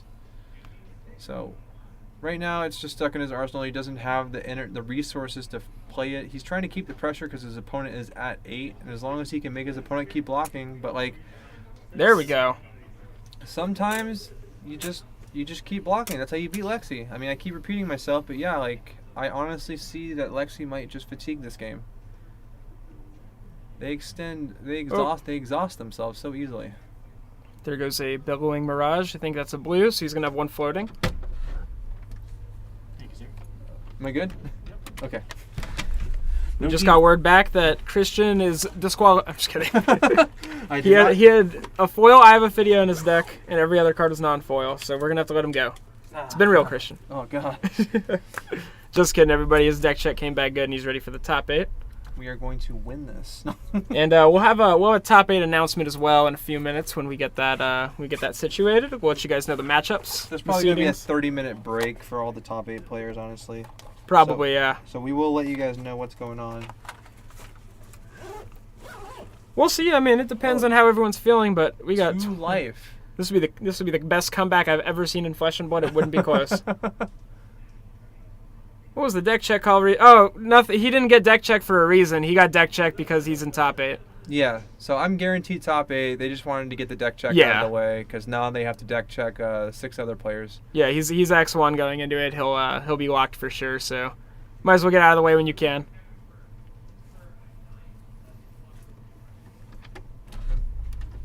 Yo. And I'm gonna stack up promos ready. Thank you, sir. Which one of those is mine? I went X1. I'm not even gonna get pro. I should have played Gideon. I'm sure it would have been a. Oh, we gained 3 lives. We got Sigil. Sigil of Solace. It is not over by any means. Oh, here comes another Insidious Chill. And a channel so lake. before we wait guys, before we keep talking about what's going on in this match, about how Mitchell's on the back foot. How many arrows do we know are left in Peter's deck? I see one in his pitch. I see him arsenaling a card. I didn't see him go for an attack that turn. Yeah, he didn't. I think he is actually struggling to put pressure now. I think it is he has like no cards in his deck. His deck looked like he probably has, I would want to say 15 cards left in his deck, and I would say maybe 6 of those or 7 of them are actually arrows. The Insidious Chills though might end this game. Yeah, honestly. This is a 2. This is a Mira guy. We have another dragon coming on board. Ooh. Unfortunately, not the one you want. Oh, makes 2 more ashes that don't matter. So we got 2 1 and 1 coming in. Is that? We're gonna have to get a judge down there. Yeah, I think. I think you have to pay 1 for the attack. Yeah, I do see. I think they realized that they caught it. Oh, okay. Yeah, he pulled back the attack. His opponent realized. Channel 8 is putting in work, but I don't think it matters because... I see a Chilling Ice Vein there and a Bolton Shot in his hand. So that's 2 attacks that are probably going to get in. Wait until they say you have to pay 1 to block. Wait until they make that card. Yeah. You're going to have a not-so-good day. There's something kind of like it. It's like Endless Winter, but it's an after-tax, not a pre-tax. I think that card would be too busted, but who knows? There might be power creep in this game. I don't see ice going anywhere. This is where Mitchell wants to be, though. The fact that Peter can't sequence the Chilling Ice Vein into the Bolton Shot's actually incredibly good for him because now it means that Mitchell has a blue pitch in his hand. Right. So when he attacks with that Chilling Ice Vein and fuses it, Mitchell won't go down to 0 cards. He'll go down to 1. He'll be able to block. Yes, he will be. Let's see what happens.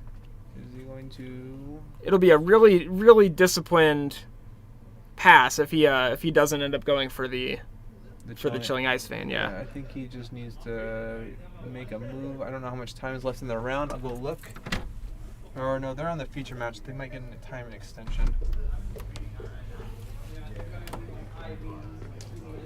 All right, there's probably 16 minutes left in the round for them. Or maybe 11, actually. Maybe it's 11. They get 5 minutes, that's right. 5-minute extra. So we're nowhere close to time. So the thing is, right here, I think in this situation, I don't think that's what Mitchell wants to do. I think in that situation, you want to pay for one of those by pitching that Passing Mirage. You got 1 floating, discard the card to the other one, and then block with the Footsteps. I think he missed a little bit of value there. All right, goes to 1. He probably did miss a little bit of value there. And he could have probably blocked with Phantasma Footsteps, too. That's what I was saying, yeah. Yeah, if he has the 1 floating, yeah, you're absolutely correct. All right, does he have more arrows left in his deck, though? That is the big question. I think he has a Bolton Shot. Or I'm almost certain he has a Bolton Shot left in his deck somewhere. Because he did pitch a blue one. Oh, his deck is so thin. He has a Frostlock in hand. Oh, is it a Frostlock? I saw a Frostlock, an Insidious Chill, I think an Art of War. So if he can...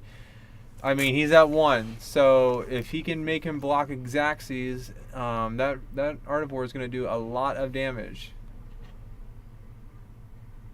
He Yeah, that chooses is to a pitch fossil. a chooses to pitch a red. I don't know if he has. It's channel like blue. Chalid for.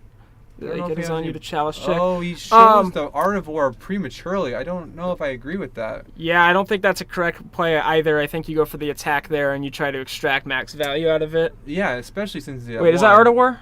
That is an Art of War, yes. Okay, yeah. And he had the I was Frost wondering Lock if because the beforehand. Frost Lock would have came in for 4, and it probably would have blocked for 4. Who knows? And then you just pump that 1, and then boom. Yeah, so Ozzy, to answer your question, by the way, it is not like Chalice. It's not a triggered ability, so it making everything cost 1 more is basically like if you are cognizant that it is like that and you're trying to get your opponent to not notice, you are considered cheating there. You're not Chalice checking them.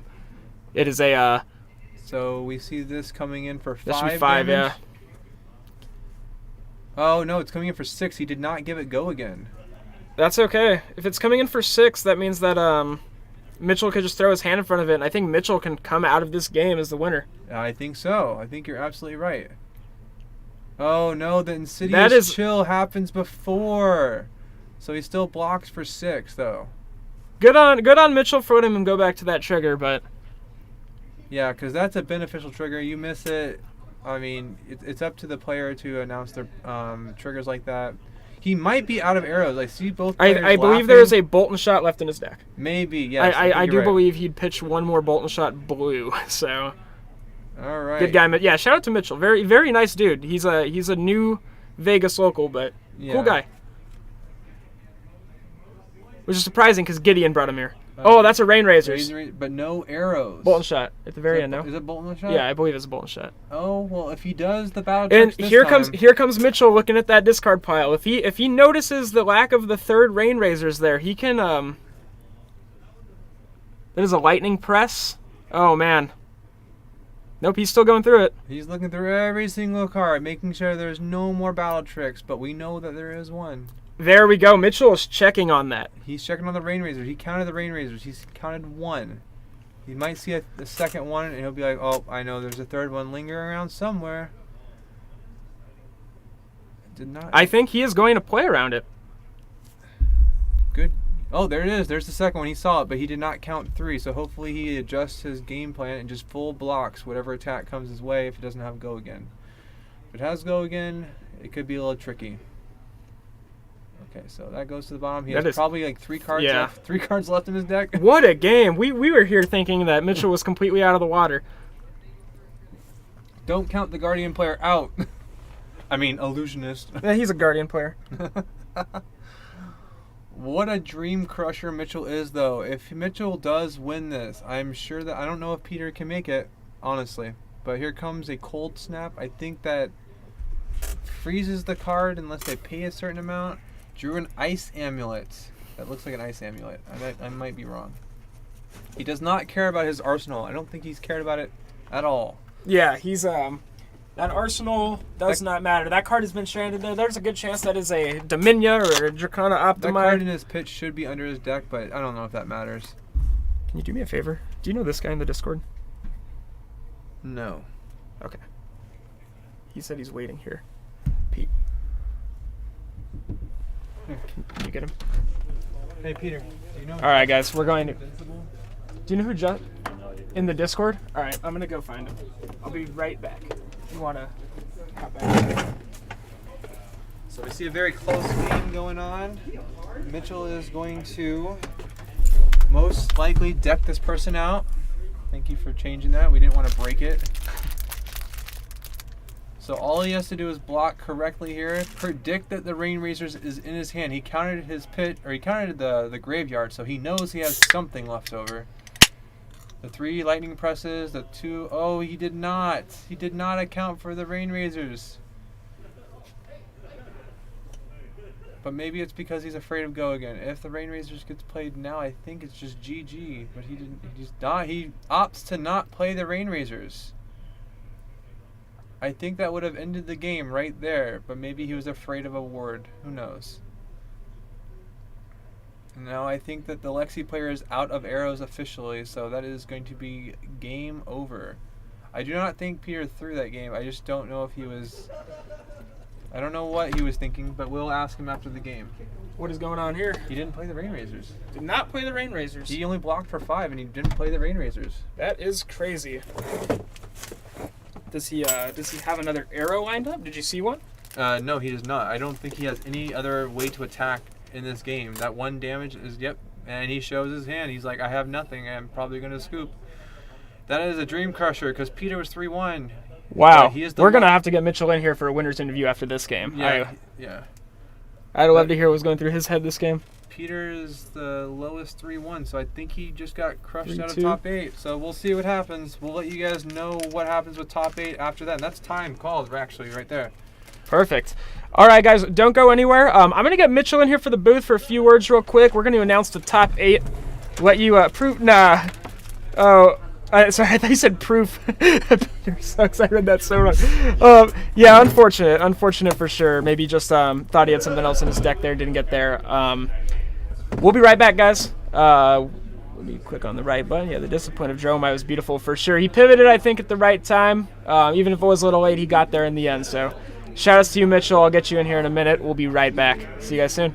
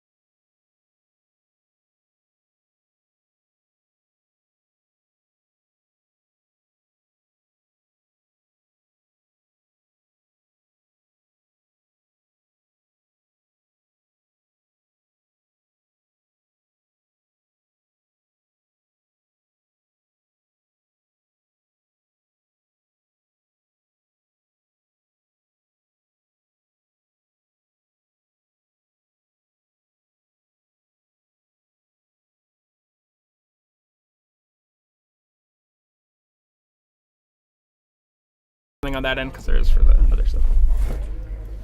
Right, take a seat, Mitchell. Welcome back, everybody. We got right here the man of the hour. Incredible performance. Shout out, nice win, Mitchell.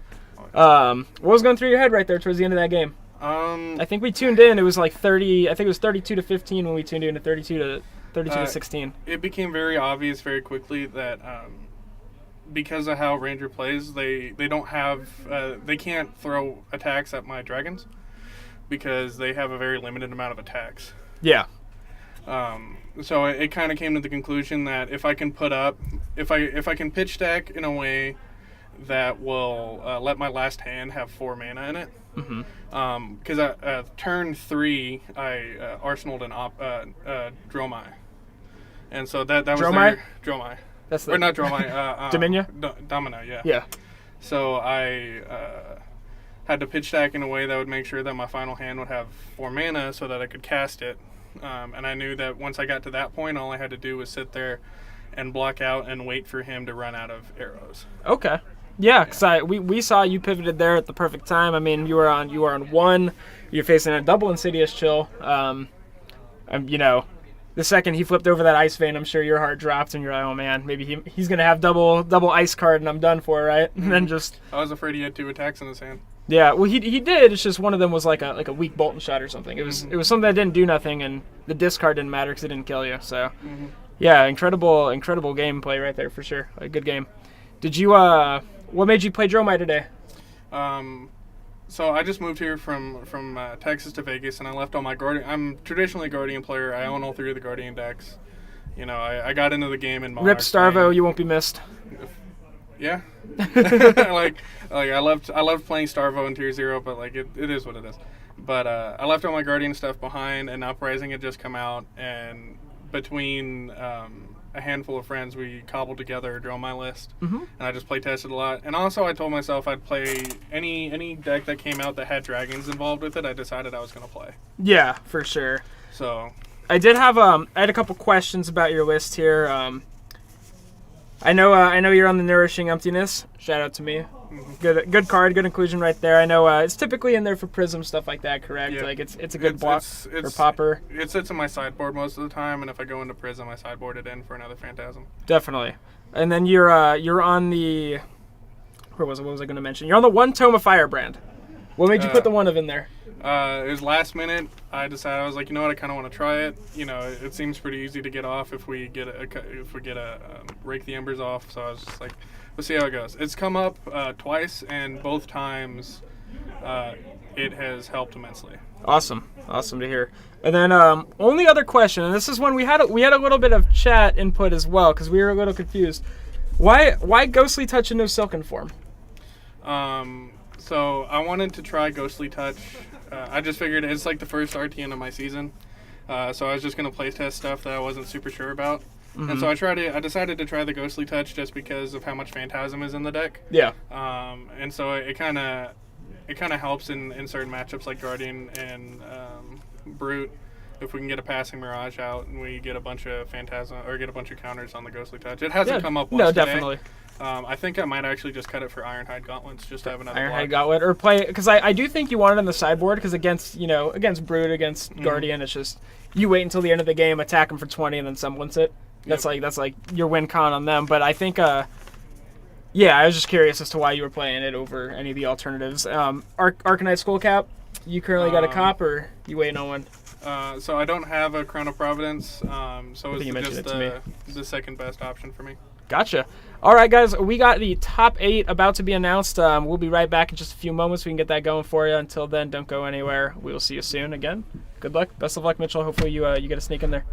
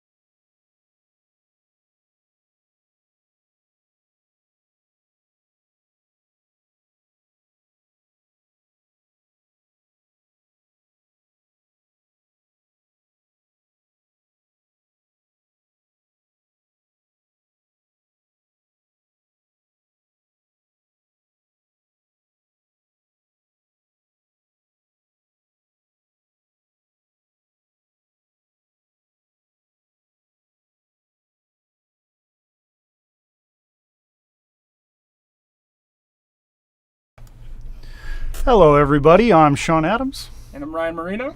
And we're here for our top 8 matchup here at Darkside Games of our RTN, our Road to Nationals. Yeah, so we should have 2 games going right now. First one right here, that is going to be Peter versus we got the full mirror match. We got the Peter full versus mirror, Peter. Lexi versus Lexi. Lexi versus Lexi. Do we have a table 2? You want to click on that and see what's going We on? do not have a table 2 because there are 2 Phi mirrors that are We're going not to be watching going. that. We're not watching that.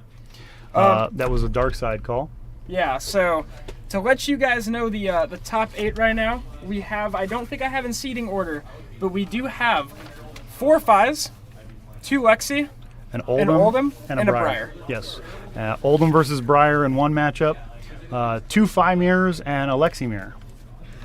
So that's what our top 8 looked at. Phi was probably the most represented hero here, and then both Lexis that played showed up in the top 8. Definitely Lexi and Oldham, both with 100% conversion rate. Yep. So I'll get you guys these in a sec. This is the top 8 deck list. Okay. sounds good. Thank you. So they're just shuffling up. I do believe Peter on the right Is the higher seed. is the higher seed than the Peter on the left. Yeah, he was 4-1, so he definitely should be. Yeah, and then the Peter on the left is the one that was just fatigued on camera. Incredible game. Incredible by the way. game, and his opponent bubbles out.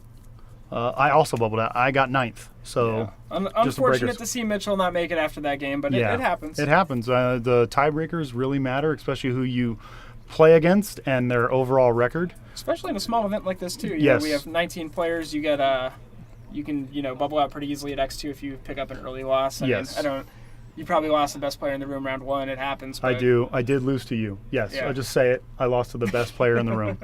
My favorite player to play against, For Ryan sure. here. Yeah. Now, you saw our game on stream. Yeah. Round 1. Very close matchup. The erase face hurt. And then did drawing erase your 2 face. red hands in a row. I think if I have a blue there pressuring Emberblade and another Phoenix Flame, it might change how that goes, but there's no way to know because we play the cards that are dealt. I Yep. just know that erase face really Erased your face. erased my face. The draconic attacks. Good to hear. Yeah, it not being able to get an Emberblade on that attack was good. So looks like they're going to start. Should Looks be like Peter on the play. yeah, Peter on the Peter's on play. the draw. So Peter with the higher seed chose to go second because I think he wants to take cards out of his hand. Yeah. So we're seeing Lexi activate Voltaire. Don't know how much floating resources, but I believe that's a blue Bolton shot. That might be looks red. like. Hello, thank you so much. And now we have top 8 deck lists. All right, so we got here. I'll hold on to other Peter, and you'll This hold on is- to that Peter. Yep. The handwriting of both, not Is- stellar. Oh man, they should go back to 3rd grade, learn better handwriting, both of them. So checking in real fast on the differences. So the main difference that I see right off the bat between both decks. So we got Peter on the left right here, guys, is playing Insidious Chills. Peter on the right is playing Hypothermias. Yes. So what do you think about that, Sean? I think Hypothermia is probably an all-around better card. It is a 0 cost, so Lexi can run out 2-3 attacks and then end with a Hypothermia, which will shut down the other Lexi. Voltaire does get around it because it is instant speed, but as far as other interactions, it's probably better. Insidious Chill costs 3, which means you have to save a blue, which means the turn that you're playing it out is worse, although it does have a greater effect. The upside very good in the meta. I mean, I could see I could definitely see the Insidious Chills being better in a meta where you're expecting like a lot of Dromai. Yes. Because even though making their attacks lose go again, they're not actively trying to attack you too much. When, Correct. The Dromai player, unless they can. Let me. Assemble critical. I mass. do see that Peter on the right is running Ice Quakes, red and blues. I don't see that in the other list. That could be the backbreaker in this matchup. He is running Remorseless. Peter is not running. Peter on the left is running Remorseless. Peter on the right is not. Remorseless not a card I see being too relevant in this No, matchup. and then also in Peter on the right's list, he's running 2 Battering Bolts. I doubt that's for this matchup. It's probably for the Dromais, the breakers. A card I do see out of Peter on the left's. We need to figure out a name for Yeah. these guys, by the way. Peter on the left's list that I see is he is playing Amulet of Ice. That's a card that I actually think is very powerful, Yes. especially going into like the mirror where you're able to stick it on board, especially because you're likely going on the draw. Frostbite. Yep. Yeah, you You're gonna be on the reveal. play. Yeah, you're gonna be on the play. You reveal a Frostbite, stick it out there, and then anytime you fuse one of those ice arrows, it is going to be relevant. So it Yeah, looks like both players trade off here. We got 39 to 39. And yeah, you could tell that the Peter on the left, seeing the 3 Insidious Chill, 3 Amulets, he definitely values the taxing effects that you get out of Lexi. Yeah. And I think Peter's more so looking for the either hard disruption or just, pure aggression that you're able to get. I think he's not trying to meet any middle Yes, ground. I do. Peter on the right, that's our friend. We do know him.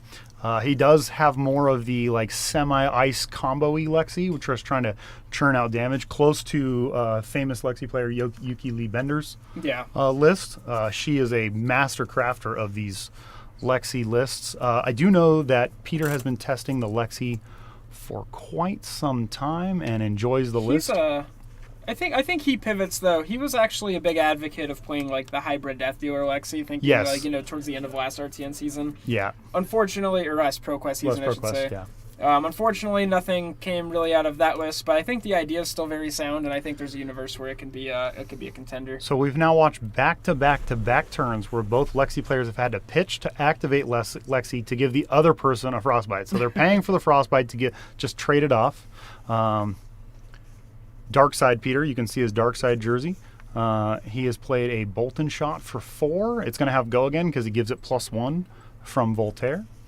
And then we're going to call him Green Peter because he's wearing green palm tree shorts. He has a green hat on. I like Tall Peter. Tall Peter. Okay, we got Tall Peter and Darkside Peter. Yeah. Sound good? Because once he starts moving, you don't see the green too much. That's true. But, Well, that hat is getting in the camera right there. A little bit. Yeah. No, All right, so we have traded absolutely no life, firing off arrows. Should have made snacks for this match. Yeah. This is the 5 mirrors might already be done. Likely. I played that deck today as well too. You guys saw it on stream. It's a very combo heavy deck. I think it's a pretty good deck. This Lexi deck, however, is really good into that 5 because of the Frostbites. Yeah, definitely. Kind of steamrolls the Fi deck. To be honest. Yeah. The constant use. I want to know, is Tall Peter running Red Arctic Incarceration? Because Darkside Peter I did not see it. Red Arctic Incarceration? I do not see Okay, Red so Arctic that Incarceration. card has been, in my testing, out of Lexi, that card is brutal. It's like a time walk. They just reveal it. Here's a Frostbite. They run out a few arrows, and then they just finish. Like, here you go. You didn't block? Take more Frostbite. And Eisenhower Weathervane Yes, out of Icelander. yes. Just like, it's the closest thing I honestly think I've seen to a time walk since like Arclight Sentinels. Yeah. Where there are decks that literally can't function if you play one of those cards. Correct. Yes, and it's interesting because of this matchup. The mirror is very interesting. Oh, so it's 40 to 38. I don't know how there was a life gain happening. Maybe it was an error in the beginning. Some slight discrepancy. So here comes that endless arrow with +1.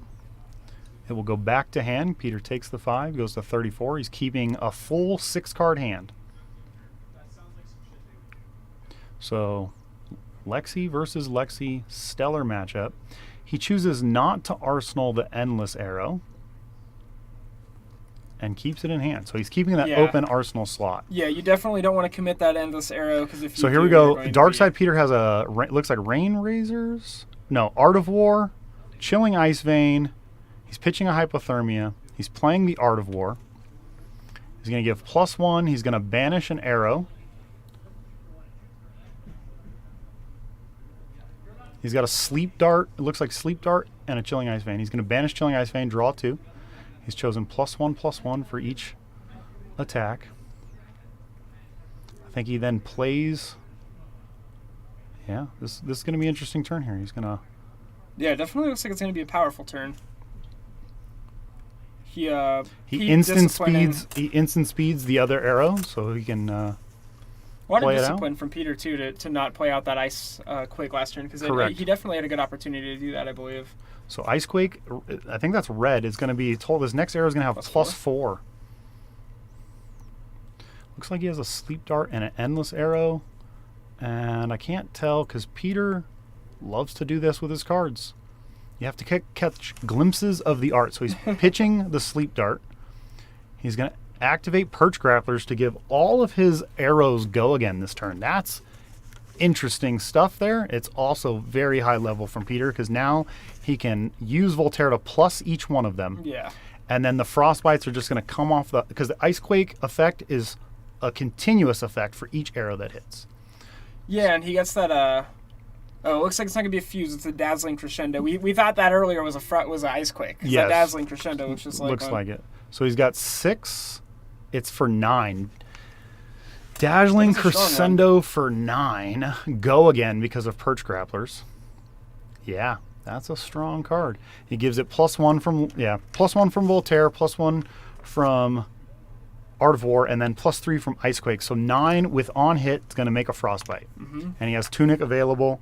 And it has Go Again. And it has Go Again because of Perch Grappler. So he's going to fire off 3 arrows this turn and just do his best to push damage through and make sure there's no crackback because of the Frostbites that he's going to push through. Which it looks like his best is going to be pretty good. It's going to be pretty good here.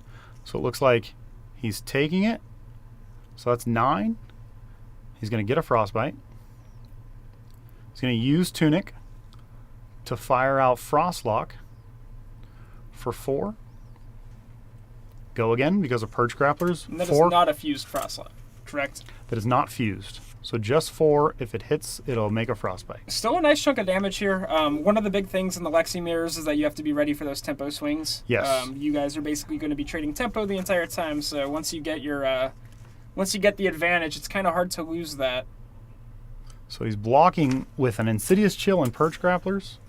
Peter can always, he's going to crack Bullseye Bracers to give +1 and load a card.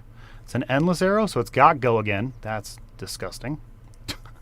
So 6 Go Again, if it hits, goes back into his hand, and then he can just Arsenal for the next turn.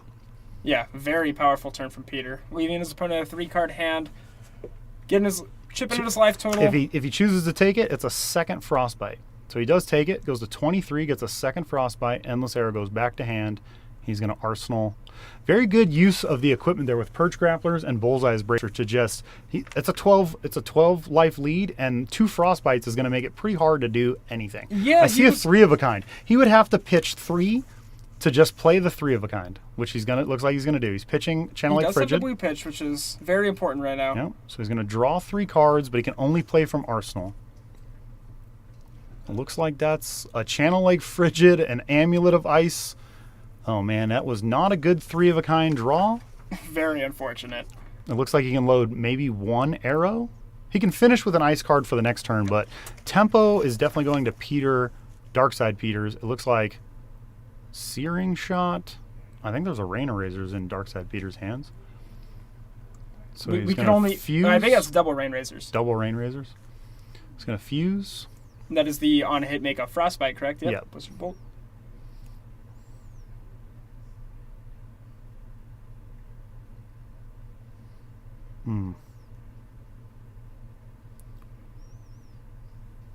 It's got an interesting decision to make. We don't know how much that Blizzard Bolt is for because they're not putting a dice on it, but it is fused, so it will make a Frostbite on hit. Taking 4, it looks like. And then he'll get a Frostbite.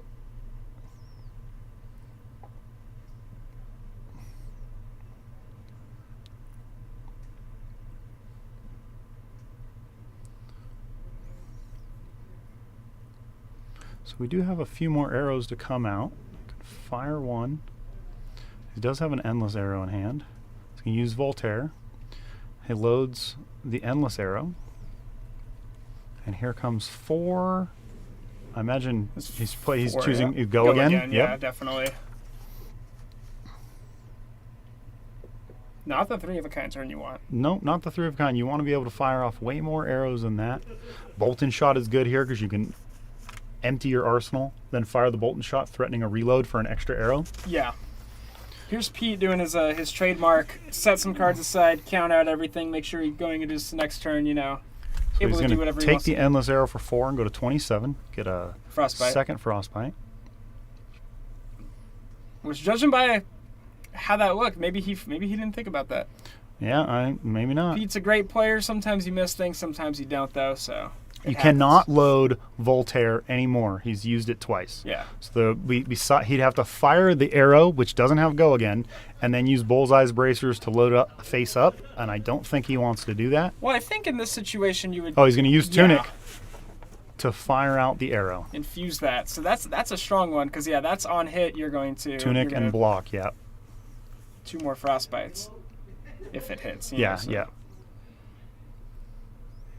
Really surprised there that he used Tunic to block? Yeah.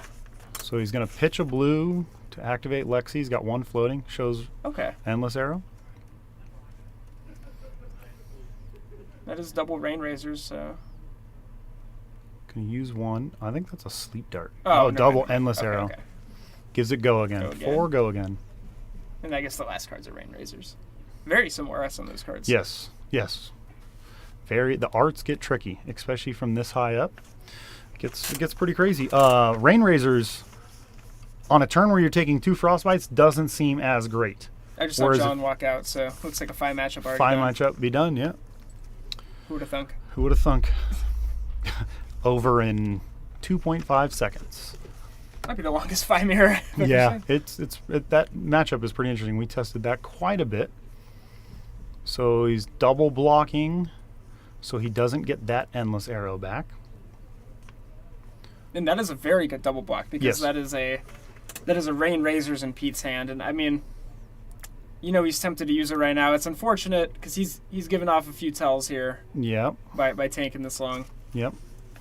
Maybe they think it's a lightning press. That would be best case scenario. Yeah, best case scenario. So Pete's just going to arsenal the card. He does not get his Endless Arrow back, but 2 cards out of the Lexi's, the tall Peter's hands. What do you think about that passing right there instead of playing out the second Rain Razors? I think he's playing for a bigger turn here, and hoping to absorb off a 2 card. So we get the Amulet. That's a Frostbite, and I don't see an arrow in his hand. I can't tell. It's hard to see. It looks like that's like the new one. Yeah, the new one that freezes the arsenal. Which is just 2 of them. So he just gives him a Frostbite. So Peter played that right. He only has a Frostbite to deal with, no arrows to face. Yep. So. And I think that's a 3 of a kind in the back of Pete's hand. I think so too. He's gonna pitch. He's gonna play the 3 of a kind. He's got 1 floating. That was a blue headshot. Just draw 3. This is where Peter. He can play out the Rain Razors to give himself an open spot. This is where it's multiple Bolton shots. Yep, that's plays the Rain Razors, so we're getting +2. On tall Peter's end. Yeah, especially after only giving a single Frostbite, which Peter was able to play around with the blue headshot in hand. Andrew said Peter mirror, best mirror. I agree. Very enjoyable mirror to watch. All right, Peter's doing damage calculation here. He's going to finish with that Endless Arrow, which is just going to be brutal. If I would be on game 3 right now? Dude, that is triple Bolton shot. Triple Bolton shot, Chilling Ice Vein, and an Ice Quake. So he can fuse, he can empty out the arsenal, and then use the Bolton shots to threaten the reloads, which is disgusting. Well, I think you would go for the Bolton shots first because then the Bolton shots constantly pressure and eat his hand. Oh, true. Well, but he wants to go for this line. He's going to pitch the blue. Oh, he's pitching a blue Bolton shot. Oh, unless he has an ice card hiding around in his hand. He does have an ice card. That's an Ice Quake, I believe. Gotcha. So 6, and if it hits, discard a card unless you pay 1. So the Ice Quake, my guess here is Peter's probably going to end where the Ice Quake is arsenaled face down so he can Lexi it next turn, because this Chilling Ice Vein effect is going to carry for the rest of the arrows, which is brutal. Yeah. For the other, if the other Lexi is not sitting on at least a blue, 2 blues to get a turn off. If 1 blue, their whole turn might go bye-bye. Completely agree. So he blocks. As we said, plenty of Peter's playing patiently. Try saying that 5 times fast. Yeah. So he's going to load Voltaire for the second time. He's going to do Bolton shot for +1. Yep, and that looks like a 7. It is a 7. 4, yep. Great break points I hear too. Yes. 2 cards in hand, and it's going to threaten a discard. So you might as well mitigate the damage here. I think we might see the Tunic go unless Peter, Peter on the left's got some Insidious Chills in his deck. He's got some block 2s. That looks like a block 2 in his hand. Yep. This is going to be a devastating tough turn to come back from. Yep. He's taking it, so he's going to have to discard or pay 1. So So he discards. He had a single blue in hand, but 1 card in arsenal, 1 card in hand. And is Bolton shot if your arsenal's empty or no? Yes, it's got reload. Okay. The arsenal has to be empty. Gotcha. But that's okay because Peter probably wants to end with Lexi can't handle their own threats. Yeah, no, I completely agree. 6 on the Rain Razor is going to threaten to go back to hand. So he's going to take 4 more and goes to 12. And yeah, you think, no, he won't use the 1. He'll just load that up and pass. Yep, but load because he just... Endless Arrow. Oh, Endless Arrow should have gone back to the hand. Miss trigger there on Miss Pete. trigger on Peter. Maybe he didn't want it in his hand. Normally it would return, so I think he just missed the trigger on that. Yep. Unfortunate. So that's in this matchup. I can't imagine that's not a card you don't want. Yep. There comes a Frostbite. There's that Ice Quake. Very dangerous card. Another Chilling Ice Vein. Searing Shot. Another Bolton Shot. This could be really good. Just going to pitch the Bolton Shot blue.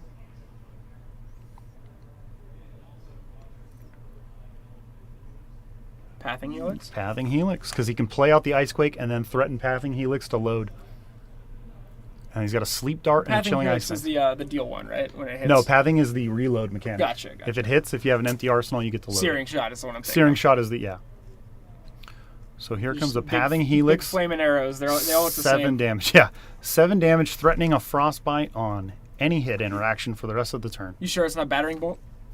Yeah, Battering Bolt in this one probably may be good with all the Insidious chills and... Well, yeah, it's great against, if you have any ice cards in your arsenal, if you want to clear that, like, you can... You can't, you know what I mean? Yeah. Like, it's pretty... I mean, the arrows are definitely an interesting design mechanic. Yeah, 3 of a kind. Yeah, you just get these... It's pretty interesting. It's definitely an interesting way that the Ranger has a limited amount of ammunition per design. So here's we go and dumping 3 blocks in front of it. Look at Ozzy in the chat referring to the other Peter as Light Side Peter. Light Side Peter. Yeah, there we go. Here comes a Sleep Dart for 6, threatening a Frostbite. And it will turn off Lexi's ability. Which is good here because it looks like other Peter is... So it gets 2 Frostbites. 2 Frostbites, and Lexi's blank. Yep. She does not reveal a card. That means you are not firing an arrow unless it's a free arrow. Lexi's blank. You mean she's Azalea? Yeah, she's Azalea. Yeah. Blind firing. Any Azalea players in the chat? I'm sorry that you're an Azalea player. I feel like Lexi is just going to have to do nothing here because he cannot reveal that card unless it's an arrow. Darkside Beater. You need the B emoji though, Andrew. And then Darkside Peter has an Art of War headshot. He's got some more gas here.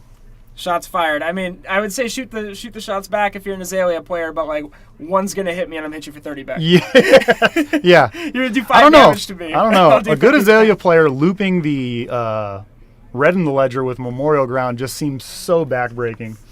Have you ever had that done to you? Until you realize that your deck is 54 other awful cards that have no text. Red in the Ledger is all right. Red in the Ledger and Remorseless are about her 2 best arrows. Azalea and Bolton. Bolton doesn't have an RTN win. Nope, not an RTN win. Crazy. I think he got a top 4. It was like I had like 2 RTNs where like I was already queued. Yeah. But yeah, I've top 4'd multiple times with Bolton. Or top 8 and then just random things happen. Somehow at a top 8. Who would have thunk? So here comes My opponent's strategically outplaying me before the game starts. The sheer fear of playing against Mr. Gids. So Peter might be looking to Art of War in response here on a draw 2. Banishing the headshot to draw 2 more cards and threaten more damage. Yeah, definitely. And so he's blocking 6. Is headshot for 1 or is it a 0? Headshot is a +2 if it's placed face up into your arsenal. Yeah, but it's a 0, right? It costs 0? No, it costs 1. It costs 1, okay. Yeah. I was curious because I know with that floating resource, you might be able to just set that Art of War up. But I mean, I think you just do it. Yep. Banish draw 2. See what happens. I mean, Frostlock and a Bolton shot. I mean, if that's a Bolton shot blue, you got to go for it. You got to pressure him a little bit more. Bolton shot blue. Load.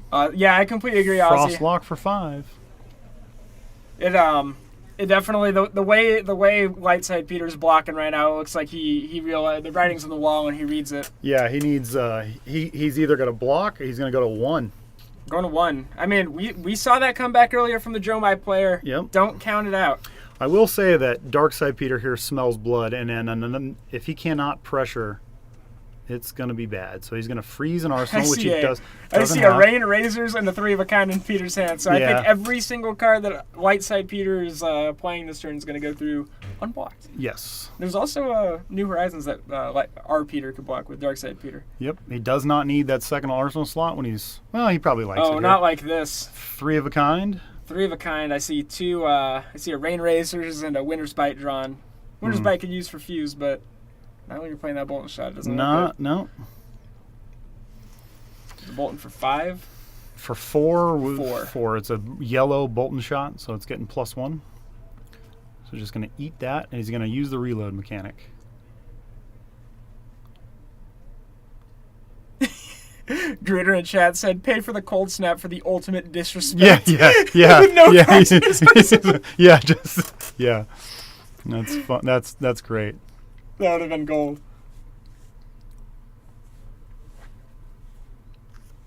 So they are checking that the reload mechanic works. We're gonna have to let Pete know that he misplayed by not paying. Yeah, by not paying for it. Yeah, I think he's just, like I said, he smells blood in the water here, and everyone in chat, this is the second. I guess I would say it's the most important decider, because like the Icelander's going to play for, but these people are here for their invites. You know, so this game does decide. He's going to flip over a Rain Razors. Peter's up 26 life and malding. Peter is not. I see a full head of hair over there on Peter's side. He's not malding. You're an older gentleman. You know what malding is? Yeah, it's when you start ripping your hair out. You're going balding. It's when you're so mad you start balding. Yeah. Yeah. Matt Gideon malded a long time ago. It hasn't grown back yet. Yeah.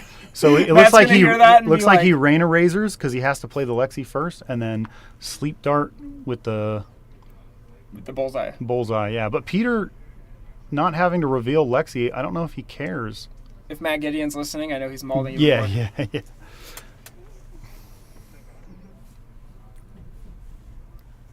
So he reloaded the Rain Razors and then used Bullseye's Bracers for the Sleep Dart. Yeah, he just smells blood. He's taking it all. He took 8. He's got 4-card hand. He's just going to Arsenal. Lexi does not have a reveal ability here, but I don't think Peter really cares, because he's got a Rain Razors in hand that has to be played around. Rain Razors. 3 of a kind. 1, 2, 3 cards. Looks like another Rain Razors in hand. No, it's an Endless Arrow. Activate Voltaire. He's going to give go again to this first one. Drew in chat said he's got the Vegeta peak hair going. Yeah. You kind of do too, I John. do, yeah. So that is a Sleep Dart with go again for 7. Here we go. Draw blocks out. Oh, this is going to be interesting. 2 attacks over 4 here will do it. Presumably, yeah. I mean, he's got the New Horizons and the Tunic to block with, but this does not look good. This does not look good. Activate Voltaire. He's going to give this one +1, probably. Padding hooks. I think he's just going for the most damage right now. Just going for damage. That is an art of war. That is. He's got it. Game over. Art of war in hand. Can't block. So Darkside Peter comes away with the victory here. We will get him in here with a interview. See how he. We got an interview about the deck earlier. We might save the interviews for afterwards. Going into the finals maybe. Okay. Sounds good. Even the other Peter we can get in here, get an interview. And I love to ask him some questions. I'm sure he's still pretty satisfied with the top 8 result. Like, we might be able to get him in the booth. Yeah. But we'll get someone in here at some point, guys. Until then, we will be right back. Thank you, ladies and gentlemen. Sean.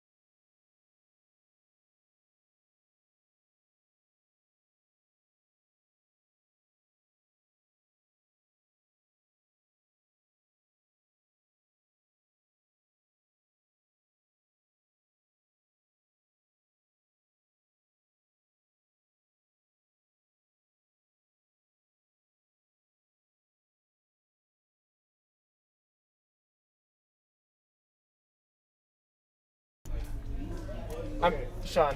Yeah. All right. I'm sorry. They're splitting the credit. Okay, that's fine. So 85 piece or whatever it is. Yeah. Okay. What?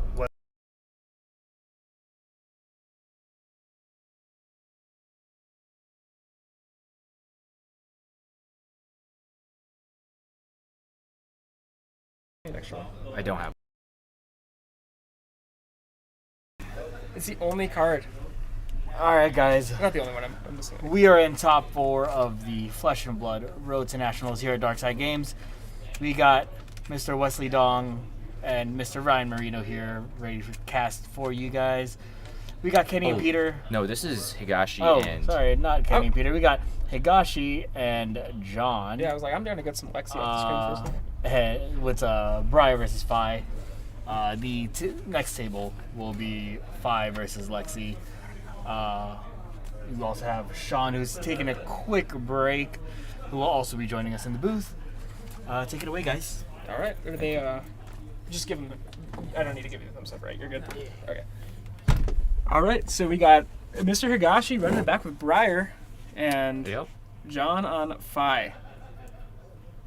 So I was gonna say that's a weird altar of Bolton we have here on the other end. Yeah, because John is in his comfort zone, just playing combo Bolton basically. No, Yeah, you block a lot less. It turns out when John picks up a good deck, he's in the top 4. Yeah. This is great for John I because will this say is. that I didn't wash my hands because I wanted to use your terry cloth towel shirt. Oh, to you dry. bastard. John, this is actually his first time breaking out of top 8 in one of these Road to Nationals Pro Tour or Pro Quests. He's top 8'd, and then I've seen him move on. Yeah, he's been paired against me as the first seed and him as the 8th seed very frequently. It's very unfortunate. So really happy for John getting his invite. It's Chris as well. Crazy to see Wesley not losing to me in the top 8 of this top 4 of this RTN. It's 100% of the ones that we had played in together. He had lost to me in the top 4. It's because I lost my first round this time because I forgot my deck. But still got the top 8. Excuses. Yeah. So this is John's first turn, right? This is turn 1. Yeah. So he's Oh, that's really good for him. He got his first Phoenix Flame out already, and the second one.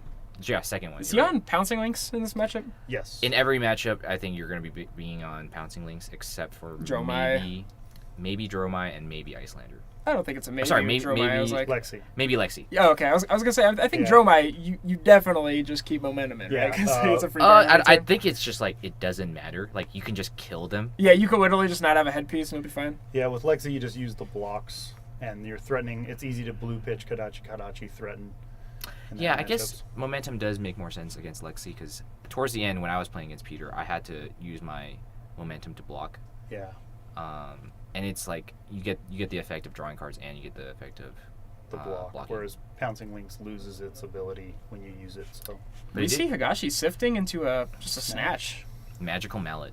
Yeah, literally magical mallet. It did. ADG, if you didn't already catch Jazz saying that the other side of the Caleb did lose to John. The other side of the bracket is Peter Budenseek. Yeah, Peter Budenseek versus Kenny.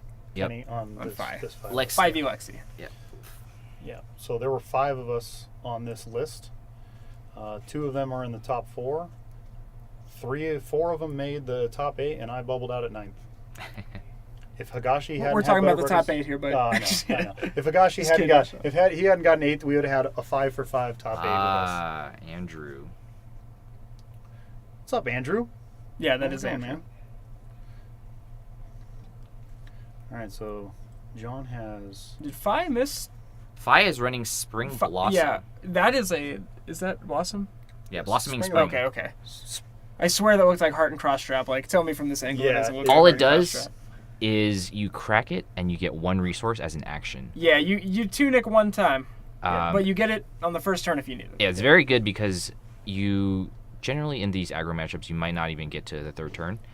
We were testing and there are times where you just combo off on turn 2. Yeah, I mean, looking at John's, like, the glimpses John's hand that I got, it looked like a bunch of cheap what are the ground attacks. Like, I could see him not even blocking this turn. I think he can just take everything and combo off. Yeah, I think you have to now. Your blocks aren't going to matter against that CMH. Depending on if he has a belittle, this could be, like, the best turn.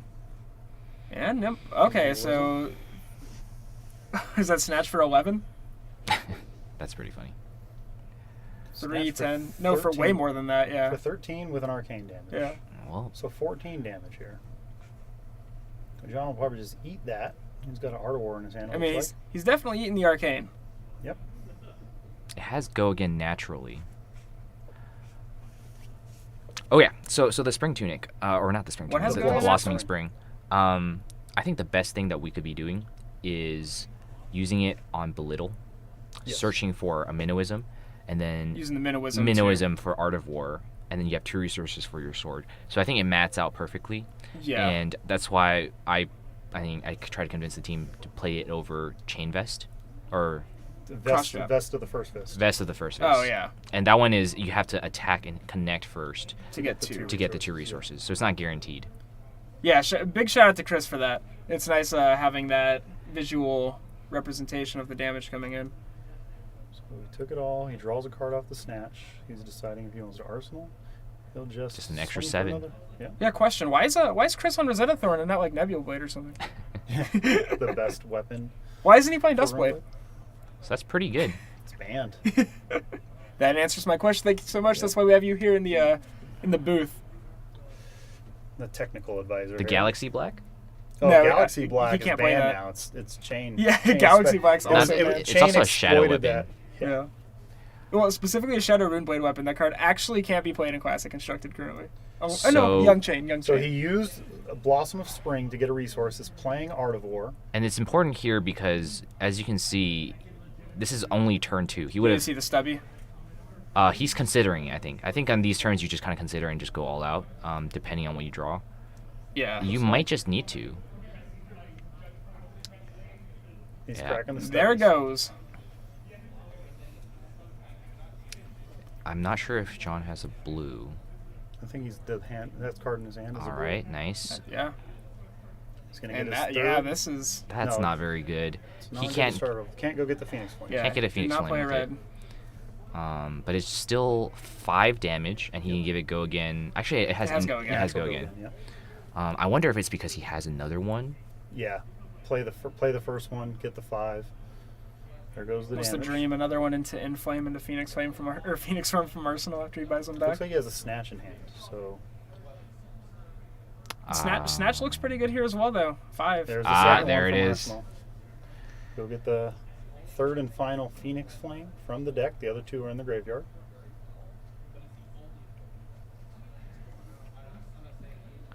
Now, I don't think. I mean, Chris probably doesn't even need to block. It was the next card on top of his deck. Well, it's a good Search thing your you deck searched. for the top. Yep.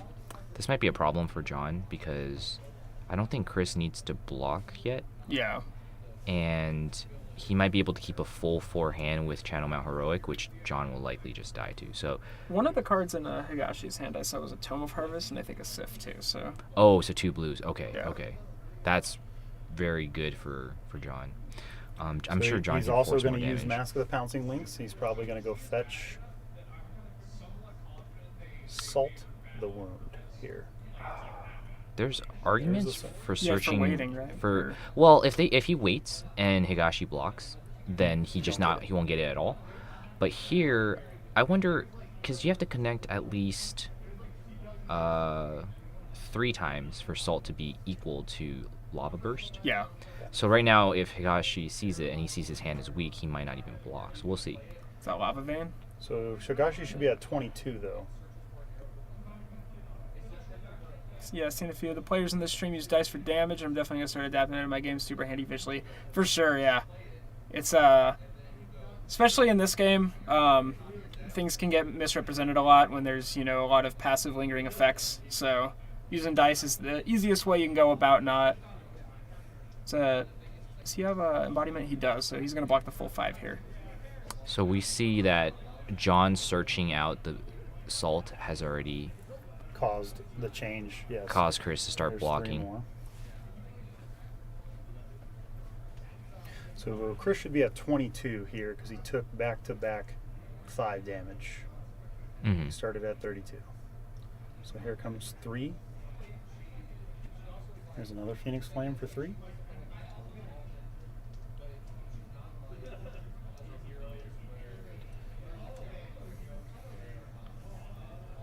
Did you want to go inform them and see if that life total discrepancy just hasn't been changed? Yes. Thank you, John.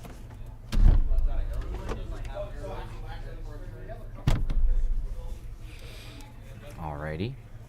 But yeah, I mean, just the fact that John got at least one card out of Higashi's hand is very good for this turn, because try to rip all the value away from that mountain and just bury him in card advantage afterwards. So John did not... He did use fire already, right? That's how he got the second Phoenix Flame? Yeah. Okay, so I think the last card is probably another 3 damage. It was a snatch. Oh, it was a snatch. You're right, Yeah, you're right, which is this is very good actually card, yeah. really good. If he can snatch and it hits, it'll force... I mean, this will force a lot of damage. Okay, so for those, I did get them to update the life totals, and they did use a Crown of Dictomy in the block with the Tome, and then Tunic and Grasp to block the first Phoenix Flame. Second one's coming in for 3. And this one, they're still looking at perfect. blocks. Still declaring blocks here. And then John has 1 card in hand, and then Salt the Wounds and Vanish. This is good though for John, because I feel like Higashi's going to be incentivized here to. Well, oh no, he's going to take it. 19, so here's going to come. The snatch is going to be for 5. brutal to block. He'll need to block 2 cards, or he just eats a ton of damage. Yeah. So 5 from Art of War, threatening to draw a card on hit. He can give it go again with the Snapdragons. Can we see what's in Chris's hand? You said there was a sift? I thought I saw a sift. It could have been something else. He wants to. I think he has 3 attacks in hand because I think he wants to keep for the. Definitely. You definitely want to turn. swing something back. I think it was a Ravenous Rabble. I thought that middle card there was a sift. It does look like a sift. Okay. It looks like Ravenous Rabble. I think he might want to play the sift and just filter out the other card. Not certain though. Sift into Sonata would be what? The stone nuts? It looks like a Swarming Gloomville is one of the cards. I think Swarming, Ravenous, and might be Sift. So he's blocking E-Strike. So he's going to give it go again. So we got 1, 2, 3, 4, 5, 6, 7. Yeah, took 7 from the Looks second. like it. And now I think Chris is still in a fine position. Yeah. But John has way more life to play with. He can eat like a 7 damage here for Just no 6, problem. yeah. It's just 6. Well, it's 7. 7? It's Just 6. six. It's 6. There's no embodiments here. I think John has to eat the damage and Keep pressure on. He needs to keep pressure, exactly. Because Heroic's going to go away and no arsenal. And for Higashi doesn't have Higashi. equipment to block with. Correct. That is true. That is true.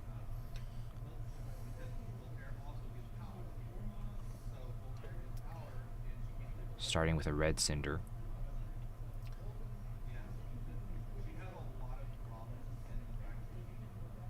If this doesn't kill Chris, though, Chris still has that one more turn right now to swing it back again.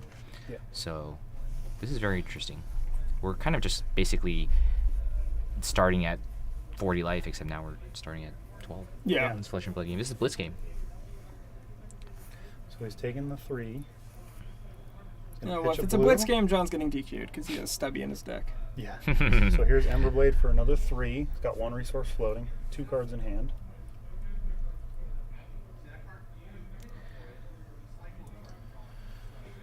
He does have an embodiment, a green boy, as I like to say, so he could use a 1-card 2 block that turns into a 3 block. Looks like that's what he might do. Yep.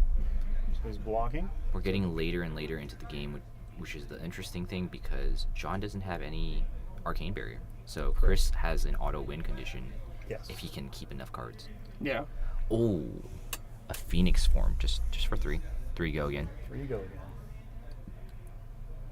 Still a powerful card. Because if he demands this card from Higashi, oh, that's disgusting. That is very good.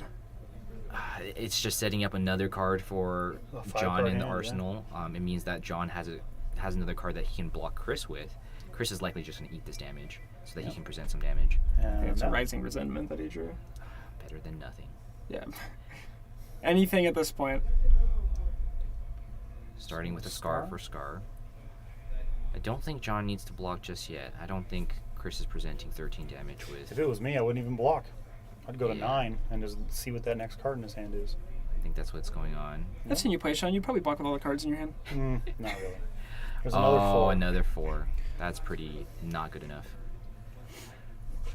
Goes to 5, and Fi starts out with a Snatch 5 card MVP, hand. I completely agree. I think there's a belittle in hand. Double belittle, I think. It's enough to deal. He's a pitch a belittle, play a belittle, reveal an inflame. Oh, the inflame is Very is backbreaking great. here, Just basically a Kodachi right there. Yeah. 2 1s. Yep, for free. And It's he's a- got. It's a Kodachi that you just need a red. Does he have all of his flames in yard? Yes, all 3 flames in yard. So he can start with the inflame to get a Phoenix Flame. Yeah, this is going to be an interesting turn here.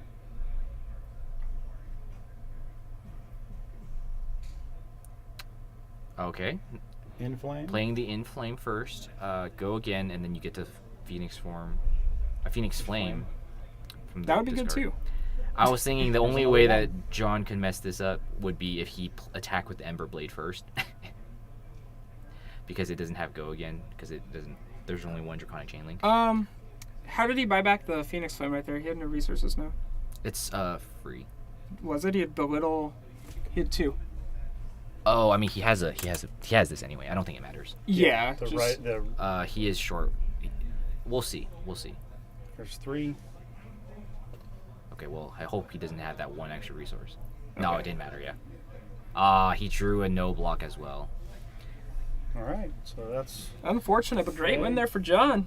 Shooting for the Icelander. Yeah, showcasing the power of 5. The whole idea was that you just present an overwhelming amount of damage, similar to Combo Bolton, and your opponent is just virtually dead. Yeah. Yeah, and then after that, the opponent's on the back foot. You get these turns where you get an arsenal. You get these turns where your 4-card hand is just ridiculous. The Phoenix Flames with Inflames and Flame Call Awakenings on turns after you've put them on the back foot, you're just presenting extra chip damage, and then it's just an overwhelming amount. John here in his first finals is going to take it in all the way. This is really exciting. We'll see. Let's switch over to that other game. Do we know how to do that? Yep, I got this right How here. do we do that, guys? I got this. Guys, I'm scared. Now we're on table 2. It is not John and Chris. I think you just click on these ones, I think. We're there. No, Yeah, he's but switching it's the... switching the. Oh. Right. I think it might be the table 1. Nope. Oh man. Yeah, there we go. Okay. It should be Kenny. Why is it not? Oh, going? you have to click the The this. visible. Oh, okay. Yep, Oh, and and then I hide gotta the other hide the other one. And then here, and here, and then You go to deck as well. yeah, we'll just get them rid of them both here. Sorry, ladies and gentlemen. There we go. The life is oh, you know, this is the correct life. Awesome. And Pete going into his turn at 9 with Kenny at 3 and a full hand and a card in arsenal. This looks good for Peter. Peter, the RTN warrior. Reveals an ice quake, gives him frostbite. It's again pretty funny. I've been playing Prism this whole week these last 2 weeks to get people to not play like Oldhim and Lexi, and then Peter and Christian decide to bring Oldhim and Lexi Lexi. and Oldhim. That's our teammates for you. I wanted to play Icelander today. It would have been great. How's your Icelander matchup is Fi? We've never tested it, but I feel like maybe you just don't care. Maybe you just kill them. You think? You just play more blues, and then you just like do another one of those turns where you present, 40 damage, and Icelander has to block, and then once you don't have the arsenal, maybe it's just the same. Maybe, yeah. But if your opponent draws like a single blizzard, you just lose the match? No, because we play E-Pot.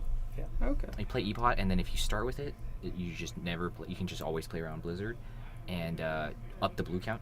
Well, Blizzard, E-Pot doesn't pay for Blizzard, to be fair, against Icelander, because you get the frostbite too. You can, in response to the frostbite trigger, you can pop the E-pot to get 2 resources. No. But Oh, yeah. I mean, you still get the frostbite and afterwards. You know what Right, I mean? Like, right. I also don't even know if Guys, you would. Wes is just being stubborn. He just doesn't want to say that Phoenix is going to lose to Icelander. Or Fi is going to lose to Icelander.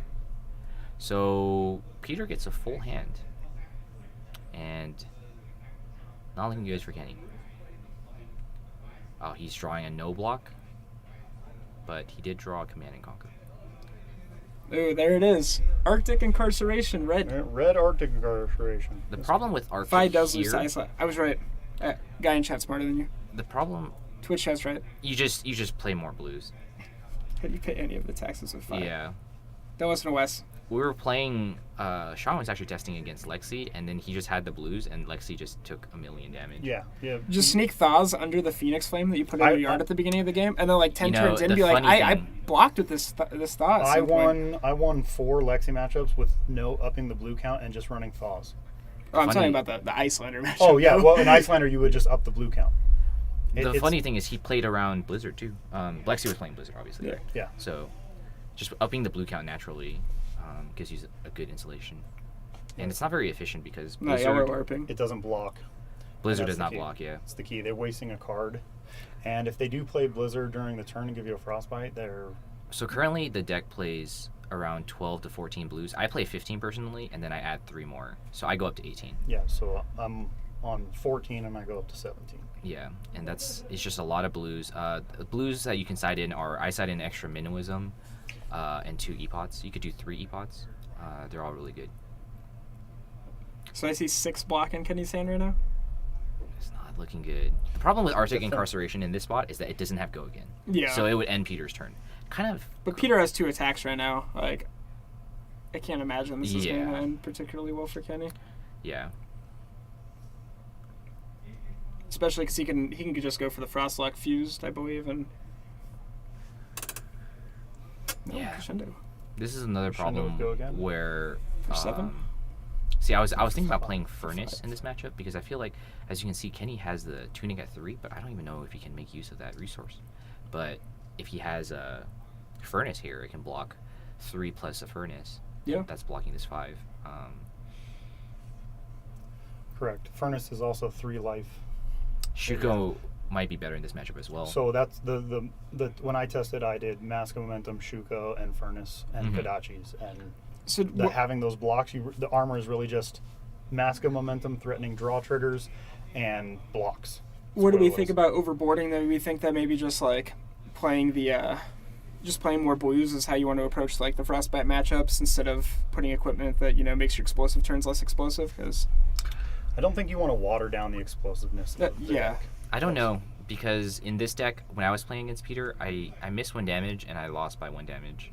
And I think like it didn't really seem like the explosive package was fine. But I think like you could play a Furnace and just have that extra block. Gotcha.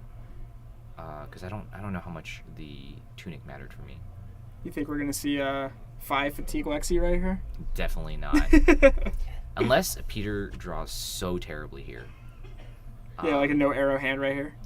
Yeah. I see a bunch of arrows. I see 3 arrows. This, A 3 of a kind. For next turn. This might be it for Kenny.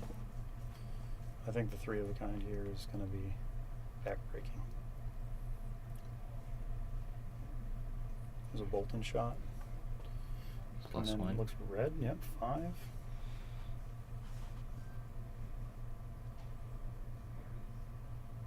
I wonder what's in Kenny's arsenal.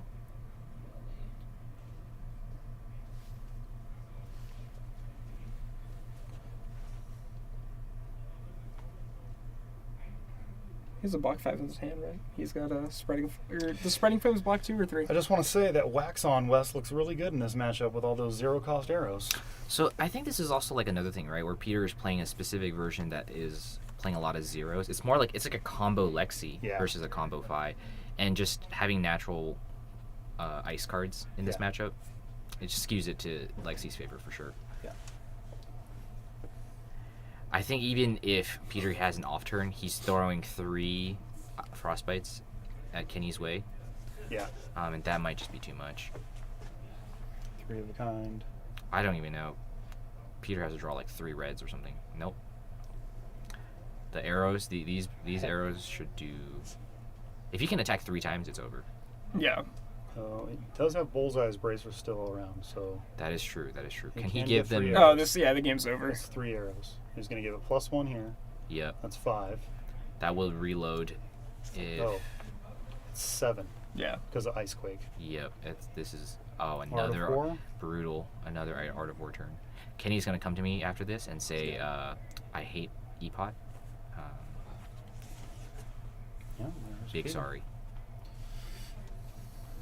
So what's gonna be the finals? It's gonna be John versus Peter. 5 versus Lexi. Yeah. Peter showed up prepared for this.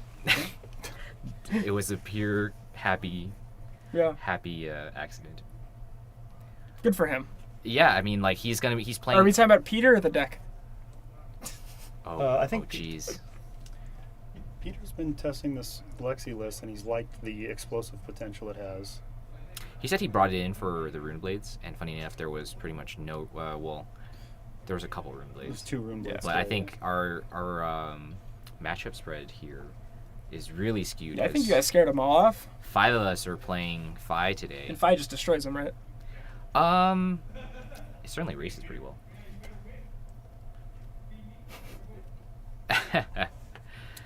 Yeah, I mean, sometimes you just gotta figure out the good decks, right? And then play them. Definitely. All right. Well, we're going to tune out for a few minutes until we can get that finals going for you. Stay tuned for that. We'll be right back.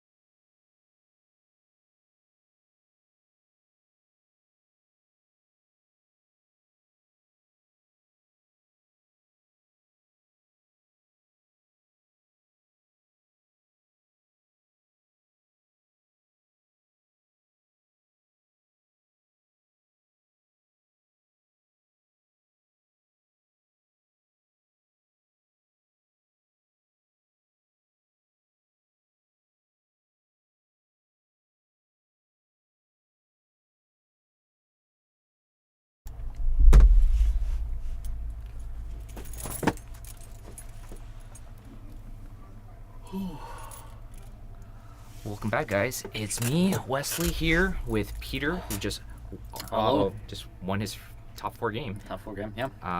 John is taking a break, so we're going to have a quick winner's interview with Peter. Peter, how are you feeling about your deck today? Oh, I mean, I didn't expect this many people to play Fi today. I wanted to play Iceland. Not Icelander. I almost played Icelander today. But I wanted to play Lexi to be able to really hit the meta in a different area. I think I still had a good Prism matchup, which I beat 2 Prisms today. So it was more of a kind of like Yuki inspired like Lexi list. That's more going to be aggressive 0 mana arrows. That's going to allow me to be more aggressive. But I also have a package of ice in the sideboard. I chose not to play Channel Lake Frigid today because over Hyperthermia. Versus all the Rune Blades, which I was trying to snipe in all my matchups today, Hyperthermia is just the best card in the matchup. Like, you put that down, they can't get go again off anything. It's very, very good. Stops the Mordor Tide, stops the Briar getting the Bottom trigger. It's very good. Playing that because the 0 mana doesn't cost 2 instead of Channel Lake Frigid. Channel Lake Frigid is better versus the Ninjas, which, as you can know, there's 4 Ninjas in this top 8. I played a lot of Fi today. Obviously playing it in the finals as well. Definitely thought that choice was a little bit less, but I expected a lot more Viscerize, a lot more Briars to be in the top tables today, which we just didn't see. So going into the finals, we know you're playing Fi, and you've played against me, you've played against Kenny. Who else did you play against? I played against Caleb too. Oh, Caleb as well. Now playing against John in the finals. So also playing the same Fi deck. All the guys who tested the Fi deck are playing. So you've won against all of them? No, you lost against Caleb. I lost against Caleb. So I'm 2-1. 2-1. So what did you learn about the Fi deck, and what are you going to change going into the final? So I'm running back what I've like played versus everybody. Putting the Arctic iterations in the 6, the 1 mana that like makes you discard a card unless you pay 1. Winner's Bite. Well, no, the arrow. Oh, the arrow. Yeah. Oh, yeah. The arrow, the Arctic. Then I'm playing like my 1 of yellow, 1 of red. The halves. The one because it's like the Sleep worst. Dart? It's the worst arrow. Playing the 3 sleep darts as well to turn off the fire ability. It was Fatigue Shot. Fatigue Shot. Fatigue Shot. So Fatigue Shot is not good? I don't think in this matchup because you're attacking for 3 a lot of the time. Fatigue Shot just makes it a 2. So because it halves it but it rounds up, so it just like 3 goes to 2. Not really good because I'm still going to block the same amount of damage because I have mostly 3 blocks in my deck. Right. So Sleep Dart has the on-hit effect of turning off fire ability, which is usually an extra 1 to 2 damage in the turn. I think is the better arrow in this matchup. I do believe if I had Channel Lake Frigid, I'd obviously be playing that in this matchup. But I think my main deck's pretty good against it. I have a lot of on-hits that I don't think Fi wants to really deal with because they want to keep their entire hand. As you saw with Kenny, I had make you discard a card, arrow with Ice Fuse, and to keep Arctic Iteration in my arsenal for the entire game until I had an okay turn. Just an okay turn. Be able to play it so he doesn't have a turn, and then still regain tempo every single turn and just regain that turn after turn after turn. So we actually missed the beginning of the game. We kind of came in right after I think Kenny went for a big turn. Okay. And I think you kept like you probably went down to like 13 life, and then you kept like a decent hand. How was that early game like for the all of us that didn't get to catch it? So Kenny decided to go first in the matchup. I greeted a little bit. He played like attack, and then played snatch. So I took 2 off Kadachi's. Well, Kadachi's attacked and then attacked. I took 2 off Kadachi's, blocked the middle attack so he didn't get the mass trigger, and then he played snatch on the end.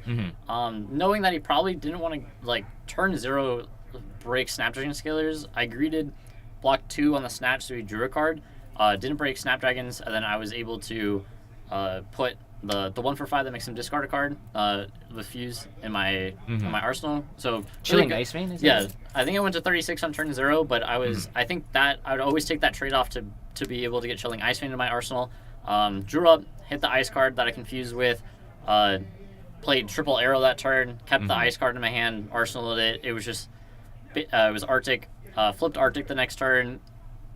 Just kept Arctic to my arsenal. He had a full block for about like 4 or 5 turns. I just like chipped in damage. I think he got to like 18, 16 by the time like I had like okay hands. I played 3 Art of Wars. Didn't see a Rain Razors. I saw a Rain Razors turn 0. Pitched it. Didn't see a Rain Razors. It was like the next 4 cards in my library was Rain Razors, blue pitch Rain Razors. So it would have been okay. I would have kept an arrow so I would triple Rain Razors and the game was over because you can't play around that. But yeah, drew a lot of cards that game. Got over there, was pitch stacking for Frostlocks and the headshots in the end. So I still had arrows and was able to take most of his hand. I think we were both getting down there to not having a lot of cards in our deck. Really? Because he was just full blocking. But Fi has to bleed so much life because of the 2 blocks that he slowly died. Hoping that I can just do that moving forward. And I think John is ready, so I think we're gonna set up for the finals. You ready? Okay. We're gonna set up for the finals. Thank you for the interview. 100%. 100%. Hopefully, I'll be back here in yeah, that's right. A little less than an hour. John's out here. Oh, he's asking me to concede. Do you want to concede? Okay. All right. Thank you, Peter. Good luck. Thank you.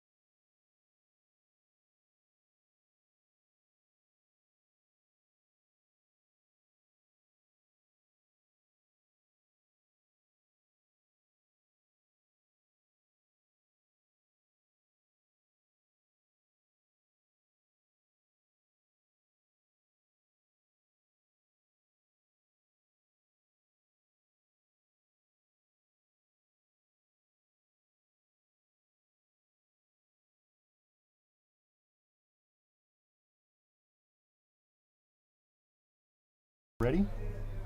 We might just be.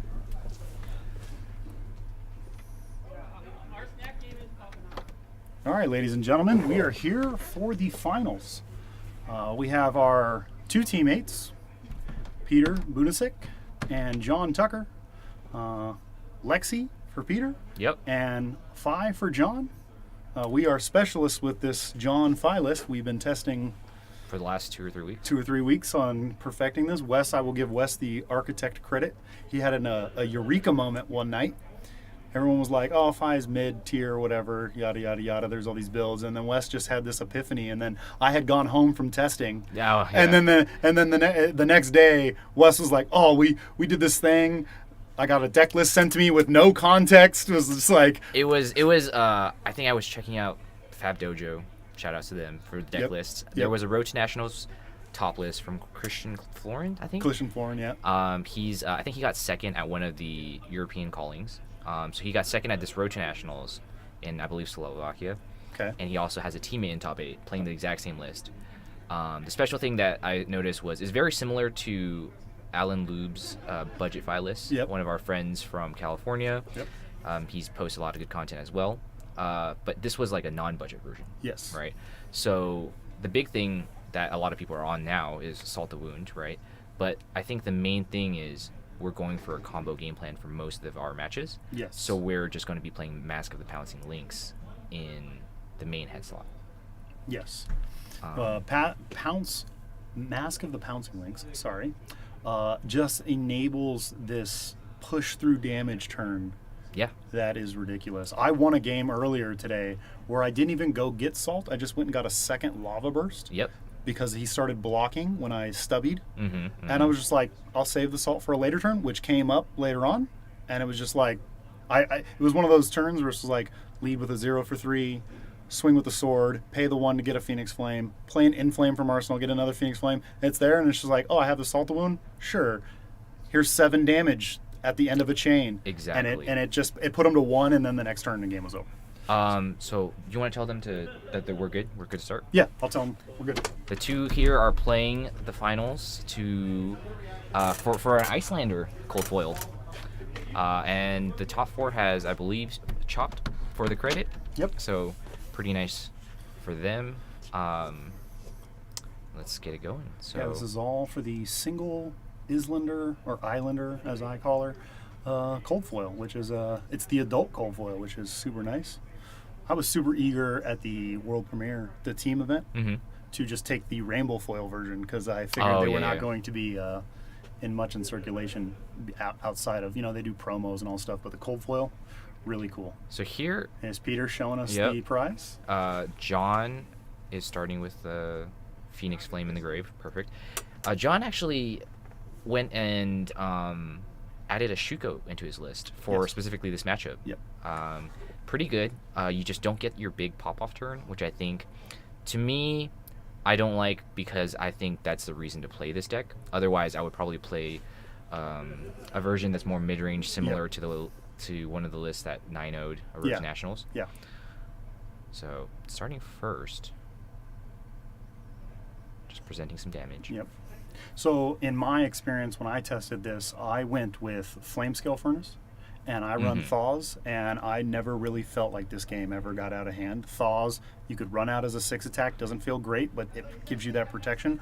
Or with Flame Scale on a weaker arrow, it was like Flame Scale and Thaw, and then it gave me that protection, and I really never felt that I was in danger. And then, obviously, with Furnace and Mask, they block, but I yet still had stubbies for big explosive turn. Exactly. And that's just the way I ran it, and I felt very comfortable with Furnace, Mask of Momentum, Kodachis, and Thaws in the list, and obviously CNC because it's just a great card against Lexi. So I was siding in four cards, and I didn't have a problem with it. Yep. Coming back to Peter's turn, he loaded an arrow Bolton Shot first. Doesn't have go again, so it kind of sucks actually. Yeah. Bolton Shot gives itself go again if it has attack higher than its base. But John is eating a 4-power Chilling Ice Vein right now. I think when I was playing against Peter, I just kind of took it, and then I pitched a blue, and then protected from not a every big hit. deal. Yep. but you are eating damage. Yeah. So John chooses the block here. Thank you, Gruder. If that's how you pronounce your name. Guru Doctor. Gruder. Flame Guru Scale for Doctor, sure, yeah. yeah. So we're thinking, well, I added a Flame Scale in this matchup, or I just added a Flame Scale as an extra slot, because I ordered some Tide Flippers from Star City. And they didn't come up yet? They came. Oh. It was just super damaged because I think the top loader managed to get bent in the mail because the bubble mailer was too big. So I just decided not to play it. I think with the recent changes to our list as well, Snapdragon is better just because of Snatch. Yes. If you play Breaking Point in the side. I run Breaking Point as well. 2 Breaking Point, 2 CNC, 2 flaws, or 2 thaws. And I don't think we're blocking arcane damage. No, I think we're just definitely not. Yeah. Winter's Bite. This again, I think, is a really funny interaction where. So John pitches the Phoenix Flame to put it back. If in he the had deck. a thaw, he could just discard the thaw. Just discard the thaw. That's what I'm saying. It's super funny. I love that card. It's so bad for the ice deck. Yeah, it's just like, thank you for letting me put the card I want in the graveyard into the graveyard. Exactly. Yeah. John is on defense mode. Oh, this is not looking good. He's gonna be eating this. Hands on the head. Well, 2 block and a Shuko stops that Endless Arrow. So this is, I think, the problem. I don't think you want to block with the Shuko yet. I think you just eat some damage. This is the problem with Shuko, though, because it's like, if you do block here, then you eat that Sleep Dart. Yeah, and you're just not going to be able to find a turn to come back. True, that's true. With the Stubby Hammerers, if you get a chance, you can swing a huge 35 damage turn, and you can come back. Now, John has to play like a slow Mask of Momentum value game to get back. Yep. Oh, Peter actually only arsenaled 1 card and kept another card in hand, so John kind of has. Oh, I think it was the Endless Arrow. Oh yeah. So brought it back to hand. Yeah. Command and Conquer. Playing Command and Very Conquer. nice. This is perfect. So that's a way to set up tempo right there. I was thinking, bring Command and Conquer back into this because a blue can get through a Frostbite, and then six power to force them to block 2. Peter with a timely three of a kind. He looks like he drew an Art of War and a Bolton Shot. So Art of War is not coming out this turn. And it only has 1 arrow. Only has 1 arrow. This is pretty not good. But he can just go again and then Arctic and then Arsenal. Yep. He's setting up actually a great turn next turn. Yes. He probably just runs out the Arctic and then Arsenal's an ice card here because it just turn off. So he will just have a bunch of Frostbites after this arrow, which is a good sign that, in John's eyes, the 3 of a kind only leading to 1 attack. Yeah, he's going to have to deal with the Frostbite, major amount of Frostbites. But Pete not being able to present more than 4 damage here is pretty bad for Peter, especially on a 3 of a kind turn. Those are the turns you don't want to whiff on arrows. Yeah, John gets a little break. I think what he wants to do perhaps is maybe hold like a blue and like 1 or 2 other cards. Yep. Just get that Mask of Momentum. Maybe pressure pressure a Kodachi Mask of Momentum turn and then Arsenal card maybe. He can't really be taking this.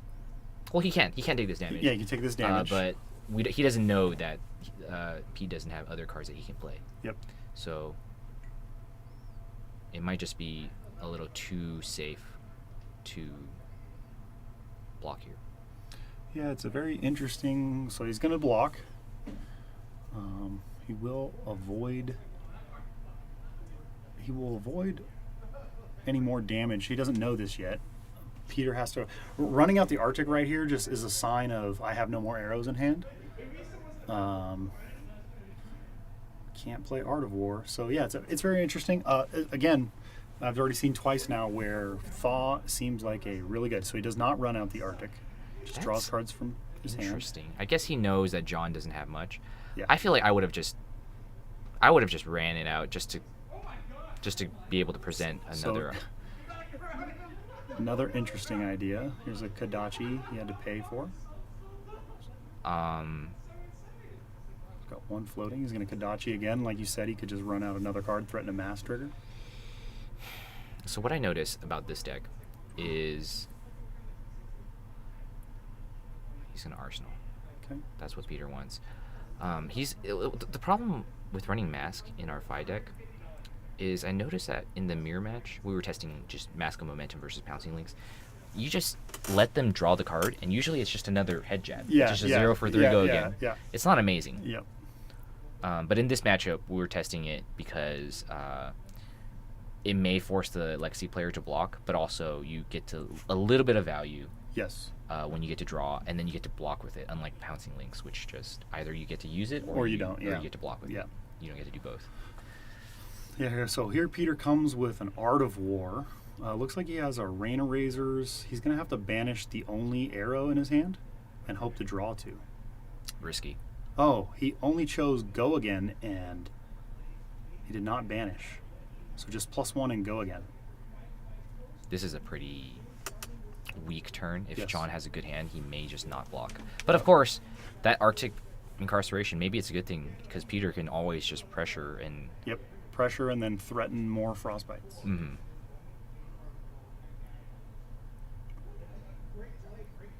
Yeah, so interesting in our testing when you talked about Mask of Momentum versus Pouncing Links.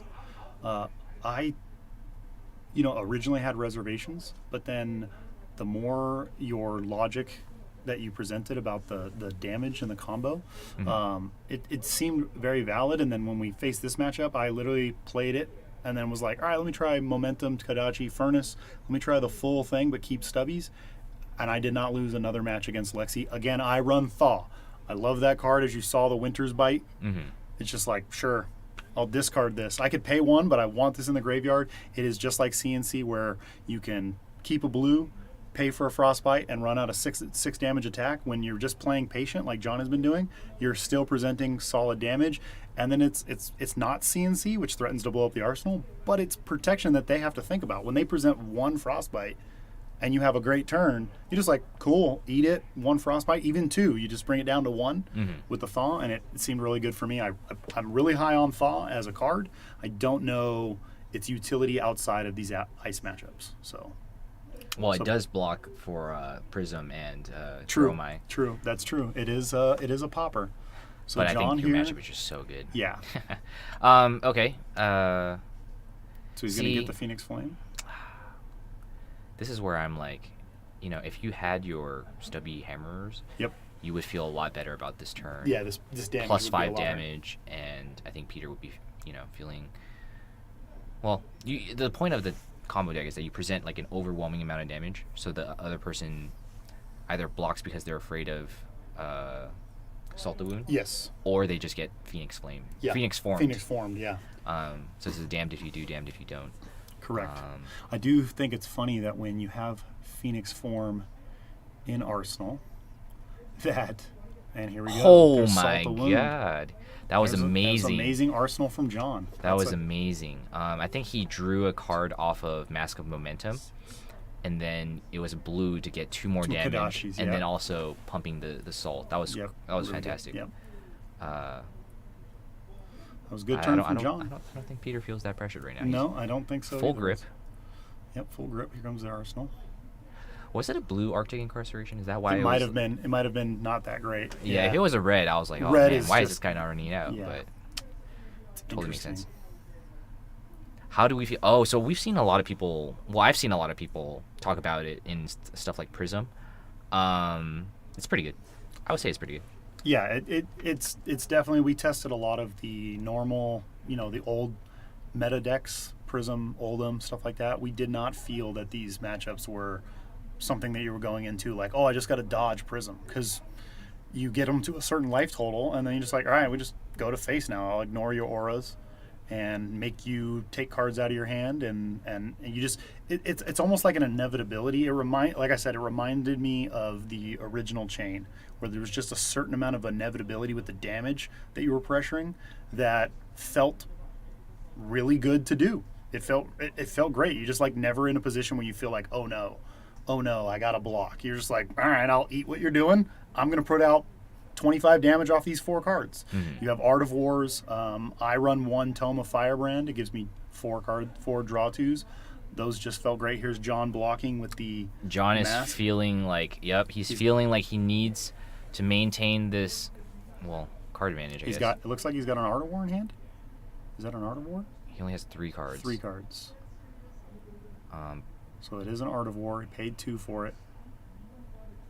So he's banishing. He's going to draw 2. I just don't think he can present enough damage here without his See a mask and Phoenix such. form and a Belittle. He can run Belittle out. But Belittle, he might need to arsenal the Oh, Belittle. that's a Cinderclaw. Bram was Cinderclaw. I'm sorry. Oh, okay. Yeah, I think John is hitting Peter low right now. Yeah. But Peter is going to take this tempo back on his turn. Yes. And John will not get another turn, really. Threatening a mass trigger with 4 go again. Does not have... I don't think it has go again yet. No, it does not, but it threatens a mass trigger. And he does not draw. Okay. Well, that was a miss trigger from John. Oh, he doesn't have mask. He blocked with mask last turn. Yes, you're correct. I was like, why is he not drawing a card? But then I remembered he did the 4 block. So here's an Art of War turn from Peter. Ah, I see. Single That's paid right. by Tunic. Gotcha. Thank you. Banish, draw 2. He draws another Art of War and an Endless Arrow. Peter's only drawing single arrows here, which is not great. So the thing is, I think Peter can just play this Endless Arrow, and if John blocks, he can Art of War at instant speed as a combat trick to put it back into his hand. So he can keep running this one. And he can give it go again from the Art of War and then pump it another time. To give for the next attack. For the right? next attack, yes. If that's a blue Arctic, I think that could be exactly what he'll do. Just run out 3 straight Endless Arrows, or 2 straight Endless Arrows at least. He still has Perch Grapplers and Bullseye, so he could run the Endless Arrow out for That's right, 15 damage in this turn. This Tunic is not going to be doing much. It's going to be blocking for 1, and I really... So John's taking it. Yep. Well, I'm high on Flamescale Furnace in this matchup, ladies and gentlemen. I think the 3 life matters. It's 2 separate blocks. A 2 block with a 3 stops a 5 arrow, and then later in the game, the 1 block and a 3 stops a 4 arrow. It stops a naked Endless Arrow the second time, and that can be crucial for you, especially when you want to keep hands to pivot. And I think Flamescale gives you in this matchup potentially 2 pivot turns. The fact that because you're not really using it for its resource. No. The deck doesn't depend on the extra resource. Blossom of Spring, as we saw in the last matchup, is great for the thing, but when you're playing this kind of patient, present damage, you're not really pitching double red to activate Flamescale Furnace ever. And I don't think I think the 3 life is more valuable than any resources you get off a Tunic. That was my opinion of it. John and Kenny in the previous round both are playing Peter, and they both felt Tunic was more valuable, but So- it feels bad when you get 3 counters on Tunic and then you're forced to use it to block. In this situation, I think Peter is deciding if he wants to Art of War. Nope. He does not. And then now he needs to basically present enough damage. Yeah. To force John to block. And it looked like if John doesn't block, 8 life is not that much from Peter. John might have this. Yeah. We might just be completely wrong. John might just have this. He might just have really good If he hand. can push through. Well, here he could pop Bullseye Bracers. So he's going to play Arctic Incarceration from hand and give him to take the turn off. And then Arsenal, the Art of War. So John has 4 Frostbites.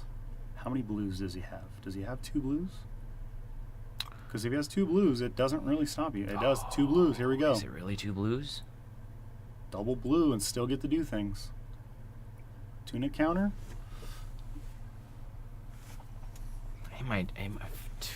At 8 life, I'm a type of person, I smell blood. I would just double blue here. It might be too many. It might not be enough damage. It might just be like Peter blocks with 1 card. True. You know what I mean? I see an Inflame. It looks like an Inflame in hand. But I mean, Kadachi Inflame is 3 annoying damage, threatening a draw. Oh, no mask anymore. My bad, ladies and gentlemen. I love mask for those little really ridiculous turns where it's just like Kadachi Inflame. I'll draw a card. It has go again, so Yeah, but that you would unfortunately not be able to get a Phoenix Flame back. Phoenix Flame back unless But you if you draw a card, that sometimes that's enough to just draw a single card out of their hand. Mhm. And Lexi, the later it goes for Lexi, the more 2 blocks they have. They're having Arctic Incarcerations. Yeah, because their which arrows, is great. Their are arrows what they run- want to attack with. Attack with, yes. So they don't. The arrows are most allowed to the 3 blocks. Now Channel Lake Frigid, obviously, I don't know if Peter even runs it, but it's a 3 block. He said he wasn't running it because he is playing Hypothermia instead for the root. Decided. I think it might have been like not enough resources. He was saying that he wasn't running Channel Lake Frigid, which would be pretty good against this deck. He's playing Hypothermia for the Rune Blades. Yeah, Hypothermia is a really good card because I said this on a previous match, but you can run out 2 arrows and then just play Hypothermia. It doesn't really stop you like it does for Oldham, where you get the 1 action point. Oldham doesn't have access to many go-agains. So Lexi can play arrow with go-again, play arrow with go-again, and then play Hypothermia from hand because it's a 0 cost. And then now you make them take a turn off. They could have eaten damage thinking they're going to do stuff. Yes. Especially on those vanilla, Peter's running this more combo-y list, so it's more vanilla arrows. That kind of interaction where you're just like, oh, thanks for not blocking. Here you go. No go again. Draw, you know? I'm still thinking about how funny this ended up being because, wow, just 3 pitch just to attack with Kodachi. Against Peter, I drew the Brickius. It was like Art of War into Snatch.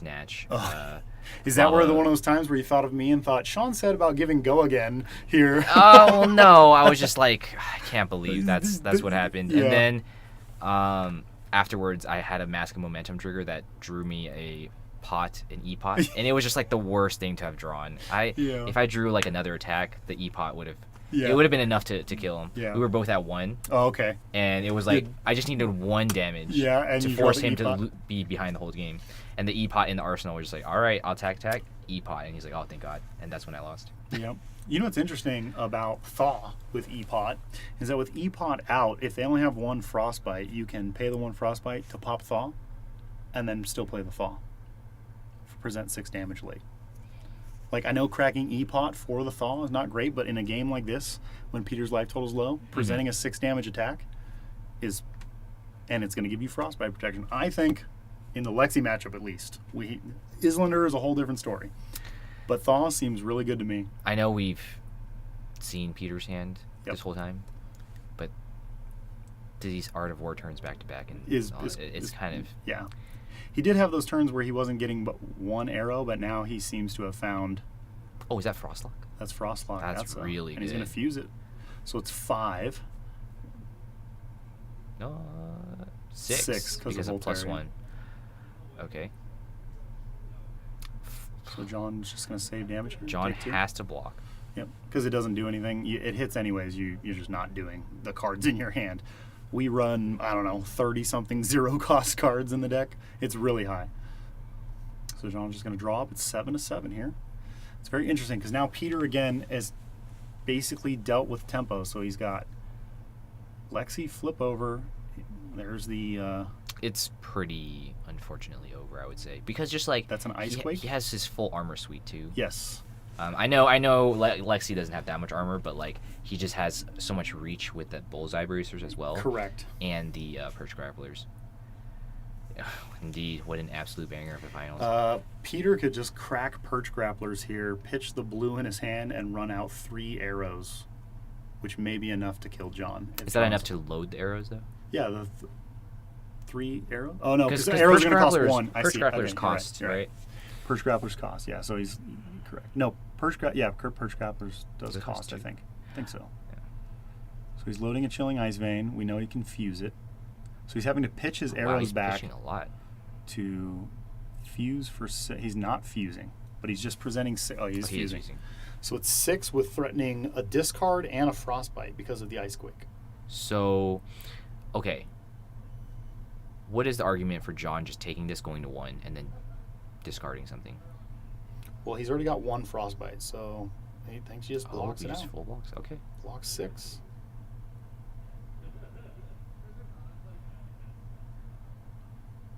So he's just blocking 6 here. Saving 1 card, maybe keeping the blue to threaten Kadachi. card from Arsenal to present damage. I mean, because Kadachi's here, if Peter just keeps to eat him to keep tempo up, is pretty interesting because John can just whittle that down and then put Peter in a position where... Peter is drawing a lot of non-arrows, you're right. Okay, he couldn't block with that. Oh, the Command and Conquer again! So he uses the resource from Art of War to use Tunic resource to get his resource back. Yes, to and play around the forest fight. Yep. That's fantastic. So here comes Perch Grapplers, Tunic, that's 3. That's great. That's 6. That's great. That's exactly what John needed to maybe make Peter's turn worse, but... So there's a Frostbite. There's another Icequake. I don't think Peter... Oh, he has it looks like a Crescendo, maybe? Okay. Again, it's only 1 arrow. Yeah. I mean, right here, Peter is not drawing consecutive arrows to have really explosive turns. I think that's a Dazzling Crescendo. I'm not certain. The art is hard to see. It is, I think so. Dazzling. I think if John can just take this damage and deal with keep the a 4-card hand with a blue, he might be able to present a lot of damage. Yeah, especially because this is such a close game.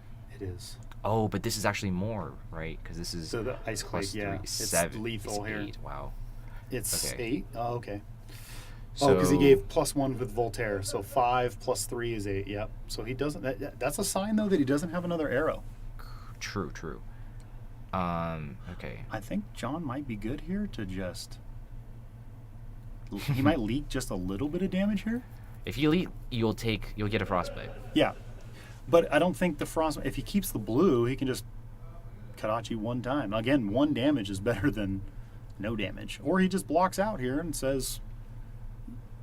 I mean, Peter's not drawn well here, and I don't know how many arrows Peter has left. I haven't been keeping count, but he's counting right now. He's just going to full block. Interesting. Okay, that's fine.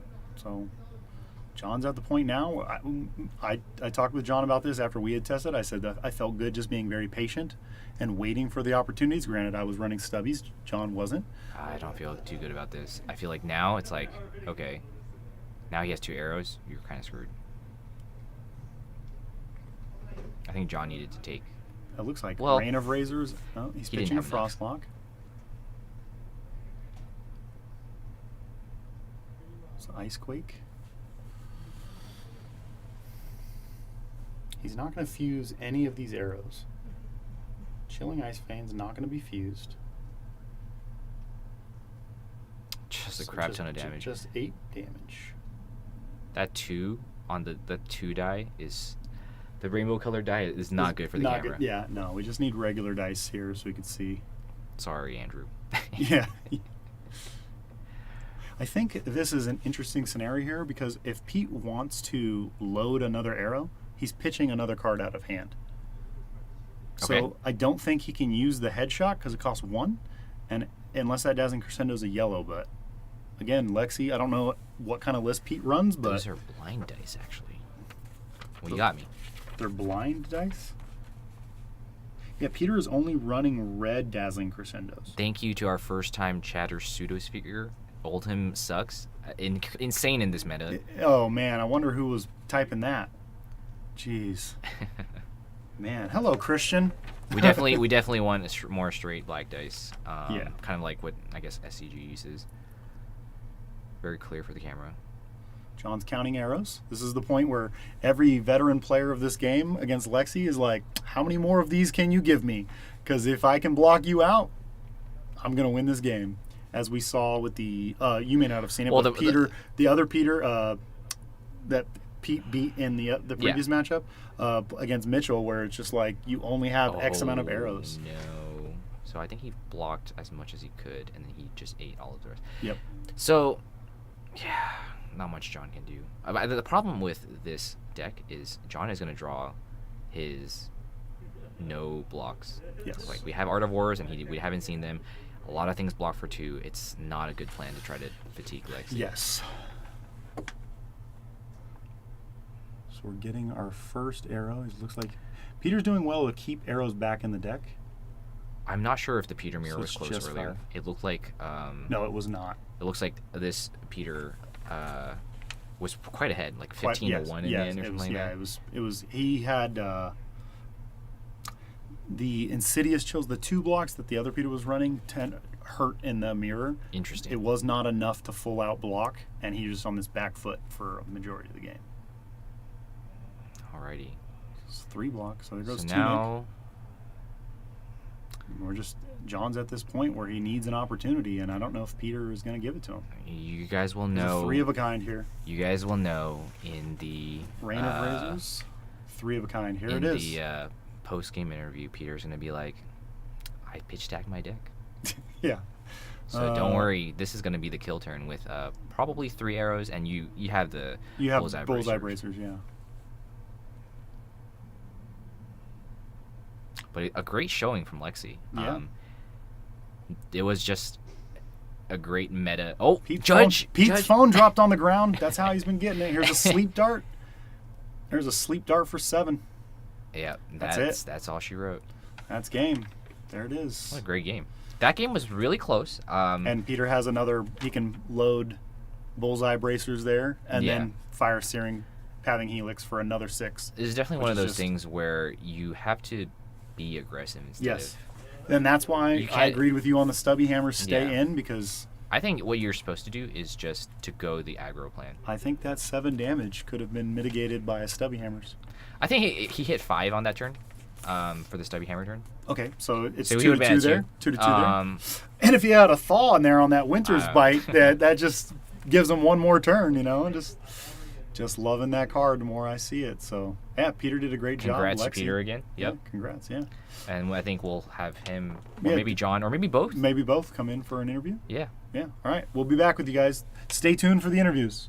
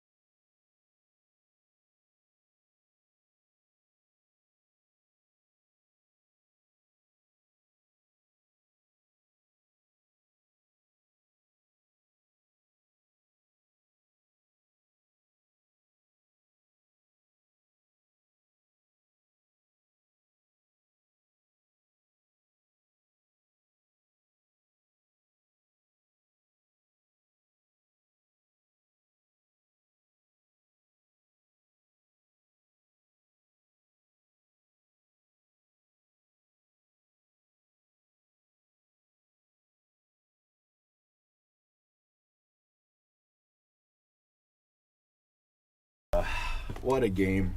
All right. Hello, guys. We're transitioning back to the interviews. And with me is John, our runner-up. Wow, I've never been on one of these. This feels kind of weird. Well, first off, congrats. Congrats on runner-up. People usually say that these interviews are pretty bad if you ask them how they're feeling. So I'm feeling fine. I know the turn I messed up. What was the turn that you messed up? So the turn where he had the 3 endless arrows. My hand was a blue, an inflame, spread the flames, and CNC. I thought if I keep this one CNC, if I keep this one, the one frostbite, I can spread the flames, inflame, play. I think the other card that I had. Oh, inflame, get a Phoenix Flame, Phoenix Flame, get another Phoenix Flame, and use that Phoenix Flame to CNC. Ah, okay. So I had the resources, but then he had the Arctic Incarceration presented, so I was like, he's just going to give me 4. Yeah. And then I thought, it's okay, I can, because I didn't count my resources properly, I can still inflame, I can still spread the flames, inflame, and then I'm doing 6. When he's at 7, I get him to 1, it's great. And then I'm like, oh wait, this costs 5. So now I have an entire hand of things that I can't play, and there was just nothing I can do about it. It's really funny you say that because I also miscounted in my match against Peter, and I was off by 1 resource, and that was 1 extra damage I missed. And I missed the damage off Shuka one time, which I was a little upset about afterwards. Yeah. So, but it wouldn't have changed the game. Like I didn't win because of it. But those were the moments. That moment where I had a 3 block, so I had like 3, 5, 7, 9 in hand, and I ended up taking probably 8 or 12 or something like that turn. If I would preserve my life total there, then I could have just held out for another turn. But he had that Arctic Incarceration the entire game. Yeah. He was just threatening you with it. It was just like the turn that he was going to take off was just going to be an Arctic, which I was hoping. The turn after that, where I miscounted, I drew 4 blues. So I was like, this is the time. If you Arctic Incarceration, life's great because I can get through anything. Yep. But then there was never another time I could actually come back and do anything. So.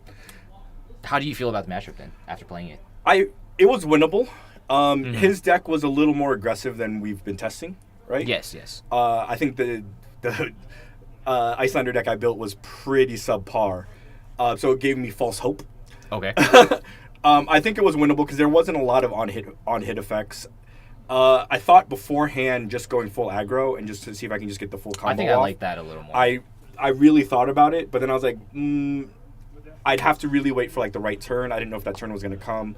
I thought I had a pretty good momentum shift when I got the Salt the Wounds and I got that turn. That was a great turn. So I was like, all right, well at least I got, I was able to push through a little bit of damage, and he let the snatch hit, which was huge. Yes. And then me drawing a blue, I was like, that was perfect. Oh my god, I couldn't ask for more because he's going to take this 2, and then I'm going to Salt, and it's going to be great. 2 extra, so 4 extra damage. Yeah, awesome. It was incredible, but it's a winnable matchup. I think that if I would have played that turn properly and blocked, then I would have given myself the ability to win the game. Not saying I would have won, because that Arctic Incarceration was really just like looming threat. Yes. And every time he had go again, I was like, well, you're just gonna Arctic. And then he had 1 in hand, and I was like, oh my god. Yeah, it looked very Oh hard to play through, and from my experience, I felt like going for the combo. Because I think specifically against his version, combo version, it seemed like he did have a lot of off turns when he didn't, like when he drew like poorly. Like that turn where I Salt the Wounded, I could have comboed, and I would because I could have gotten Lava Burst, and we were then thinking the same. And then I could have and then I would have played Salt the Wound, and it would have been it would have been another 7 damage, or if actually it would have been more because I would have done more damage with the stubby hammerers. So I think I might have been able to turn the game around that turn because he would have had to block with more equipment, and then he would have been down really low. But the first time playing it, I wanted to play a more safe match. I wanted to play a longer game. I thought I had a chance. Caleb beat it with a very similar list earlier, so I said, well, I added Shuko to give me an additional block. Sean was saying I should have run Furnace. That's what I was thinking too. I think Furnace might have made... because I wouldn't have had to lose Mask so early. Yeah. If I had Furnace, but the one resource did matter. It did come in a couple times. It did come in. Like I did use it, so I don't know. I feel fine. I mean, I broke my top 8 curse. Yep. I got to. I'm going to nationals, which feels awesome. Great. And I mean, Peter played a clean game. Yeah. Again, like. In hindsight, would I have done something different? Or I know Sean was saying, like, you guys saw a lot of hands where I was like, man, if John just doesn't do anything, it's great. But, those... It's hard. You wouldn't know. Right? Yeah, it's just like... You're playing against Lexi, yeah. So how did you feel about your overall tournament experience today? I mean, we tested this deck a lot, and the deck was just gas. I lost my first round, which I was a little worried about, to Ice Lexi. The other Peter, right? To the other Peter. So I was little, and you know what? Cold Snap, that thing was just money, man. Yeah. That was the worst card. He was asking for me. He was asking for my cold snaps at the pre-release. Yeah, dude, those Cold Snaps were awful because it was just like I had I had a Art of War like stuck there for like 3 turns that I just could not get out of Arsenal, and the game still that game got really close. I just he just kept taxing me at the end, and he didn't take an off turn, and you know it was again. It was just it's a very difficult matchup. But the tournament went well. The deck performed as good as we tested. Had a lot of big turns. I thought I was actually really worried with the Briar matches, and I beat them both times, so that felt great because neither one seemed super close. Like I had tempo the entire time, even in we were watching your game against in the top Higashi, 8 where he got channel out early, which was my biggest fear. But then I was just like, I had my combo turn. And I was like, well, if he doesn't do anything, then I guess channel just goes away anyway, and I keep tempo. So I was very fortunate again to just be able to push a lot of damage through. I think he drew like a really awkward hand after the channel. And thankfully he blocked with his equipment real early. Yeah. Which made it even better because I was like, all right, well now you can't block with equipment during some of this stuff. So it felt good. With being able to search gives you so many options. Like if you have Salt the Wound already in your hand, you can go get a Lava Burst. Were you playing 2 Salt the Wound? I was playing 2 Salt the Wounds. How did you feel about that? I like 2 Salt the Wounds because I can always banish. There was a lot of times where I'm like, I just need a card to banish for Art of War, so I would banish Salt the Wound. I knew I could search for the other one. Or sometimes I just had the Salt the Wound in hand, and you could like Salt the Wound and Salt the Wound, depending on like how everything went. But Salt the Wound and Lava Burst into Salt the Wound was just always money. Like if you had that plus like a Spreading Flames and your stubbies, then your Lava Burst is 7. Everyone's always worried about that 7 number, so they'll tend to block it, and then you're just like, that's great. And then I'll Salt here for probably another 9. That's cool. Is there anything that you would change about your deck? I think I would probably get a little more defensive. Maybe get some more blues for the Lexi matchup. I think there's a way to make the matchup a little bit more favored. Not Peter's List being more aggressive, just that the taxing for the ice. There should be ways around it. Maybe Thaw might have actually worked out in this matchup because I often only had one. Honestly, the CNC seemed better, way better. The turns where I was able to CNC that. Me arsoning that CNC, I was like, I'm gonna get him with this one, and I'm gonna get 2 cards out of his hand. But I always forget about the equipment. He's like, I block with equipment. I was like, only a card, not worth it. But it's still better than the Thaw most of the time. I think if you were gonna go fully aggro in that matchup, you would run Thaw, so that way you can block with it, and then the turn that you're gonna go off, you can get it. But he's running that red Incarceration's the worst, man. It's just like 3 Frostbites plus the one that you get for flipping it. That's 4 Frostbites. You can't get out of that turn, especially with like a deck that's as red as it is. But there's still some tweaking to do with the deck. I think the deck performed great for like early RTN season. This is almost the last week for RTN, so we're going to be heading straight into skirmish season after next week. Yeah. And we're back to playing Blitz and Sealed. Test for Nationals, man. That's where I'm at right now. Try to find that Nationals deck because we gotta get that PTI. All right, and with that, I think that's it for now. We'll be bringing Peter in, so we'll be right back.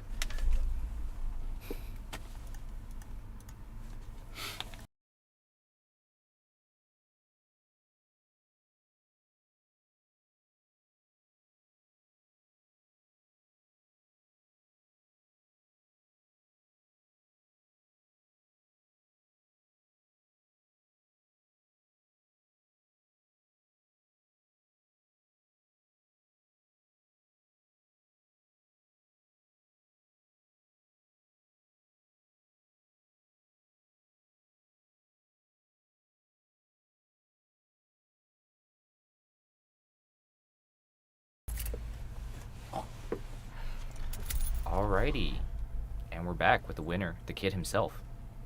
Peter. Hello, How's it I'm going? back. Congrats! First of all, congrats. Thank you. Let me thank shake you. your hand. Congrats! You got the Icelander. I don't get a handshake. You're just gonna leave me hanging on stream, bro. You Dang, win, bro. Oh, sorry. Tell your homies. I'm so tired. Yeah. You win the only road to nationals here in Vegas this season. I know. I was very very disappointed when I found out that it was actually the only RTN that we have, because usually we have 2 on the same back-to-back weekends. Don't have one tomorrow, actually. I know there's some people driving places, but yeah, won the one here, thank God. I wanted that Icelander. Well, I want to sell it. I want the money from the Icelander. Let's put it that way. Fair enough. But you know, I thought it was really fun. I'm glad I got this one. I was kind of worried because I think I'm already going to qualify through XP. This bastard. Through XP, but like, it just feels so much better just to like actually have an invite and not Definitely. be. Yeah. It's also like an ego thing to just like, oh, I qualified through XP, you know, but like it's like I actually got my qualification through, you know, play. So yeah. Yeah, that's pretty good. Definitely. I want to ask you, in the deck, what was MVP of the day? What one card you could say? Oh man. Don't say something like Art of War. Don't give me that. Give me an MVP card. He drew a lot of cards. I definitely drew a lot of cards in this version. I hate Lexi. Whoa! Don't. Our Lexi fans are not happy with that one. My Lexi Shots fans. fired. I hate playing Lexi. Why do you hate playing Lexi? I feel like you have to navigate through an entire, like, one part of your entire game plan, right? I played Lexi today because it's a good metagame call. I definitely made a couple of weird ones. Like last weekend, I played like Boost Dash and just got destroyed. Right? I don't think that's a good deck. But I picked Lexi today because I wanted to prey on the Rune Blades, because I thought a lot of people would be more aggressive plans, audible to Rune Blades. Kind of weirdly enough, people just started playing Fi, like while I wasn't testing with a lot of Vegas guys, and like bringing like Lexi that like had a little bit of like ice splash, and it was actually just like what I needed to play Can today. we just rewind back Well, how you weren't I gotta testing finish the with question. the Vegas guys? I gotta finish the question. I think the MVP here. Oh my god! That was the question. Whatever the 1 for 5 that makes you discard whenever it Chilling hits. Ice Vein? Chilling Ice Vein. Chilling Ice Vein is just so good versus aggro decks. Is that your only elemental like arrow besides Frostlock, I guess? Yes, it's Frostlock and that's the only fuse I have in my entire deck. Okay, and how many ice are you running in your deck? I think it's like 12. 12. Do you I think it's that's like 9, enough? 12. It feels like you were able I think it's to definitely fuse enough. a good amount. You draw so many cards through like 3 of a kind, Art of War. You can set it up very easily. I think it's not having like the ice card specifically. I think it's like having every ice card do something, right? I hated playing decks in the past that, like, for example, like Briar. A lot of your Earth cards in your deck, like, don't have text. Like, they're Earth Blue Pitch. Maybe sometimes when you have, like, a really terrible hand, like, it's a +1 or a +3, like, you never want to cast those cards. But in one thing that Lexi does really well is that all the ice cards that you play are very good. Like, Winter's Bite, making them discard unless they pay 1, it just, like, says, take a card out of your hand. Very good. Hyperthermia is another card I wanted to... I was kind of disappointed with it today, but I think it was just the matchup spread I had. Hyperthermia, I played it instead of Channel Lake Frigid today. Channel Lake is 2 mana versus Hyperthermia is 0, but it's a block 3 versus block 2, which is a little bit... Hyperthermia versus the Runeblade decks is really good because it turns off Mob Skies, it turns off the Briar, everything basically the Briar does, because it doesn't have printed Go Again on it. It can't gain Go Again unless you know, obviously extra action points through like creepers or something like that. So are you playing Blizzard then? I'm not playing Blizzard. No Blizzard. I don't think Blizzard has text either. It's another instant that doesn't block. It's another instant that doesn't block. I think the only other ice card I really play in the deck is if I had a sideboard plan to play like Amulet of Ice. But realistically, that card only has text if I'm like pitch stacking versus Oldham. Another thing that I was thinking about was like Insidious Chill. I think that one's pretty good, but you need to commit to a lot more ice cards. Yeah, and you beat that matchup. Yeah, and you win that matchup usually, anyways, right? Something I wanted to play Channel Lake Frigid today after playing 7 rounds. I was just like every single time I played against Ninja, I was like Ninja's the one matchup to where Hyperthermia is worse than Channel Lake Frigid. Okay. Because Channel Lake Frigid versus Ninja is like you get 2 turns. Like, they just don't do anything, right? But versus every other one, Hyperthermia is just so much better. As somebody that hates Lexi, that has always talked mad disrespect to Lexi, it's kind of weird that I won with it. I played it today. There was like 6 decks I could have played today. I thought about playing Icelander, thought about playing Kano. Good it didn't do that. I round 1 played Prism and played 2 Prisms today. That actually would have been terrible. But yeah, I think just the meta call in this, I don't want to be playing like just the best deck in the format because this meta is so wide open. I want to attack it from an angle, and I think if I'm attacking from like a Lexi perspective, I'm still beating the Prisms if they're trying to get if there's still Prisms left. I don't think you should be playing Prism at all right now. You could attack every aggressive deck in the format. You're always good against like the mechs. You're still going to win against. I think the only spotty matchups is going to be the Guardians. But I just stone cold think you can't play Guardian in this matchup except for maybe Oldham. And you're just conceding versus Prism. Although there's not a lot of Prism out there, you're still conceding a matchup which I don't relatively like playing. So, given that, you don't like Lexi. No, not if at you all. had a tournament, It's very good. If you had a tournament tomorrow or next week, another road to nationals, and it's classic constructed, what deck would you recommend to our viewers? Lexi. You'd still be playing Lexi? I'd still be playing Lexi. All right, I can hate the deck. I just still think the deck is just like what I want to hit in the meta because I think more people are audible into playing aggressive decks, and I'm just gonna punish them. I do think that 5 deck is very disgusting versus decks that aren't gonna interact with you. I think if you play against any deck that doesn't interact with you, you're just gonna die on like turn 3, which is very, very powerful. So it makes me have to play a deck that's going to interact.